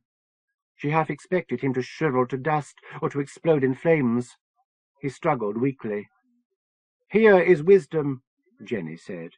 "Let him that hath understanding count the number of the beast, for it is the number of a man." A circle began to burn on the Antichrist's forehead, 3 comma-like sixes twirled together. "And his number is 666." Paul was swept on a human tide, borne towards the Agapemone. As the fighting died down, a lemming rush started. Striding on branches among the crowds was the Maskell family tree, a file of followers trailing behind it like Hare Krishnas. Paul was surprised at how tall it had grown. It had 4 faces, not counting the eyes of a dog, dotted near its roots. Its worshippers, led by Dola, were starting to green. He worked his feet desperately, pumping the ground, knowing that if he stumbled he'd be crushed. Light was all around now, banishing the dreadful night, replacing the absent sun. The house pulled him like the moon pulling the tide. Beloved stood and looked upon his fallen enemy. Hazel didn't understand, but guessed this was the end of a court struggle begun thousands of years ago. The man with 666 branded on his forehead was trying not to scream. He didn't look especially evil, but he had dared to defy him. After so long in his embrace, Hazel, set aside, was weak as an old woman. Jenny stepped in to comfort her and held her up. At the end of the aisle stood Sister Susan. She had come before Beloved's throne with the traitor and was exposed as a Judas. The woman was looking about, nervous, expecting an attack. "Babylon is fallen," Jenny whispered. "That great city, because she made all nations drink of the wine of the wrath of her fornication." Around Susan, the carpet fell apart and shrank from wooden floorboards. The woman was concentrating. She made fists and lifted them up. As she did so, Hazel saw nail heads protrude from the floor, maybe a dozen of them. The nails popped out of the floor. Boards twanged as they bent up at the ends. The nails slowly rose as Susan's fists were lifted. They clustered together like a flock of tiny metal birds. "I saw a woman sit upon a scarlet-coloured beast, full of names of blasphemy, having 7 heads and 10 horns. The clump of nails began to glow with heat. Susan's fists were white knots dotted with blood. And the woman was arrayed in purple and scarlet, having a golden cup full of the filthiness of her fornication. Susan opened her fists, and the nails flew towards Beloved. It was a nice try, but futile. Susan whipped back as the nails fragmented in the air before Jago's face, spanging harmlessly against the floor. If James got to be the Antichrist, she was left as the whore of Babylon. Great. Jago's gospel being sexism writ in flame, she knew that let her in for disproportionate suffering. "Babylon the Great, the mother of harlots and abominations of the earth," Jenny screamed. A good little denouncer. Susan tried to remember her as a sweet, funny, confused child. That girl was dead. "I saw the woman drunken with the blood of the saints and with blood of the martyrs." James was bucking, but the dark girl had him pinned down, and the brethren were gathering round. She might be able to make a run for the landing behind her, but Tane was blocking her path, wings outstretched. She shot a mental bolt at him, but he shrugged it off. With Jago around, her talent was a clip full of spent bullets. "Her sins had reached unto heaven, and God hath remembered her iniquities," Jenny continued, meaning Susan. Tane grabbed her and forced her forwards towards the throne of the Lord God. Jago stood over James, sorrow on his face, and glanced without concern at her. "How much she hath glorified herself and lived deliciously, so much torment and sorrow give her," Jenny ranted. "Therefore shall her plagues come in one day, death and mourning and famine." Susan felt Jago's mentacles around her heart. "Hazel," she said, "don't believe this." Hazel broadcast fear and loathing with the rest of them. Another loss. "And she shall be utterly burned with fire." All over her body, flames clung like a garment. "For strong is the Lord God who judgeth her." Susan saw and hated Jago's look of pity and lament. 1,000 agonies of fire and insect jaws dragged her deep into limitless night. Allison picked him up by his head and hauled him upright. Lytton's feet paddled in the floor, numbed and useless. The brethren jeered him, and things were thrown at his face. Allison led him away from the throne, away from the pool in which Susan lay, through the gauntlet of the faithful. He was punched, kicked, and scratched. Hands tore his clothes, ripping his shirt apart, even parting the strong denim of his jeans. They reviled him as an outcast. Jenny recited. And he laid hold upon the dragon, that old serpent which is the devil and Satan, and bound him 1,000 years, and cast him into the bottomless pit, and shut him up, and set a seal upon him, that he should deceive the nations no more. He knew pleading for life would only encourage the chosen to abuse him more, but he tried. He called those he had known, and they didn't even turn their heads in shame, instead fixing their gaze on him, pouring out righteous anger at his betrayal. Allison held him up, arm around his waist, and his lower body dragged, legs below his knees trailing through the cloudy floor. If she let him go, he'd plunge through the insubstantial house to be broken on the concrete of the cellar floors. Janet's beak, magnificently winged, opened her mouth and trilled hate at him. She had just settled into the ranks of the chosen, bringing someone with her. "Pam!" he called out, his voice creaking in his throat. She recognized him, but was afraid to show anything. Earlier, she'd clung to him for protection. Now she huddled against the angel Janet, hiding in her wings. Susan was gone, the presence inside his head shut off. If Pam was here, Paul and Teddy were probably out of it too. He was the last heretic, lunatic in his defiance, unable to accept the one true God, doomed to a despised martyrdom. If he'd shot Jago as soon as he pulled out the gun, he might have had a chance. The reality of a bullet might have pierced the curtains of his talent. The faithful were all around, Jenny encouraging them with her recital. And fire came down from God out of heaven, and the devil that deceived was cast into the lake of fire and brimstone. He burned inside, a fire kindled in his stomach, flaring in his eyes, and shall be tormented day and night for ever and ever.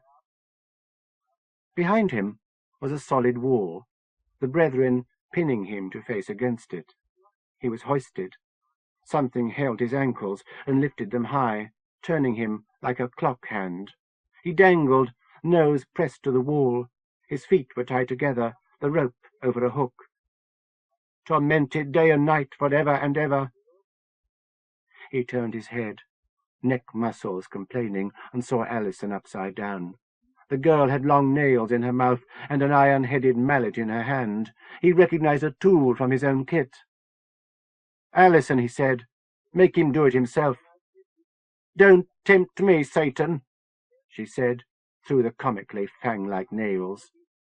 The chosen had him against a wooden board. It had been a door, but it was inset into the light now. Allison, chaired on Angel's shoulders, was level with him. She held his right wrist and pressed it to a door panel. "Hold it there," she told Tane, who was in mid-air, hovering with occasional flaps. The brother took Litton's hand and kept it where it was. He made a fist against the pain to come, and Allison stabbed with a nail between the bones and tendons of his wrist. It was a good 8 inches long and spear-sharp. The point broke the skin, and the nail hung like a heavy tick from his flesh. He didn't even feel it. Then she angled it properly, digging in. A slight tickle turned to grating agony. "Apollyon serves God too," she said, going past him entirely. Whatever the rules were, they'd stay obscure to him. Awkward on the shoulders of still human supports, Allison's first hammer blow was clumsy. The nail scraped against a bone, and the hammer slid, thumping against the wood. Litton screamed, pain blotting everything else. The light became, for a wavering moment, a peeling and dirty wall. Then the light seeped back. Allison repositioned the nail and gouged deeper with it. It pricked through the underside of his wrist and scraped varnish. "Oh, God! Oh, Jesus! Oh, fucking hell! Oh!" The girl hammered better, and the nail slid through his wrist, embedding itself in the wood. She continued her blows until the nail head was set into his skin. Blood leaked around it, but she'd been careful not to tear an artery.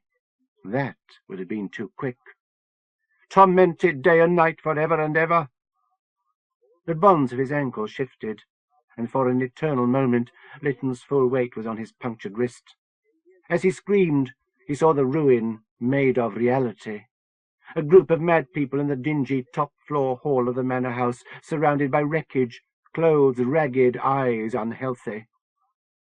Then they were holding him up again, working on his left hand. Alison was better at it now, and sank the nail through wrist and door with only 4 precise taps. Her face was changed for an instant like a flash superimposition every time she struck. The eaten-away skull mask of Badmouth Ben grinned over her determined look. She was businesslike about the crucifixion, but he delighted in it. Pinned, Lytton was left to hang. His face and chest thumped wood, and he felt sweat and blood pouring down his body, clogging in his hair.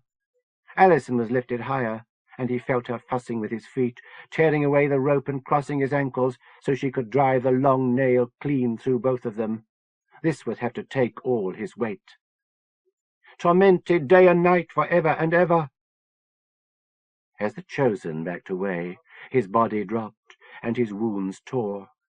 He thought he might fall free, and heard the nails straining. His shoulders popped, and he felt air between his chest and the wood, gravity fighting the nails. He tried to make fists, but as the tendons in his wrists and arms grew tight, so the pain increased.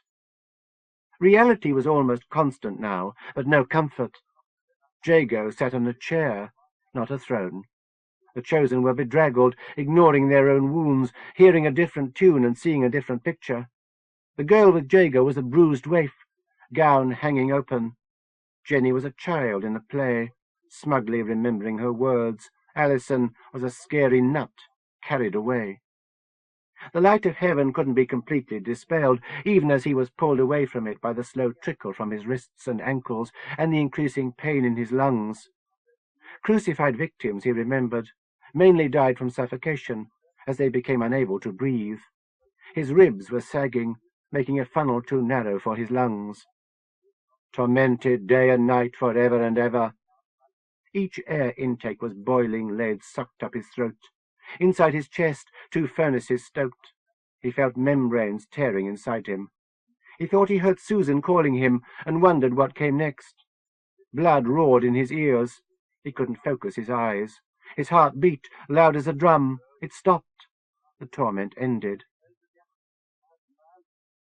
Interlude One. Wright, the piano player, was running through the latest Dixieland tunes, some borrowed, some invented. The Okefenokee Swamp Stomp. It's the thing to sing and swing on the Susquehanna sands. If the man in the moon were a coon. Catriona hadn't yet got used to the tinkling and clunking of the new music, but Gussie and Gigi claimed that Wright, who had been Edwin's sergeant in the war, was an authentic genius of the art. At the other end of the table, Madame Irena was a spectacle in her black Paris gown, black feathers around lovely throat, jade pendant hanging between pigeon breasts.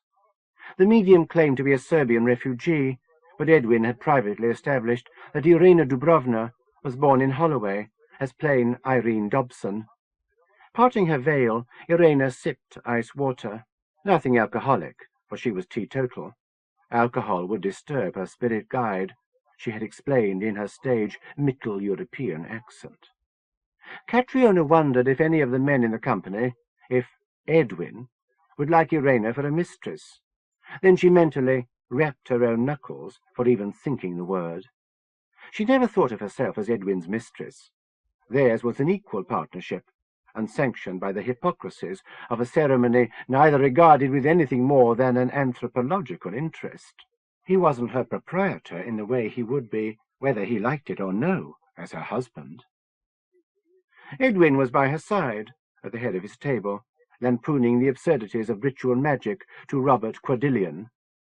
The war poet was attracted to the dressing-up aspects of the occult, which sometimes led him into lunatic company, while Edwin was as committed a debunker as a believer.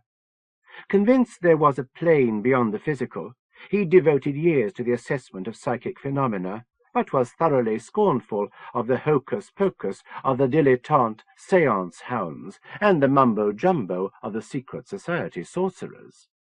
She wondered if he was deliberately not looking at Irena, even though her dark-eyed gaze was almost constantly on him. Wright hammered the piano with fingers like chopsticks, playing his own Chinatown Child. Irena's head swayed with the music, a cobra fascinated by the charmer's flute. For a pseudo-Serbian, she had very little Holloway in her. Catriona refilled her own glass and tasted the claret. Like everything else in Edwin's house, it was impeccable. Casually, his hand rested under the table on her knee. The touch told her she should feel no threat from Irena. With a gulp, she washed away all silliness. Irena dangled a long cigarette holder in front of Gussie Augustin, flicking a flame for her from his faulty lighter. He grinned like a clot, and Gigi, his flapper girlfriend, made a small pinched mouth with her bee-stung lips. Her name, Catriona had learned, was Guinevere Guillaume, but she liked Gigi. Wright began to play the song he had written for her, Century Baby, and to croon the lyric. Century baby, dancing in flame, century baby, too wild to be tame. Wright was better at tunes than at words. Still, his song fit Gigi, fast and light, and over too quickly. Catriona ran through the rest of the company, the rest of the circle. Colonel Eric Trellis, Edwin's old commanding officer, a late Victorian, if ever there was, red-faced and arguing quietly about drink and blood pressure with his robust and overly kittenish wife. Cordelia, a sensitive skeleton in too perfect evening dress, never backward in quoting favourable reviews of Gas and Barbed Wire, his slim volume of sonnets. Gussie and Gigi, trying everything several times, desperately keen on convincing you they simply didn't care, darling. Poor Tom Coram, a stuttering relic of the war, half his face dappled red, mind working 3/4 of the time. Edwin, who had a penetrating brain no matter how far it wandered down obscure byways. Herself, another century child, hoping the world would grow up along with her. Add half-fraud genius Irena Dubrovna whatever, and you had an interesting guest list. If altogether too many emotional fluctuations entirely to suit the pure science experiment Edwin intended. She'd be interested in a study of seances that tried to link phenomena observed not to the spirit world but to the current interrelations of the sitters. Mary Jago, the housekeeper, discreetly told Edwin the room was prepared. He tapped his glass with a silver knife. "Madame Irena," he said, "are you ready?" "Of course," she replied, smile dazzling in the candlelight. "We should form the circle." They got up and filed across the hall to the withdrawing room. Gussie made a spook joke, and Gigi told him, after she'd stopped giggling, to be serious. Catriona saw his point. Madame Irena swanned languidly into the room with an extravagance of gesture that Theda Bara would have found excessive, and flopped into her chosen chair as if it were a throne, her dress a black pool around sparkling pumps. "Very theatrical," Edwin said under his breath. Catriona smiled at the confidence. They had discussed the idea of seance as theatre, and concluded that the more shadows, incenses, and curtains a medium relied on, the less likely she was to be 100%. The ones who put on the best show always turned out fake. Irena, Edwin contended, was at least a partial exception. The room had been locked since Madame Irena arrived in order. It couldn't have been tampered with. As she sat, Gussie and Cordelia were close on the medium, remarkably convincing as ardent suitors. Edwin had instructed them to be attentive, to keep the woman busy fending them off, so she'd have no chance to secrete apparatus about her. During the 1890s craze for table rapping, false mediums had concealed a variety of devices under voluminous skirts. Irena's clinging sheath of a dress didn't offer much in the way of latitude for such cunning subterfuge. The high-backed chairs were arranged in a circle. They all sat down and joined hands. Gussie managed not to make a joke. Catriona found herself between Edwin and Trellis, contrasting Edwin's powder-smooth grip with the Colonel's perspiring paw. "My friends," Edwin announced. "This is a scientific experiment, not a game of charades. I should thank you to conduct yourselves accordingly." "Thank you," said Irena, dipping her eyes, slipping her veil to her shoulders. While Catriona and Gigi had bobbed hair, Irena's unconfined raven tresses fell well past her shoulders. No matter what her origins, she carried herself in old-world style.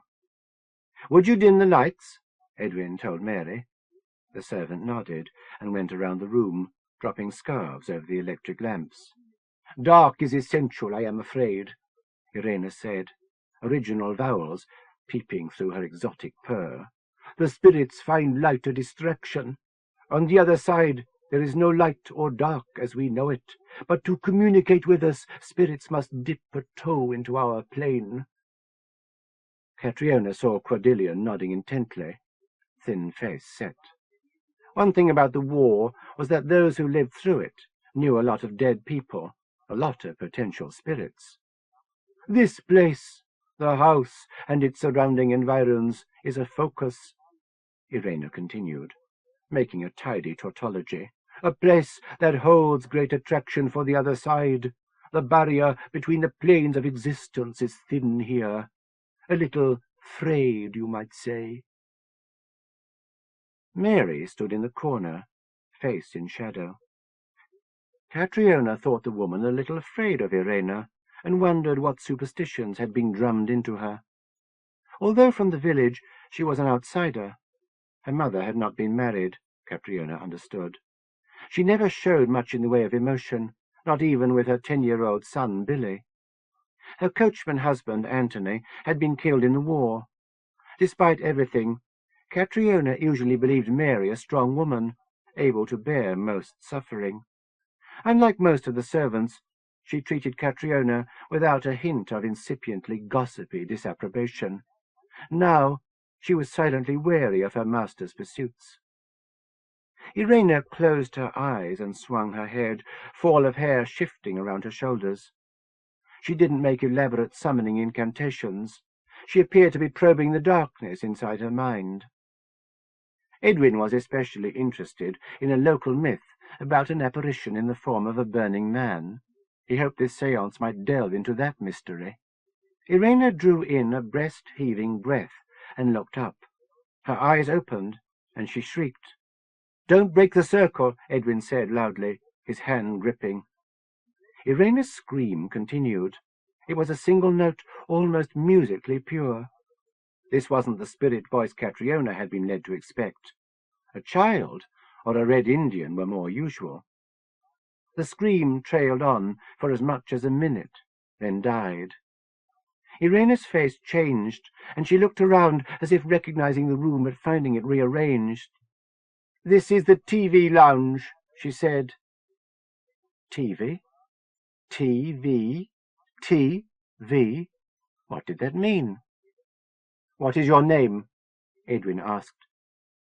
"Susan," said Irena, voice different. "Susan? That's what I said." "Have you passed over?" "If you mean am I dead, I think so." "Only think? I'm not in my body. I was falling into a pool, falling into fire. His throne was burning.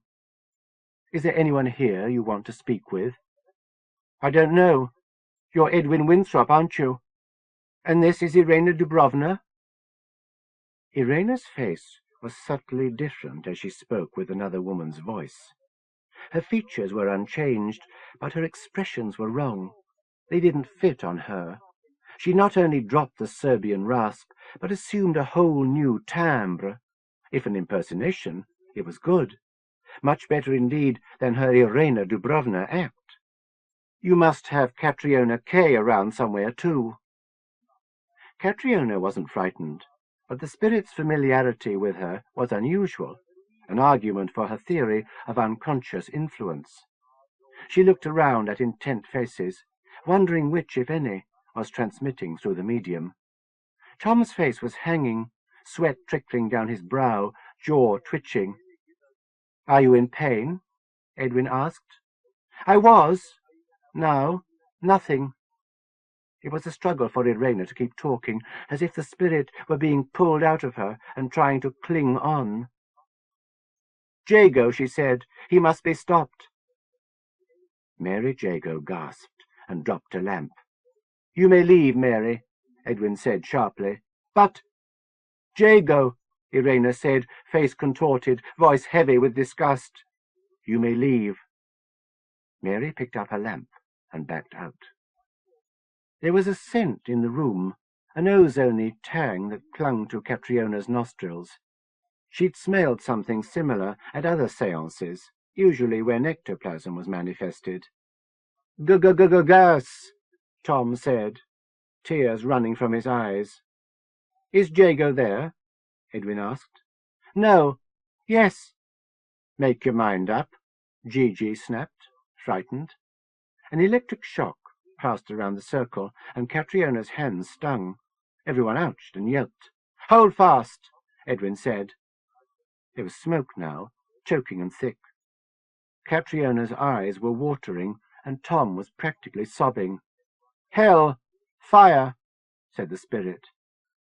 There were lights in the ceiling, red and white, and sounds flooding in through the lights. Explosions, gunshots, shells, shouts, screams, the growl of machinery. Tom twitched and fell into the circle, hands torn free of those either side of him. The phenomena didn't cease when the ring was broken.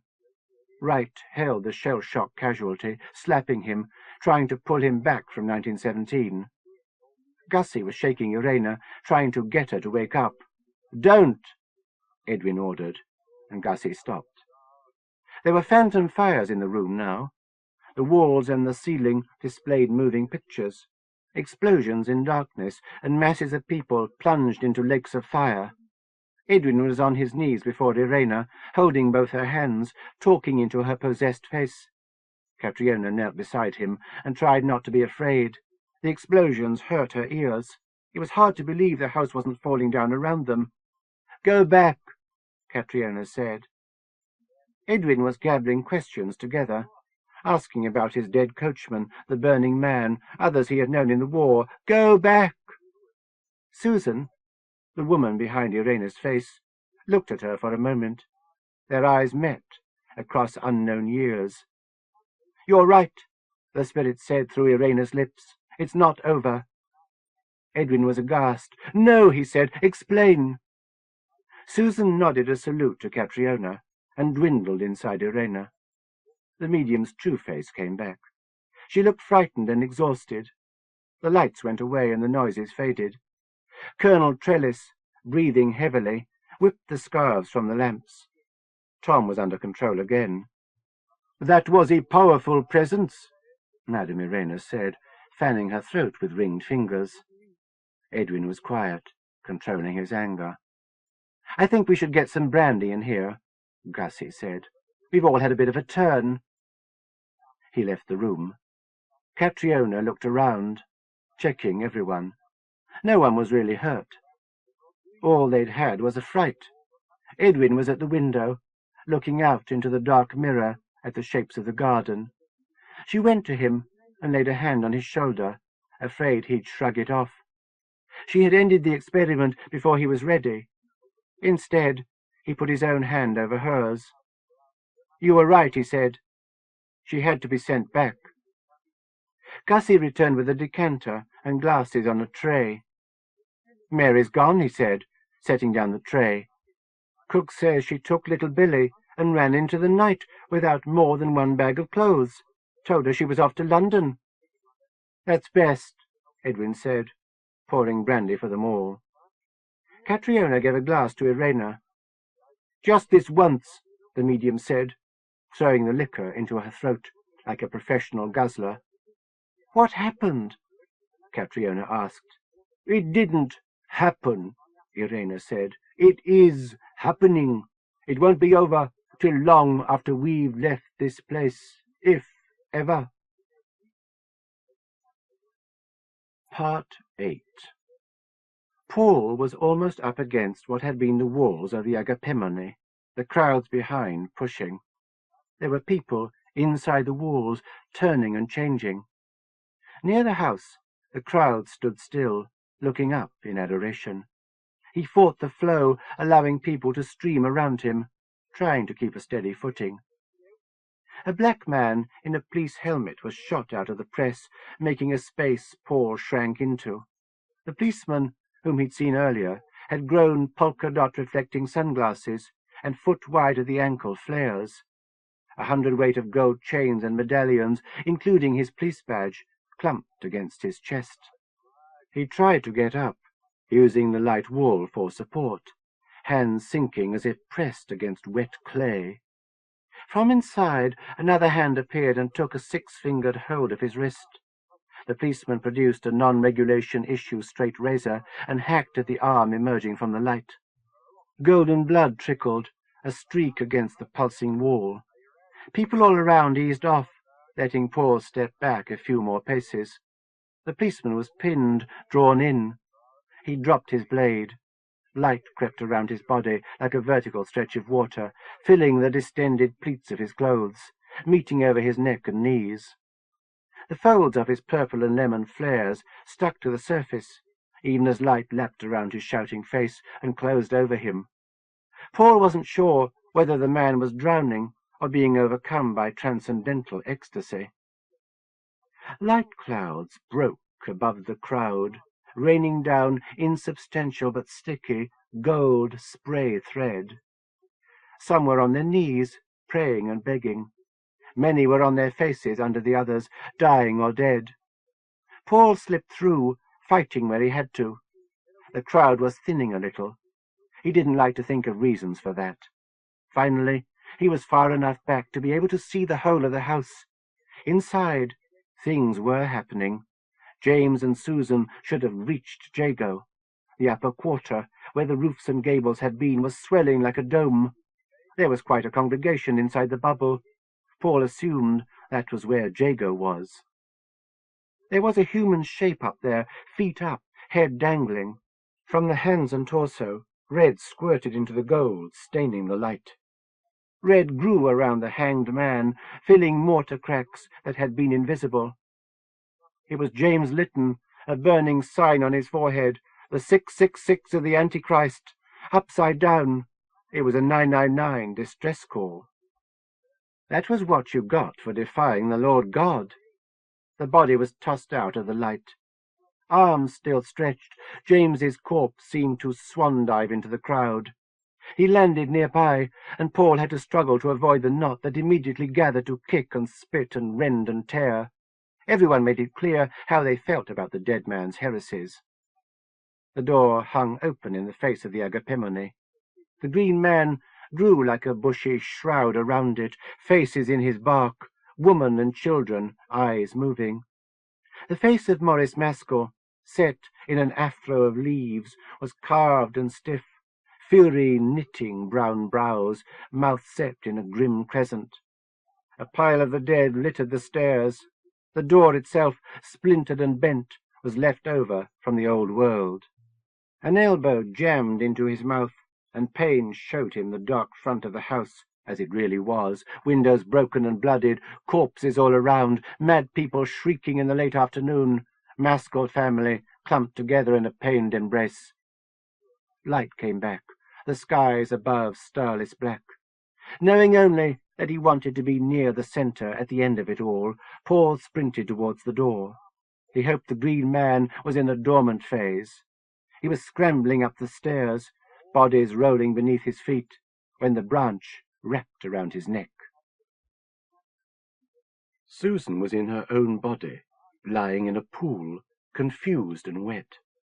Falling into the pit, she had fastened on something stretched out in the dark, and found herself in another body, another place, another time. The details were jarred and bewildering, fading as fast as dreams dream the instant before waking. She remembered silk against her unfamiliarly ample bosom, heavy hair on her shoulders, tickling feathers around her throat, and two faces, the man asking questions that baffled and distracted her, the woman telling her what she must do, what must be done. Irena, Edwin, Catriona. The other place had been uncertain, the people fearful, but there had been a serenity, a calm sense of balance. That was how the world had been before there was an Anthony William Jago in it. James was dead, and she was thrown aside, left for dead. Jago was working up to the destruction of the world and the creation of an exclusive heaven for all who followed him. It must be stopped. Angry, mentacles stretching out to hold and hurt, she sat up, wet hair trailing down her neck like a ducked witch's, heart thumping like a cannon, defiant shout escaping from her throat. "Jago!" she shouted. The man on the throne turned to look at her. For a moment she had his attention. Jeremy was uncomfortable so close to Daddy, bound to him by gummy strips of bark, not able to move by himself. Hannah was the same way, fixed to Daddy's other leg. And Mummy was near. Even Jethro was twisted in a basket fixed to Daddy's back. Paul, the man who tried to help, was being pulled into the Daddy tree, creepers and vines twining around him. Daddy was going to hurt Paul. Jeremy felt a thrill in Daddy's quirt and recognized it as the way Daddy felt before he hurt someone. It was funny, feeling what Daddy felt. Jeremy had feelings he couldn't understand, didn't know what to do with. Daddy had been right. Becoming part of the family made him stronger.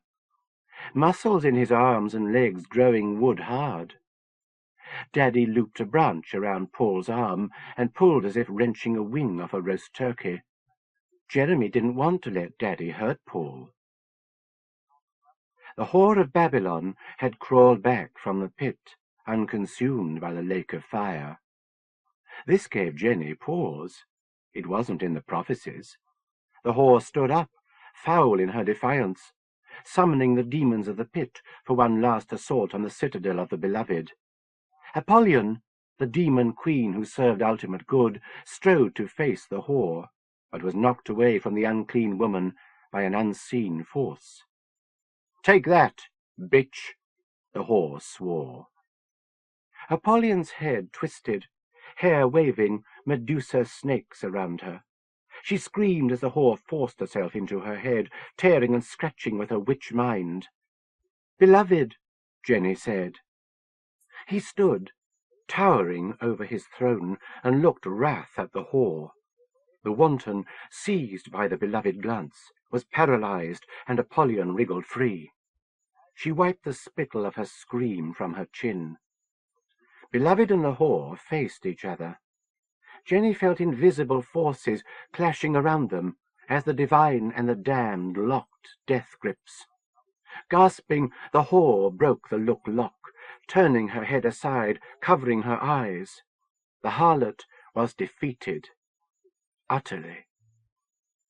Jenny chided herself for the momentary faltering of her faith. She found her voice. "And when 1,000 years are expired, Satan shall be loosed out of his prison." His shoulder lurched out of joint. The more it hurt, the more Paul seemed in the grips of a maddened farmer, not a walking tree. But it didn't matter. Real or not, the green man would kill him. The pain stopped, and the green man stiffened. A shape had climbed Maskell's trunk and fixed twiggy branches to his head, pulling and shaking. "Jeremy!" Paul slithered through the green man's grip, and had to hold on to prevent himself from falling. Jeremy was wrapped around his father's head, stopping up the bunghole of his mouth. The boy's branches twirled and wound tight about Maskell's head, shoulders and arms. The vines parted, and Paul let himself drop, pushing away from the green man, so he fell through the door, onto the welcome mat of the Agapemone. Shoving the floor with his feet, he sledged on the mat, away from the gaping doorway. Maskell wasn't fighting Jeremy off, because the tree was coming apart. Sue Claire Maskell's head peeled away from her husband's chest, face pink in the green. Paul slammed the door into its hole. The green man was too busy with his family to pursue him further. He was home, if not free. Before him, the staircase rose, a stepped spiral disappearing into the light. He began to climb towards heaven. Susan understood the torments of the damned. She faced Jago, and it was worse than she could have imagined. The Lord God penetrated her mind as easily as she would crumble a fortune cookie, and sucked her whole being up in a single swallow, spitting it back out again into the cup of her skull. Physical pain was the least part of it. She tried, but couldn't get a mental purchase on Jago. It was like trying to hold the core of a nuclear reactor with bare hands. Jago knew all about her talent, about eyesight, about her snake duties, and always had. He had never bothered with her. There had been no reason to. Like James, she was never any real threat. They hadn't even irritated him enough before now to be worth the trouble of swatting. Allison came close and slapped her cheek. The palm blow was nothing compared to the pain inside her mind. Susan laughed at the petty hurt, and Allison hit her again in the stomach with a knuckle-knotted fist. She doubled over as a reflex. "Whore!" Allison spat. The brethren called her names. Whore, harlot, wanton, slut, unclean, filth, shit, dirt, cunt. That didn't hurt either. Sticks and stones may break my bones, but names will never hurt me. Great! Allison thought back at her. We'll use sticks and stones. She fell down, and faces loomed. Jenny and Allison. We fixed your lover, Jenny said, righteous but spiteful. Susan realized she meant James. We crucified the Antichrist, upside down. That hurt, but only a little. Goodbye, Jenny, Susan said. The angry saint was struck by her own name. For a moment, Susan saw the girl she had known these last months. Pretty, smart, lost. I forgive you. Jenny looked the other way, and Allison spat again. She had sticks in one hand and stones in the other. As he climbed, the stairs became less earthly. Patched carpet gave way to levels of light. Stained banisters became marbled curves. The air was thinner here, suggesting that angels conversed with helium-strangled voices. The manor house was still the base, but the construction was mainly candy-floss fantasy. Paul's anger died, fear bubbling in the back of his throat. The noise of the outside dimmed. The faint chinking that accompanied his upward steps was, he realized, the box of drawing pins in his pocket. His brother was on his chest. Terry dipped his snout and clamped jaws around his neck. Teddy waited for teeth to sink in, to tear his windpipe loose, to puncture his arteries. Terry snuffled and took his snout away, leaving warm wet on Teddy's neck. Terry licked his brother's face with scary affection, eyes shining like Allison's. Teddy wondered how long Terry's good mood would last. They were occasional and never stayed long. His brother's weight shifted, and he was able to sit. He experimentally slipped his fingers into the fur of Terry's neck and scratched in the way their dog used to like when he was alive. Doug Dog, Teddy called him, which always struck even Terry as comical, although their parents never saw why it was funny. Terry grinned, showing white teeth and red gums. As little kids, Teddy and Terry had pretended Doug Dog had his own cartoon series on television. In a funny American accent, Teddy would announce, Gilpin Productions, Inc. presents The Adventures of Doug Dog in super hyper mega dogger-vision with stereoscopic doggy farts in color. Tonight's episode, Bone Free. Guest starring Woof Barking, Pete Pincher, and Alsatian. Terry growled when Teddy's scratching slowed and snapped at the air. This could not last. Down, Doug, he tried, and Terry's tongue lolled again, steam coming out of his mouth. Teddy kept scratching. On one landing, Paul found Brother Derek, face painted in psychedelic stripes, crying and hugging something. "Wendy," he said, over and over. "Wendy, Wendy, Wendy." Paul saw the dead sister's calm face, and realized it was attached to the black and red rag bundle Derek was clinging to. She'd been flayed from neck to waist. The blood had clotted, but she was still leaking. Derek had found her in a room and dragged her to the landing. There was a rust-red trail to mark her path. "She's dead," he said, gingerly touching Derek's shoulder. The brother whirled and rounded on him. "I know that," he mewled, hurt. "I'm not mad. But Wendy isn't supposed to be dead. None of the chosen are supposed to die. We're supposed to be judged, every man and woman, according to our works."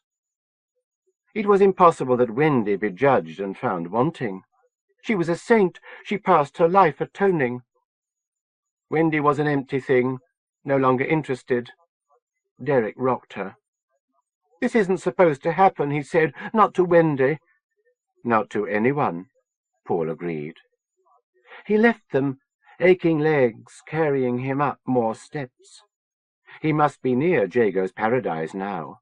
He was sure he'd covered clouds 1 through 8. Allison hit the woman, trying to prevent her escape into senselessness. It was important she be aware of what was done to her. With the Antichrist, it had been over too soon. She wouldn't make that mistake again. The whore of Babylon would suffer all the torments. New torments crowded into her brain, whispered by the last of Badmouth Ben, and her hands were impatient to try them. There was time. As Apollyon in the service of the Lord Jago, she'd have an eternity. "I saw the holy city, New Jerusalem, coming down from God out of heaven, prepared as a bride adorned for her husband." Hazel didn't know where the words came from, but as she spoke, they were true. Spires shot up like skyrockets. Cupolas expanded like mushrooms. Glittering bridges and walkways spanned turrets and towers. Bobbing air cars passed through glass and steel canyons. Choirs and orchestras made music in many plazas. Saints and angels strolled upon the mezzanines. There were shops, concert halls, schools, galleries, parks, gardens, statues, fountains, trees, ice cream parlors, bandstands, showrooms, cinemas, discotheques, nightclubs, zoos, and pavement cafes. "Behold, the tabernacle of God is with men," Beloved said, almost quietly, so only she could have heard, "and he will dwell with them." His whisper filled the heavens, and all the faithful heard. Hazel saw her handmaids, Jenny and Allison, on their knees, giving thanks. Even the outcast looked up with worship in her face, a last convert. Their praises rose and entwined around Beloved and his sister Love. "God shall wipe away all tears from their eyes, and there shall be no more death. Neither shall there be any more pain, for the former things are passed away." Slowly they floated down towards the streets. All around, citizens were celebrating. It was carnival. Confetti blew on the warm breeze. Children laughed. Wild animals roamed among the people, letting themselves be petted. A little girl hugged a smiling tiger. A bear with a pink heart in his fur capered in baggy pants to a tune played by a long-legged mountebank in a multicolored coat. New Jerusalem bustled around them, market stalls open, musicians and dancers performing, potters and sculptors displaying their wares. Among the pots laid out on a long trestle, Hazel saw her own plate, with the face of the sorrowful woman, made whole again. The face was that of the outcast, Susan. Her glazed eye stared out, one last tear starting. The tear grew as Hazel focused on it, disturbing her. There were discords in the music of heaven. "Behold," said Beloved, "I make all things new." On the stairs, Paul found James's gun, thrown away. He picked it up, feeling cold reality. It was a tool for killing things. Waves of light streamed around. He held the gun in his left hand and took the box of drawing pins out of his pocket, shaking a few loose. He made a fist over them, and pain showed him prosaic stares. He popped the pins into his mouth and shifted the gun to his right hand, upwards and onwards. "I am the Alpha and the Omega," Jago said, voice like gentle thunder, "the beginning and the end." Susan was on her knees at last, between Alison and Jenny, heart overcome, belief pouring out. Jago was the Lord God, and the kingdom of heaven was at hand. "He that overcometh shall inherit all things, and I will be his God, and he shall be my son." Susan saw a shaggy figure at the gates of the city, stalking Beloved, with a sword of ice. She opened her mouth to warn the faithful, but her voice would not come. "But the fearful and unbelieving and the abominable and murderers and whoremongers and sorcerers and idolaters and all liars shall have their part in the lake which burneth with fire and brimstone, which is the second death." Beloved's face was terrible in his wrath. Red lightning cracked over the city, cellophane skies crackling and crumpling. The stalker shouldered through the gates and slipped among the chosen. He was the last of the liars. Susan loved him for it. Ashamed, she kept her silence. "Come hither," Jenny said to her, delighted. "I will show thee the bride, the Lamb's wife." Terry was changing back, shoulders growing, hair shedding. Teddy stopped scratching his brother's throat. As he lost wolfishness, he snarled more, became aggressive. No amount of "down, Doug" would keep him pacified. While he was wrapped in transformation, Teddy threw his brother, fast becoming painfully heavy, aside and stood. Terry rolled on the grass, backbone shifting.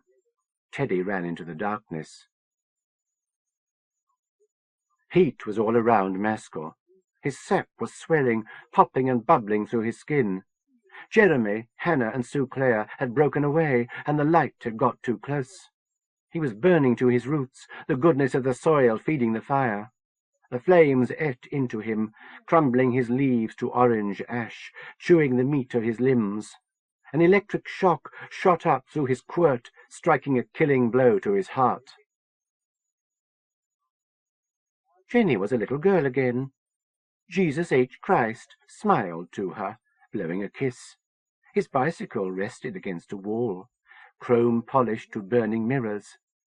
Grandad, who had come to heaven years earlier, was there, a young man in uniform, as he had been in the pictures in the family album, dancing with Grandmother Annie, whom she had never even known. Her mum and dad brought round soft drinks in bright-coloured paper cups. Balloons drifted past, and party poppers went off, jetting streamers of harmless fire into the air. Lisa, her sister, ran past, chasing a winged cat, chortling delight. Cherubic servants circulated with silver salvers of triangular sandwiches. Hummingbirds and bluebirds trilled. Her throat was hoarse, but a sip of the liqueur Mum gave her soothed the pain, the last she'd ever feel, away. Beloved and his sister-love embraced. Susan, cleaned and redeemed, sat awkwardly to one side, not believing she'd been judged worthy of the New Jerusalem. Jenny had always known the Lord God was merciful, and loved even his errant children. Alison, a queen of the Fae, twirled in her white dress, darkness gone from her. Joyful music was all around. John Lennon sang "All You Need Is Love," strumming his guitar with six-fingered hands. The hammer was back, and there was a bullet in the chamber. Even Paul, who had never held a real gun before, knew all he had to do was point and pull the trigger. The trick was getting close enough to point. He had been walking through the light towards the music. When he found the music, he'd find Jago and Hazel. He tried to think whether he now loved Hazel or not. It didn't really matter. He didn't even know if he was saving a world or destroying one. That didn't really matter either. Curtains parted, and he was in the streets of a celestial city. It was vaguely Middle Eastern, like a Technicolor bazaar in an Arabian Nights fantasy, but 1930s science fiction skyscrapers grew above. He heard Beethoven, Bach, Brahms, and Mahler conducting their own posthumous works, setting knee-weakeningly transcendental music to bright new words by Shelley, Keats, Shakespeare, and William Blake. Happy people rejoiced in robes of flowing white that could have been classical or futurist. There was little to do in heaven apart from rejoice. After a while, he assumed, it would get infernally boring. He wandered through the city, knowing Jago would be its center. Turning a corner after a mosque carved from Italian ice cream, he bumped into Janet. She didn't have wings anymore, but was still an angel. Smiling, she embraced him with lung-puncturing force, and he clung to the gun, hoping it wouldn't go off. "We share love," she said, her tone suggesting she was willing to share one variety of love here and now. Paul gulped, drawing pins rattling against his teeth. Janet let him go. Paul hoped there'd be a good deprogramming service available for her after this was over. Once she'd been counselled for 5 years, he might even try to get her telephone number. He saluted her, touching the sight of the gun to his forehead, and she giggled at how silly he looked. He left her, rejoicing. Jeremy watched his father burn and cried. Daddy had changed, had been mean and cruel, but he was still his daddy, and Jeremy somehow knew none of it had really been his fault. When they were close together, Jeremy had been surprised to find out how much Daddy hurt. They were both afraid of the dark, but of different darks. There was fire all around, and Jeremy was huddled with his sister and mother. As he screamed and shook, Daddy became his old self again, and Jeremy could not watch. He pressed his face to Mummy, and she held him tight, whispering comfort through her own tears. Jeremy could still hear his daddy. As he burned, leaves and branches fell away, showing the actual daddy underneath. Alison was washed clean in an instant. Her greasy skin cleared up, her hair was newly shampooed and combed out. Her other life had been a dream, and this princess was her true self. There'd been blood on her hands, but it was cleaned away. She was at Jenny's party, surrounded by flattering boys who weren't afraid of her. Soul to Soul was playing. Ben was gone, cast aside like an old snakeskin, no longer necessary. He was outside now, handsome and cool and tall, face fixed, machine gleaming. She drank the cordial of heaven, and felt she had earned her reward. For the first time, she laughed genuine laughter, feeling it tickle her chest and throat as it came out. As she laughed, she was aware she was coming gently. The pleasure made her weak, then strong again. Someone brought her a new drink, and she sipped, trying not to giggle. Paul found Jago in the town square of heaven, standing on his pedestal, surrounded by a street party. His heart glowed a fond red in his breast, shining through transparent flesh like a billion-watt rose bulb. His own heart kicked as he saw Hazel, robed in white, standing on a pedestal just beneath him, her face turned up to his head dipped to kiss her. The first stab of pain let him see the dusk and the attic. Then heaven was back, stretching into the forever distance, pillars of light rising, fountains of golden milk spurting. The moon belonged to everyone. The best things in life were free. Happy days are here again. The skies above were clear again. Troubles melted like lemon drops way above the chimney tops. The corn was as high as an elephant's eye. An angel handed him a snowdrop for peace, which melted in his hand. He looked around the square. Estate agents owned platinum skyscrapers bristling with inviting signs. Newspaper stalls sold nothing but the Reader's Digest. Burger restaurants were got up like primary-coloured plastic cathedrals.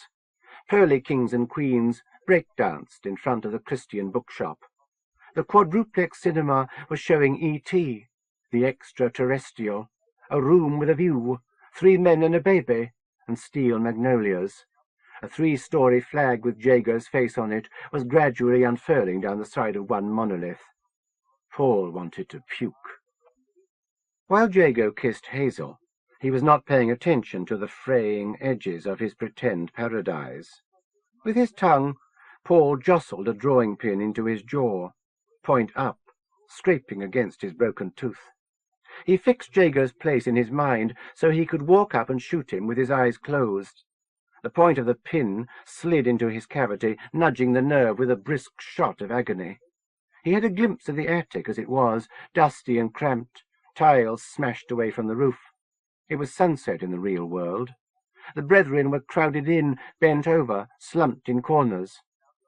It was only a glimpse. The weight of the fantasy was too much. The pain would have to be incredible to give him enough time to get close. As incredible as the pain of a pin jabbed into an exposed dental nerve. Paul bit down on the drawing pin, hard. The scream distracted Susan from her heaven of forgiveness. It was a yell of pain and defiance, cutting through the cotton-wool fog that had descended, deadening her talent. She came alive again, and was in a dark, hot room with a lot of other bodies. Someone brushed past her purposefully, and his red-hot agony lanced into her. Oh, Jesus, oh, God, oh, fuck, oh, Jesus, oh, Jesus, oh, God, oh, Hazel, oh, fuck, oh, God, oh, the pain, oh, Christ, oh, Lord, oh, man, oh, kill, oh, Jesus, oh, fuck, oh, God, oh, Hazel, oh, kill, kill, kill, oh, hurt, oh, pain, oh, Christ, oh, Lord, oh, fuck, oh, Jesus, oh, pain, oh, God, oh, hurt, oh, blood, oh, agony, oh, fuck, oh, Jesus, oh, Lord. A doubt troubled Alison, and the admirers melted away. Across the square she saw Jenny. They were the only 2 real people at the party. The rest had been mannequins. Someone was running towards Beloved, towards Jago. "Stop him!" Jenny shouted.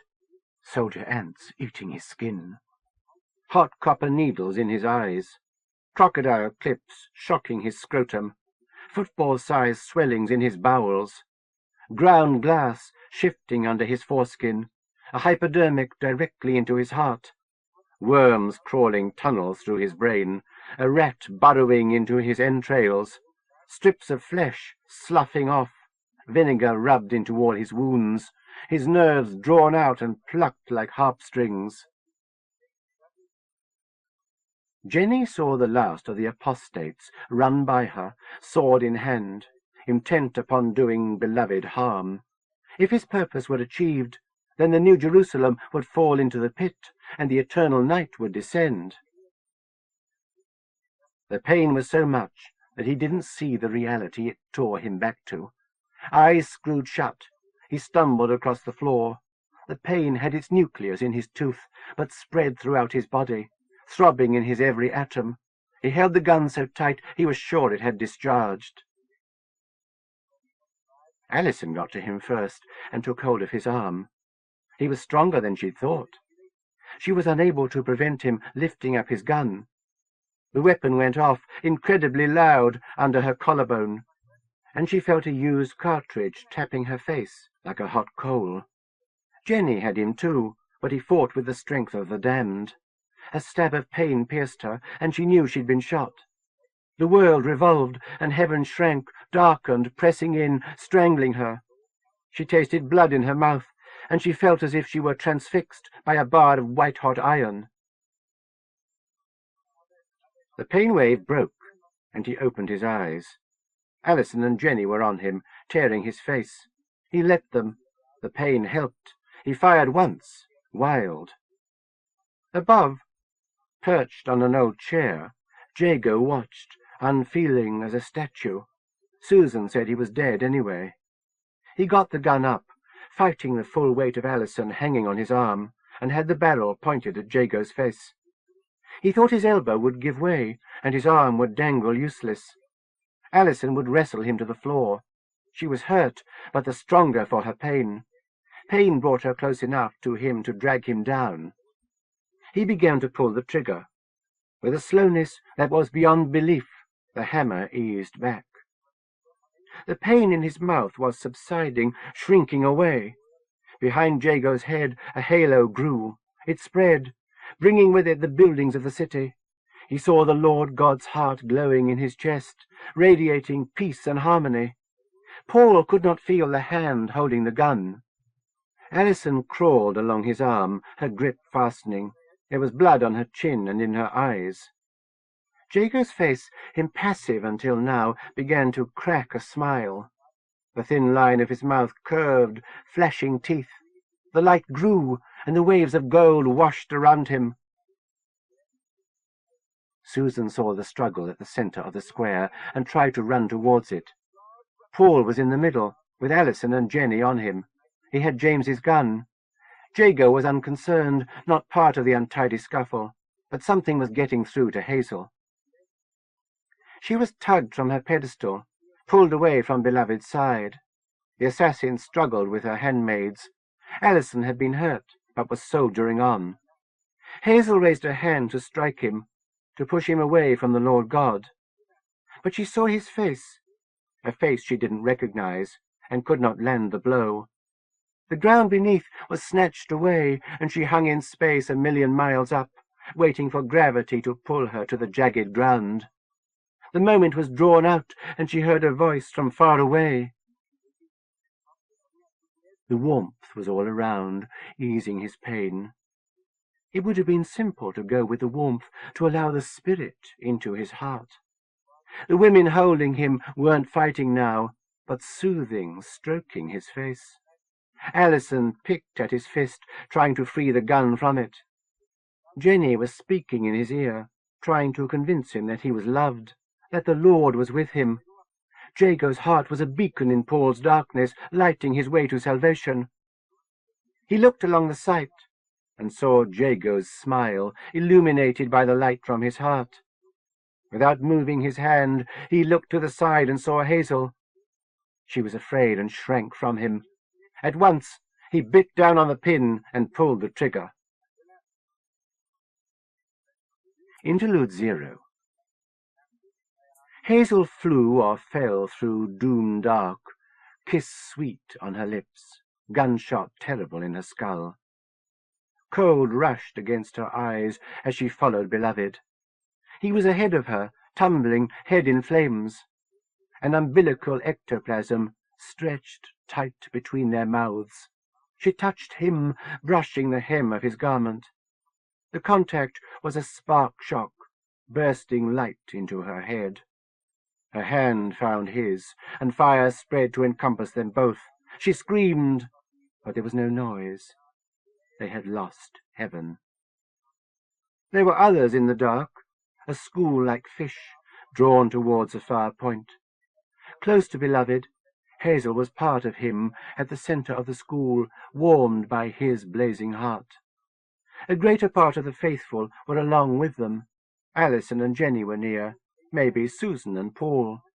They'd all been in the scuffling scrum an instant, an age before. A life flashed through her mind, from the kiss shot towards youth, childhood, birth. She walked forever backwards, aches massaged from her bones, semen gulped out of lovers with her penis, friends lost and made. She grew smaller, unlearned lessons, shrank into and out of children's clothes, saw Mamma rise from the dead. Then, squeezed between Mamma's knees, burrowing and kicking into the womb warm. This wasn't her life. That was still in her mind, a fragile presence almost crowded out by explosions of alien memory. She was Hazel Chapel, she told herself, a life from London to Brighton to Somerset. Her hands in clay, Paul making her laugh without realizing why. She was a woman, not a man, not the Lord God.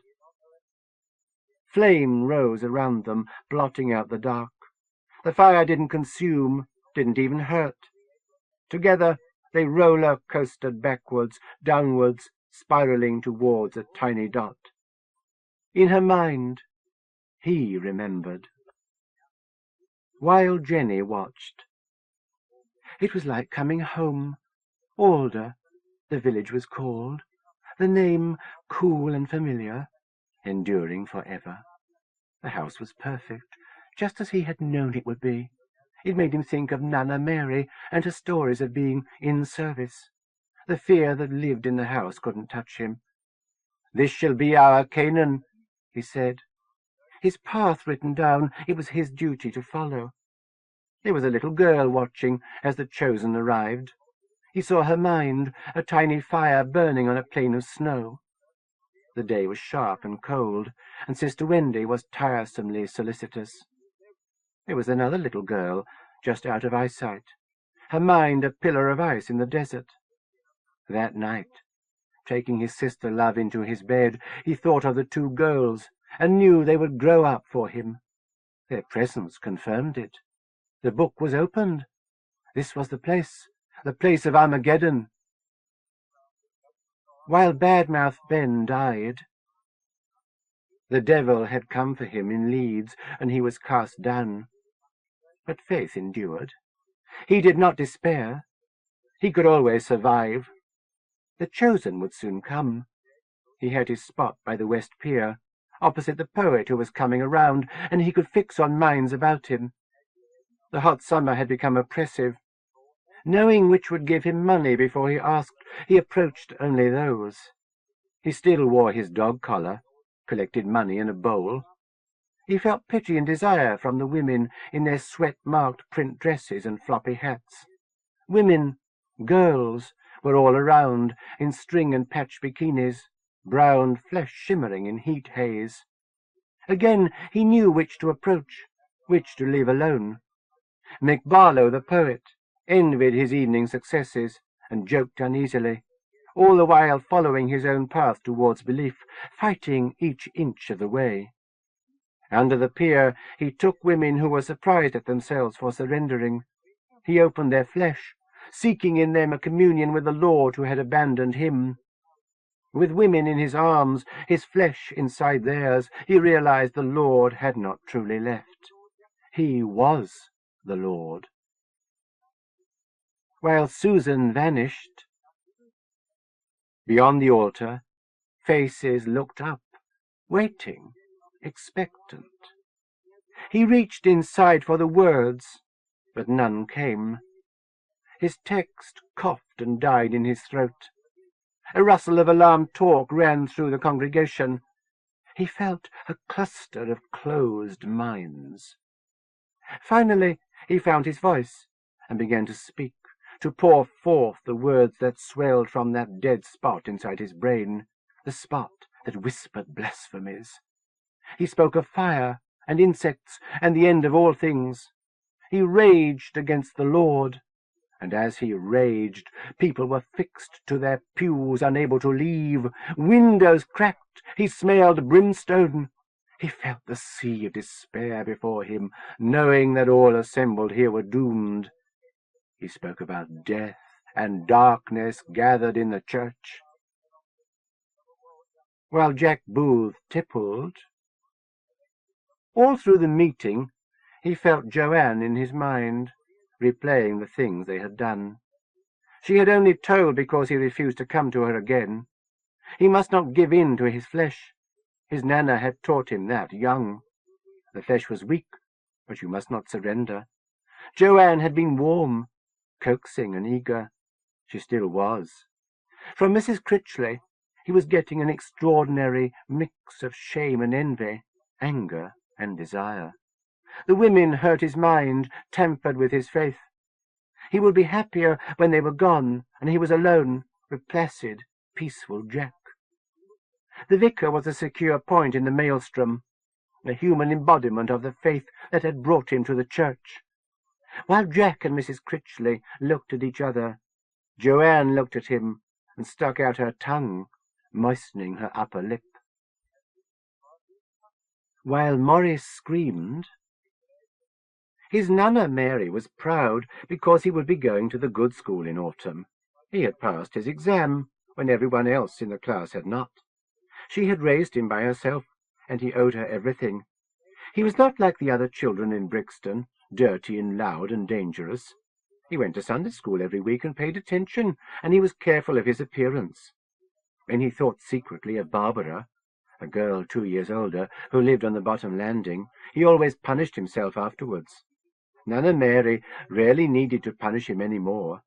He would think of Barbara, who he imagined wore lipstick and kissed boys, for no more than a minute, and then hurt himself. He would take a penny with his thoughts until it was red-hot, then pick it up and hold it with his fist. He had penny-sized spots in both palms. Nana Mary was proud of him. Jesus was proud of him. After he thought of Barbara, he would try to think of Jesus. His Nana would not forgive him his trespasses, but Jesus would. While PFC Harry Steining witnessed murder, "He's too young to understand, poor mite," Nana Mary said, looming over his crib, talking to her friends. "Mummy dead under a bomb, Daddy dead in the war, like his daddy's daddy before him. He's all alone in the world, except for his Nana. The Lord should love him. No one else will." While Catriona held hands. He was a woman, and he was a little boy. Mary was afraid, with the witch-woman in the parlour conjuring unholy spirits, and the Lord knew what else. Billy was barely awake, Mother dressing him in the dark, shoving arms into sleeves and legs into trousers. The spirits had spoken to Mary, had mentioned her married name. Her husband, Tony, was dead in Flanders, but he would not speak through a witch. Mother was telling Billy they must run away, go to live in London, where Father had come from. Mary knew the Bible said, "Thou shalt not suffer a witch to live," and warned against false prophets. Only the Lord could decide life and death. When the witch spoke her name, she knew she must leave. There was a curse on her family in this place, a curse that had made her a fatherless shame. It was time to leave. Billy did not want to go to London. He liked the house. He liked Mr. Winthrop and his friend Miss Kay, but he would go with Mother. While Bannerman burned, he was a girl, Alice, and he was Bannerman, and he was an angel, a burning angel, looking down upon Bannerman's betrayed face.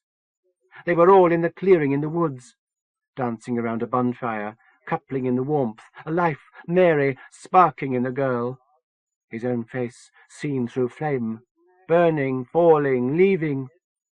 Fainter, like a shadow, he was another girl and another man, somewhere else. Beyond the bonfire, the dark tunnel stretched out forever. Hazel was part of Beloved now, along with Jenny and Alison and the others. It was hard to remember herself. She was almost squeezed out, what with Beloved and Mary and Billy and Alice and Bannerman and a growing fan of others spreading back through centuries. Throughout all, they were one figure, a burning angel, standing in the woods above Alder, seasons flickering by like shadows, the earth absorbing grass and trees. Clouds rolled backwards, Alder grew and shrank. The swamp encroached, turning village to island. People in old-fashioned clothes were glimpsed.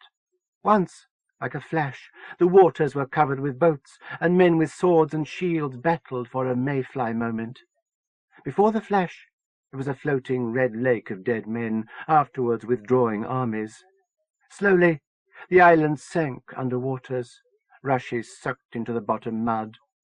All life passed, and Salt Marsh turned to sea, and Hazel shrank inside the angel, clinging to Beloved's everlasting, comfortless light. Beloved's kiss was bitter, and the gunshot reverberated louder and louder. She thought of Paul, and was snagged on something, her flight or fall arrested suddenly. Chaplet. That was her name, not Chapel. Hazel Chaplet. Something in her mind tore. The others continued the journey, but she was snatched back. She was for a moment her old self. The cord between her and Beloved parted, and she felt herself emptying through it, spilling into the dark to be lost forever. Beloved hurtled away, dwindling to a spark in the blackness, never disappearing. She drifted on a while, momentum carrying her, but then the drag at her ankles grew stronger. Behind her somewhere was an old life, its pull irresistible. As she fell backwards, she picked up speed. Part 9. Susan had never even thought of flying. She'd levitated objects as heavy as herself, but that always proved a skull-cracking strain and left her with a mental hernia. Now, inside the explosion, she had no choice. Flapping her arms was obviously not going to work, so she extended her mentacles, pushing the ground, hoping for a soft landing. She should do something for the other people in the shower of fire and debris. Sometimes the weight of the world was on her. What had happened? It had nothing to do with her. It was Paul, walking across the room in his armour of pain, James's gun held up.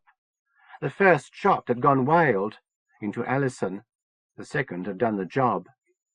She'd been close enough to see the hole in Jago's face.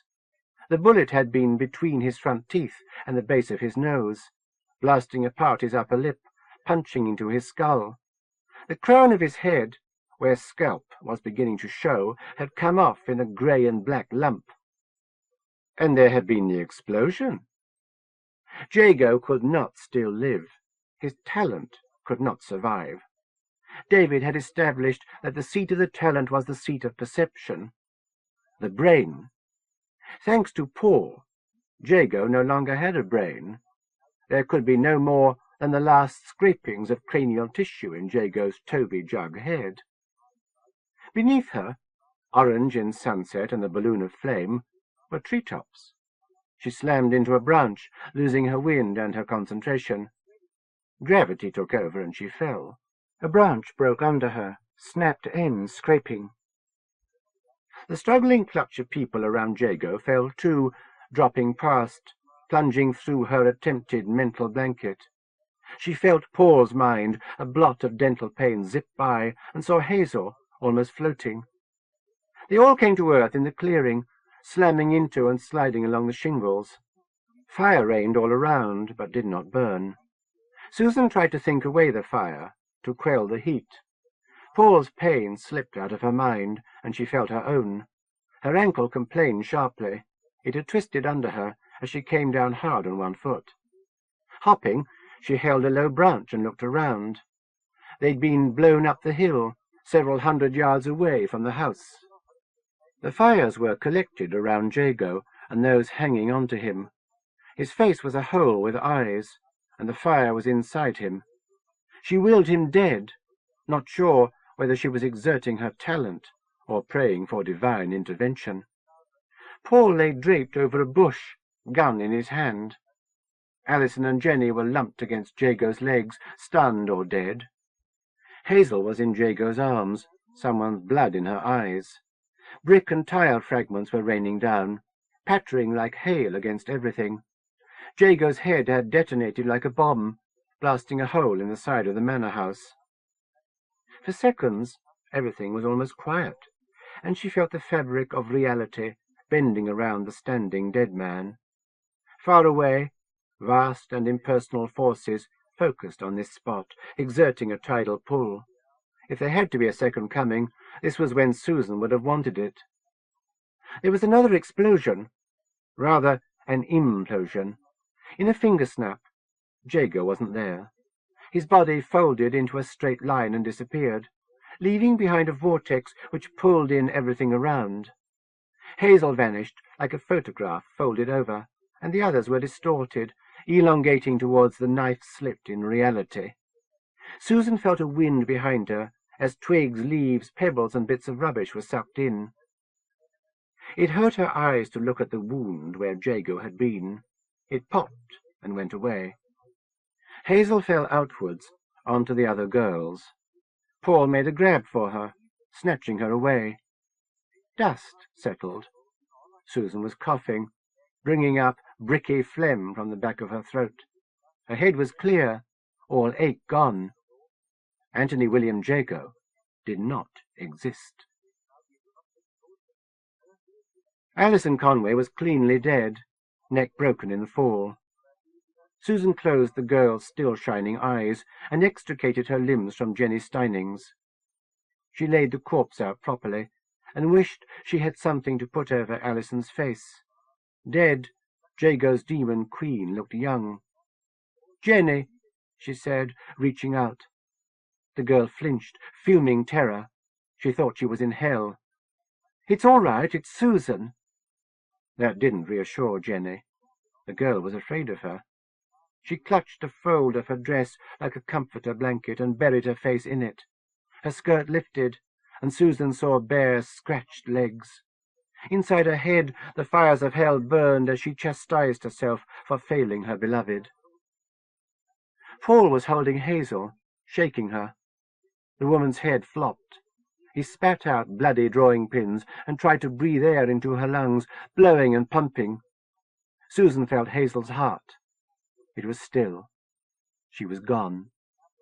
Paul blew fiercely, hands working her ribs like an impatient lover. Susan still read movement in her mind. She wasn't brain-dead. She touched a finger to Hazel's chest. Scraping the nail with her thumb, she made a spark. Paul jerked away, owing. Hazel's heart beat. Once. Twice. Regularly. She was unconscious, but she was back. Paul began crying. Finally, Susan had found a real use for her pilot light, pyrokinesis. Susan picked up the gun he'd thrown away, as much for the memories that clung to it as for protection. She felt James's hand on its grip, and Paul's, and, touching the still warm barrel, she felt the last of Jago. Many things had changed with Jago's passing. There were no more demons, no more angels. The earth was closed, as smooth and overgrown as centuries could make it. The light had gone from the sky, and the kingdom of heaven was vanished. In Alder, dreams no longer came true. But many things were left over. The manor house was a slow-burning ruin, people streaming from it. There was a din in the air, the combined pain and confusion of thousands of survivors, and there were thousands of dead.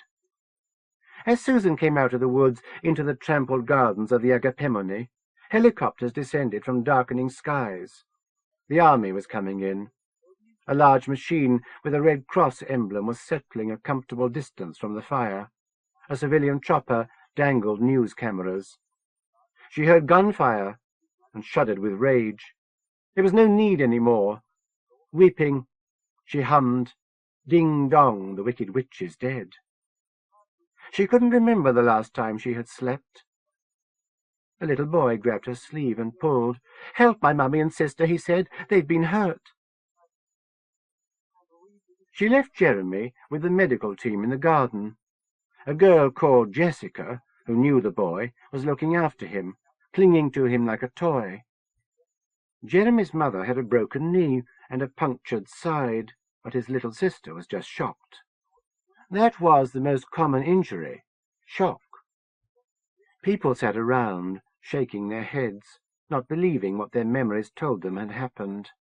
Already she'd heard a rumor that someone had released a powerful hallucinogenic gas. A hippie friend of Jessica's was nearby, complaining as the doctor tried to set his many broken bones, calling for a missing woman Jessica said had not come out of the fire. He had dead leaves in his hair. While the doctors worked to help the living, soldiers were tagging the dead, setting them aside. Susan had never thought she would see so many corpses. The mainly young soldiers were shaken, but persisted with their orders.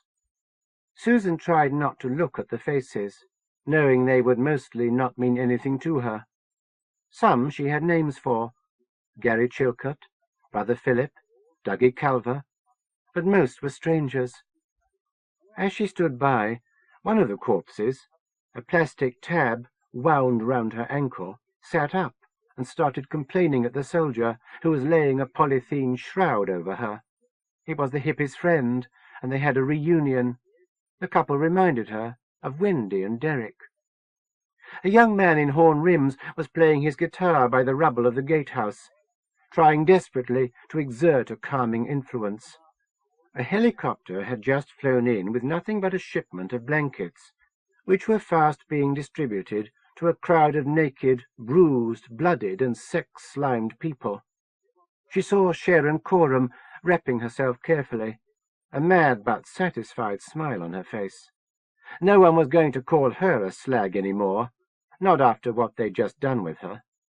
She had discovered her own power, and no one could take it away. The vicar was crying and praying while a nurse put him to sleep with a needle. Other survivors of the clusterfuck were shell-shocked, not talking to each other, trying to pretend it had all been a dream.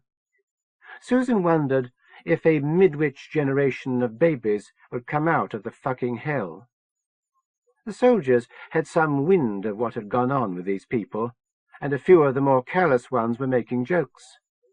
Jokes sat ill with piles of corpses, but everyone had to cope the best they could. There were firefighters, too. They had come in by airlift, unable to get through the people, and vehicle-clogged roads. Jago was out and gently steaming, a blackened chunk missing. The roof was Jago's skull, whole crown blown away. A fireman emerged from the front door with a girl over his shoulder. It was James's wife, Pam. She was alive. Susan was surprised how many people were. Good and bad, wheat and chaff. Gerald Taine stumbled out of the house, long hair burned away. Cindy Lees, blinking in the helicopter searchlights, like a convict caught in mid-escape. A soldier led out a radiantly smiling Sister Janet, impatient with her as she preached the immediate second coming of the law to the deaf ears of the dark. A doctor was trying to prevent Kate Caudle going into labour 2 months early, forcing his calm on the bucking woman. Susan waited for the others.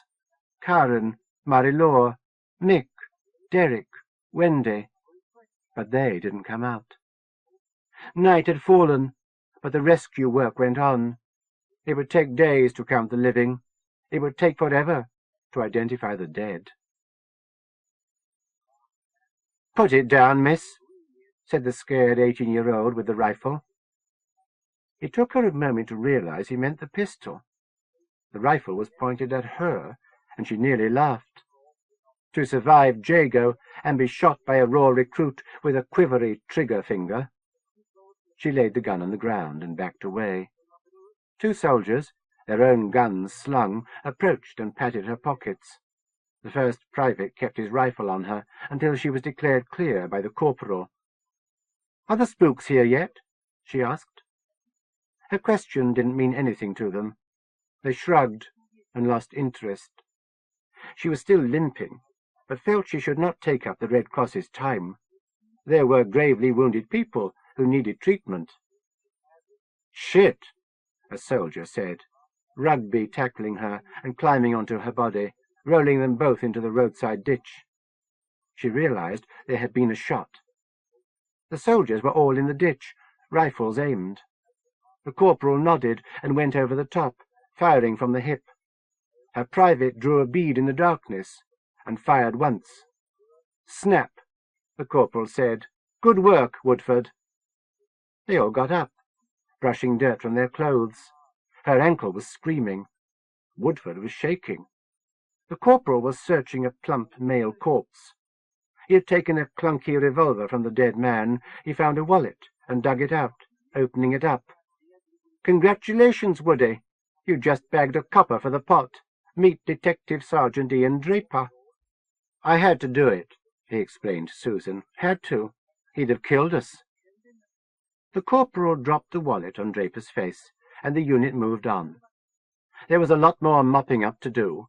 It was the middle of the night, and the fires were only just out.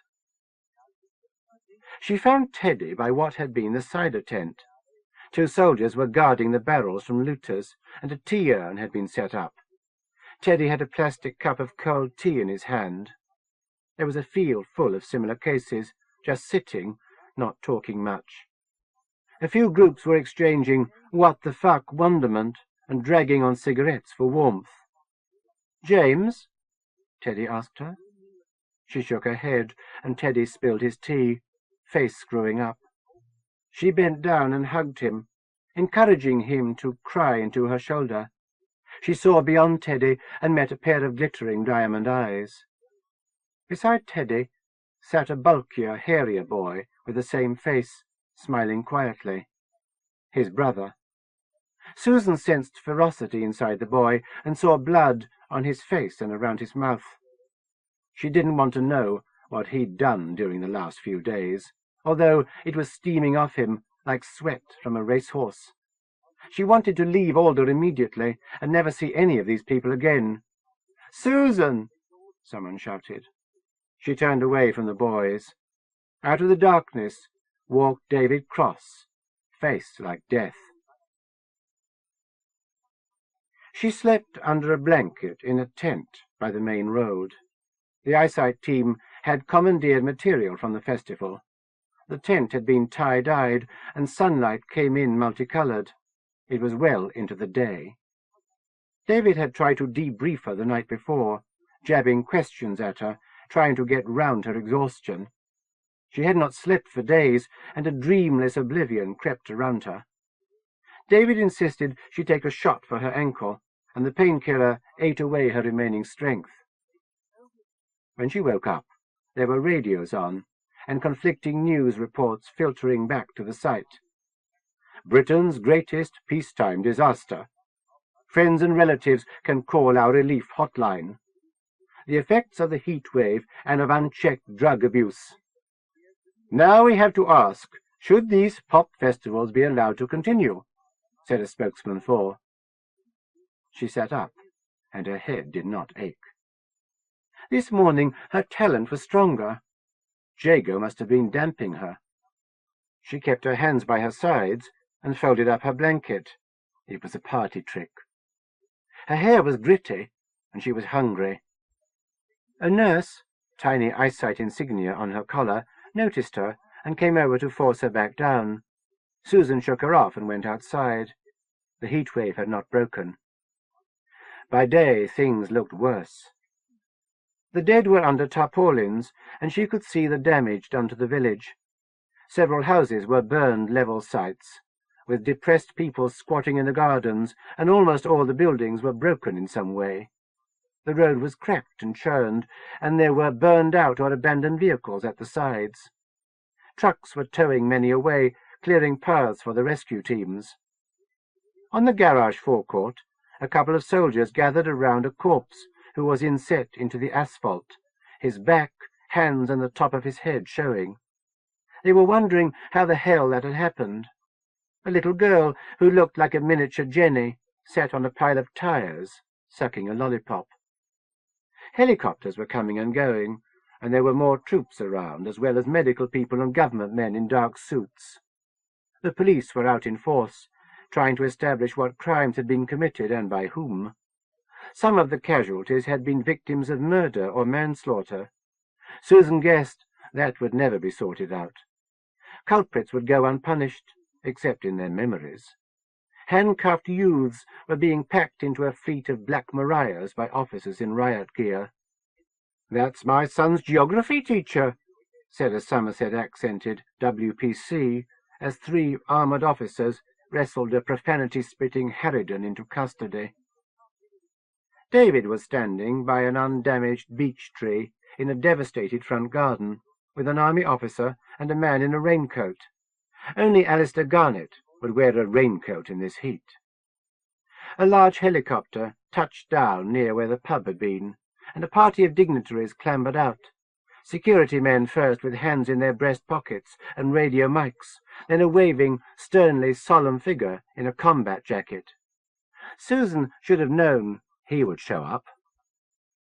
Garnett scuttled off to press flesh with the VIPs, leaving David alone. She stood beside the parapsychologist and told him, "It's over." "Susan?" "The project is finished, David. I'm walking away." "They won't let you," he thought. She smiled and looked around. She did not even have to see the chunk to pick it up. She got a hold and lifted a chip of metal into the air. It was part of a hinge, a rusting triangle with one shining sharp edge, where it had been broken. It was shaped roughly like an arrowhead. David saw the glint of metal and was surprised. "Your psychokinetic facilities seem to be on the up again. That's unprecedented. The talent should have faded with the end of puberty."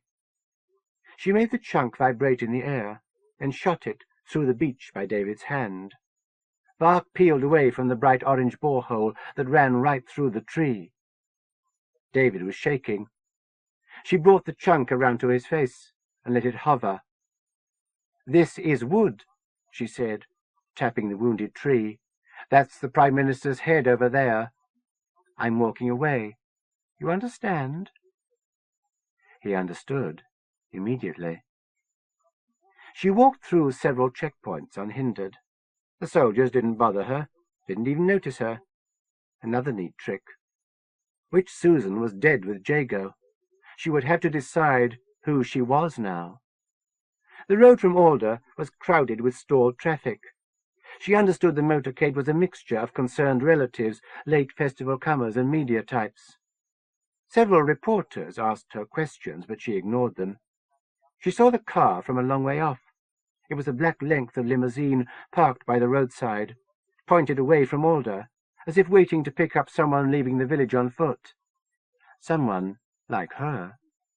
As she walked past the car, a black mirrored window rolled down. "Miss?" said a voice. She looked.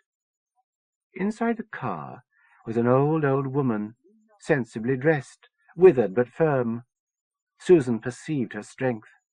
She could see the young face under the wrinkles, with bobbed hair and a 20s mouth. "I've been waiting a long time," the woman said. "I used to live in that village." Susan already knew that. "I knew something like this was coming." Car horns honked, but they were ignored by the impatient Jam. "Susan?" the old lady asked. She admitted it and got into the car. "Miss Kay," she began, "you saved my life, you know." "I know."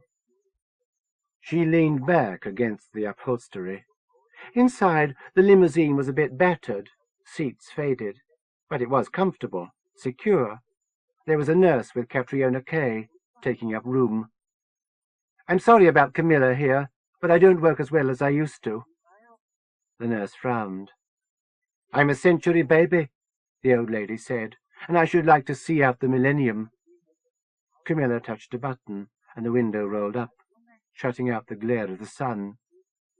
Susan wanted to sleep again. "We'll talk when you wake up," the old lady said, "and then I'll drop you off somewhere." Afterwards. The thesis was not what he had expected when he first planned it, but nothing ever was. The secular apocalypse was finished, typed and due back from the binders. Next week he would submit, and, viva voce or not, it would be over, if anything was ever really over. To celebrate, he took them out for an afternoon, going to the aquarium and for a walk along the seafront. The sea calmed Hazel down, and she could look at it for hours, even in the November cold. It was late for seaside holidays, and there was almost no one around. Pie shops and arcades were shut up for the winter.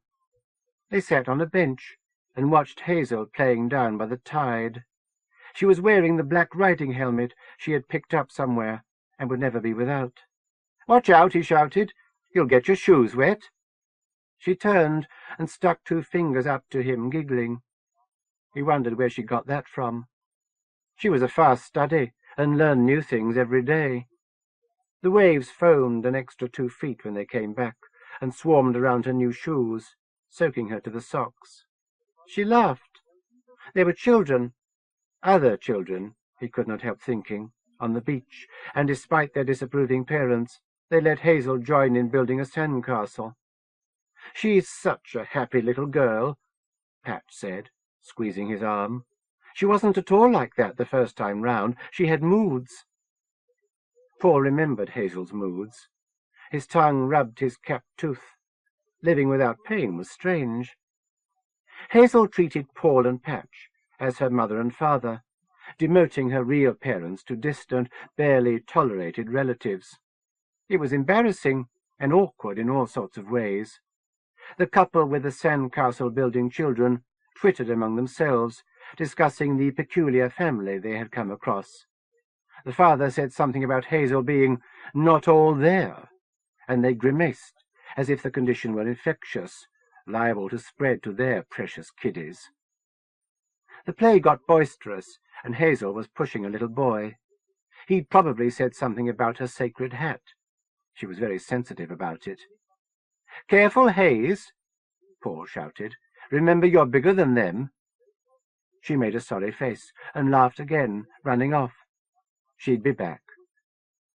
"How are the tutors coming along?" he asked. "Expensive," Pat said. "I'll try to get some more money, but—" She pressed against his shoulder. "No, Paul, I wasn't complaining. It's not your fault." He didn't argue.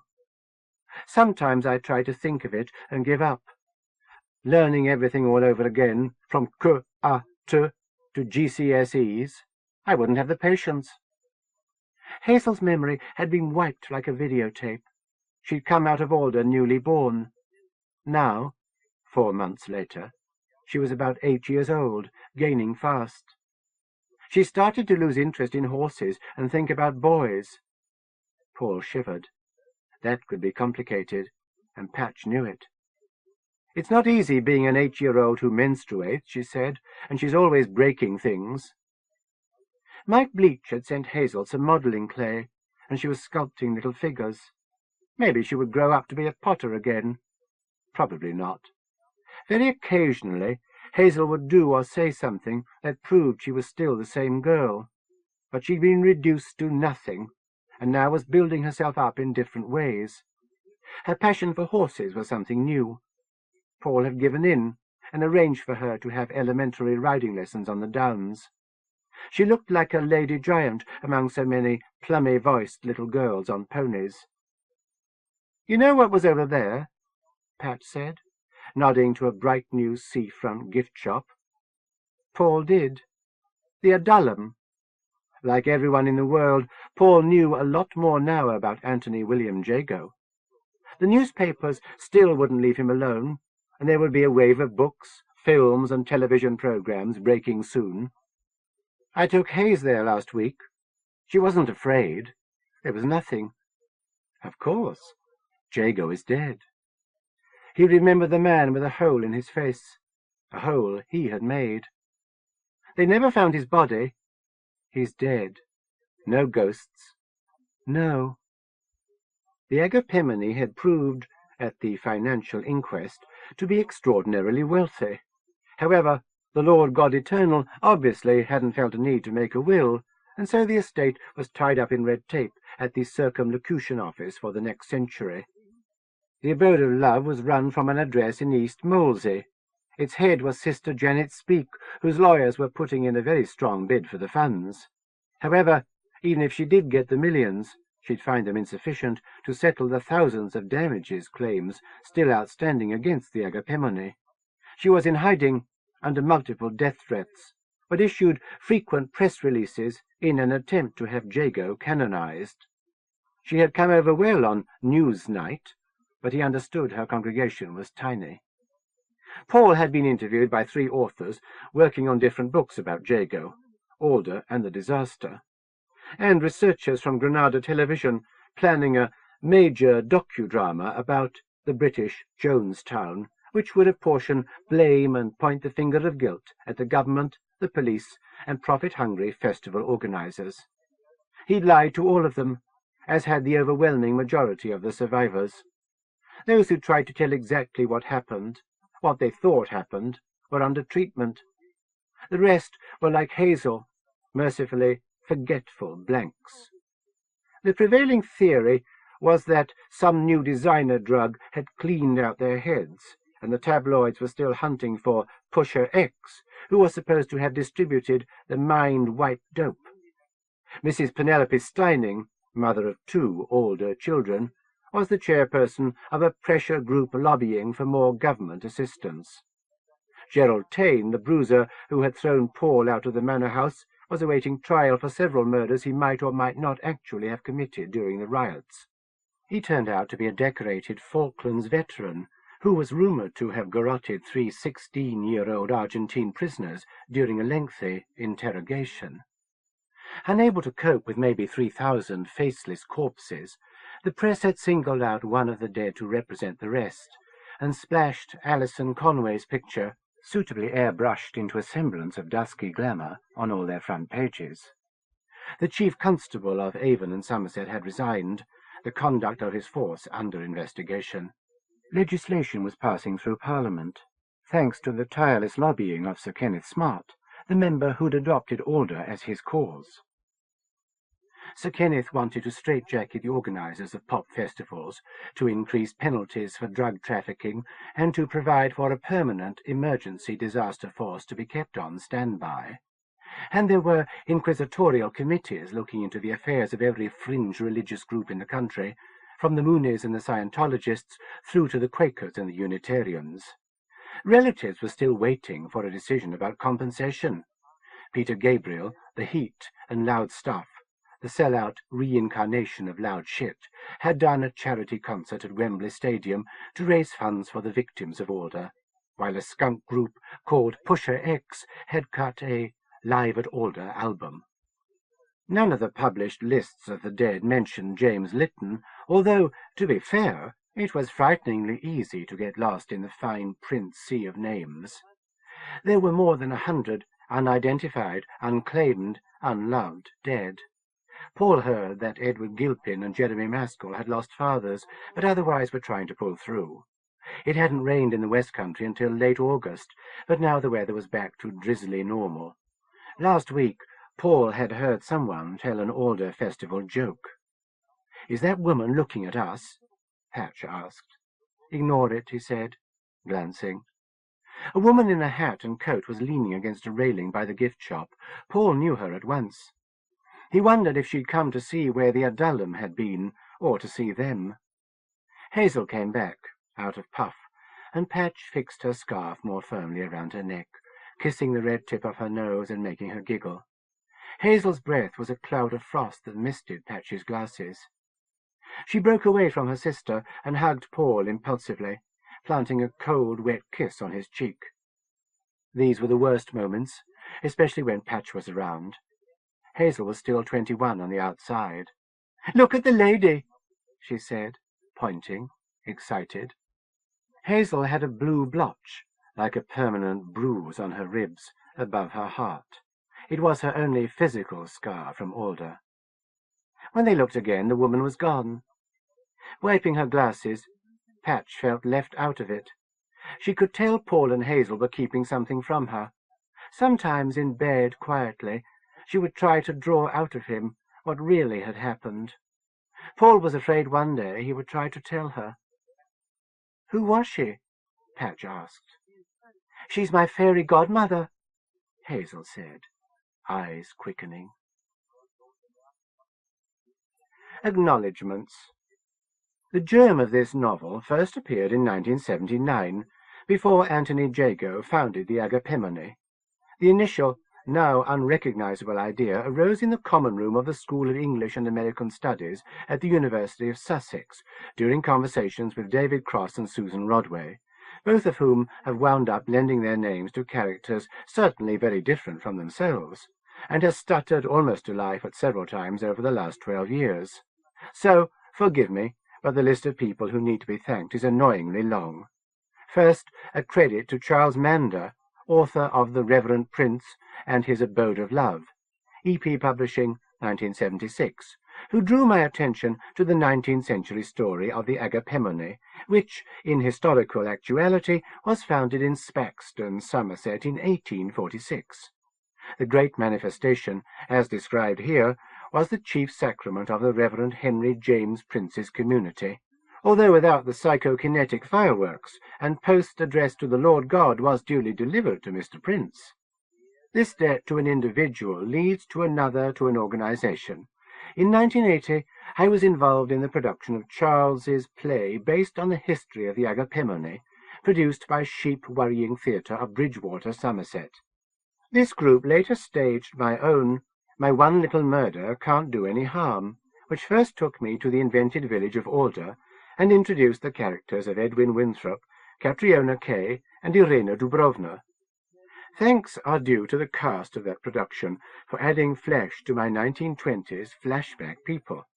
Dave Butland, Kevin Freeman, Sally Grieve, Pat Hallam, Elizabeth Hickling, Susanna Hickling, Dave Keegren, Tim Mander, David Newton, Councillor Brian Smedley, who also wrote the music for the various original songs that crop up throughout this text. Catriona Topless.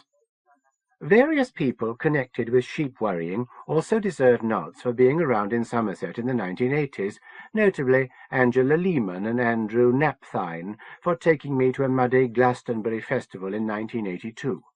Alex Lux and John Lyon for being there when Brian stood on Borough Mump and declared himself King of Wessex.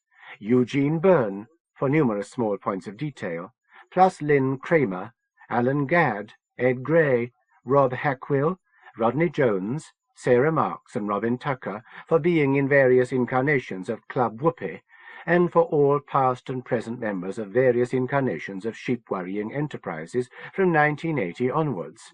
And, of course, my parents, Brian and Julia Newman, who own and run the pottery. Allah, drop in and buy a coffee set, which is the physical inspiration for the pottery alder. Other major debts incurred during the writing of Jago are owed to Brian Ansell, Clive Barker, Ian Banks, Scott Bradfield, Anne Bilson, Saskia Barron, Dave Biscoff, Monique Brocklesby, Faith Brooker, John Brosnan, Steve Kaplan, Ramsey Campbell, Your Man Dave Carson, Richard Combs, John Clute, Stuart Crosskill, Meg Davis, Phil Day, Elaine DeCampo, Alex Dunn, Malcolm Edwards, Dennis Etchison, Chris Evans, Fiona Ferguson, Joe Fletcher, Nigel Floyd, Chris Fowler, Carl Ford, Neil Gaiman, Kathy Gale, the editor, not the secret agent, Steve Gallagher, Gamma, David Garnett, Lisa Gay, John Gilbert, Charles L. Grant, Colin Greenland, Guy Hancock, Judith Hanna, Phil Hardy, Anthony Harwood, Will Hatchett, Rob Holdstock, David Howe, Kate Hughes, Maxime Jakubowski, Stefan Jawotzin, Vanessa Jeffcoat, Nick John, Alan Jones, Neil Jones, Steve Jones, Mr. Juicy Juicy, Ros Kavanagh, Leroy Kettle, Mark Kermode, Ph.D., Gary Kilworth, Nigel Neal, Karen Krizanovich, Joe R. Lansdale, Steve Laws, Samantha Lee, Lawrence Lerner, James Litton, Amanda Lipman, Nigel Matheson, Paul J. Macaulay, Professor Norman Mackenzie, who was certainly not expecting things to turn out this way, Tom Monteleone, Mark Morris, Cindy Mole, Colin Murray, Sasha Newman, Peter Nichols, Phil Nutman, Julian Petley, Linda Pickersgill, David Pirry, Terry Pratchett, Humphrey Price, David Pringle, Dave Reeder, Steve Rowe, Nick Royal, Jeff Ryman, Claire Saxby, Adrian Sibley, Dean and Sally Skilton, Kathy Smedley, Gurgle Gurgle, Brian Stableford, Krista Stutler, Alex Stewart, Janet Story, Dave and Danuta Tamlin, Jax Thomas, Steve Thrower, Tom Tunney, Lisa Tuttle, Carl Edward Wagner, Maureen Waller, Ingrid von Essen, Lucy Parsons, Mike and Di Wathan, Susan Webster, Chris Wicking, John Rathall, Miranda Wood, and Jack Yeovil. Finally, I'd like to thank those who've requested they remain anonymous, but who provided the bulk of Mike Toad's jokes, including one David Roper told me about Andrew Lloyd Webber that was too vomitous even for Mike to use in print. Kim Newman, Crouch End, March 1991. End of Jago by Kim Newman. Read by George Holmes in the studios of American Foundation for the Blind, Incorporated, for the Library of Congress, May 1994, for special distribution as authorized by Act of Congress under Public Law 89-522, with the permission of the copyright holder and the publisher, Carroll and Graff Publishers, Incorporated, 260 Fifth Avenue, New York, New York 10001. End of book.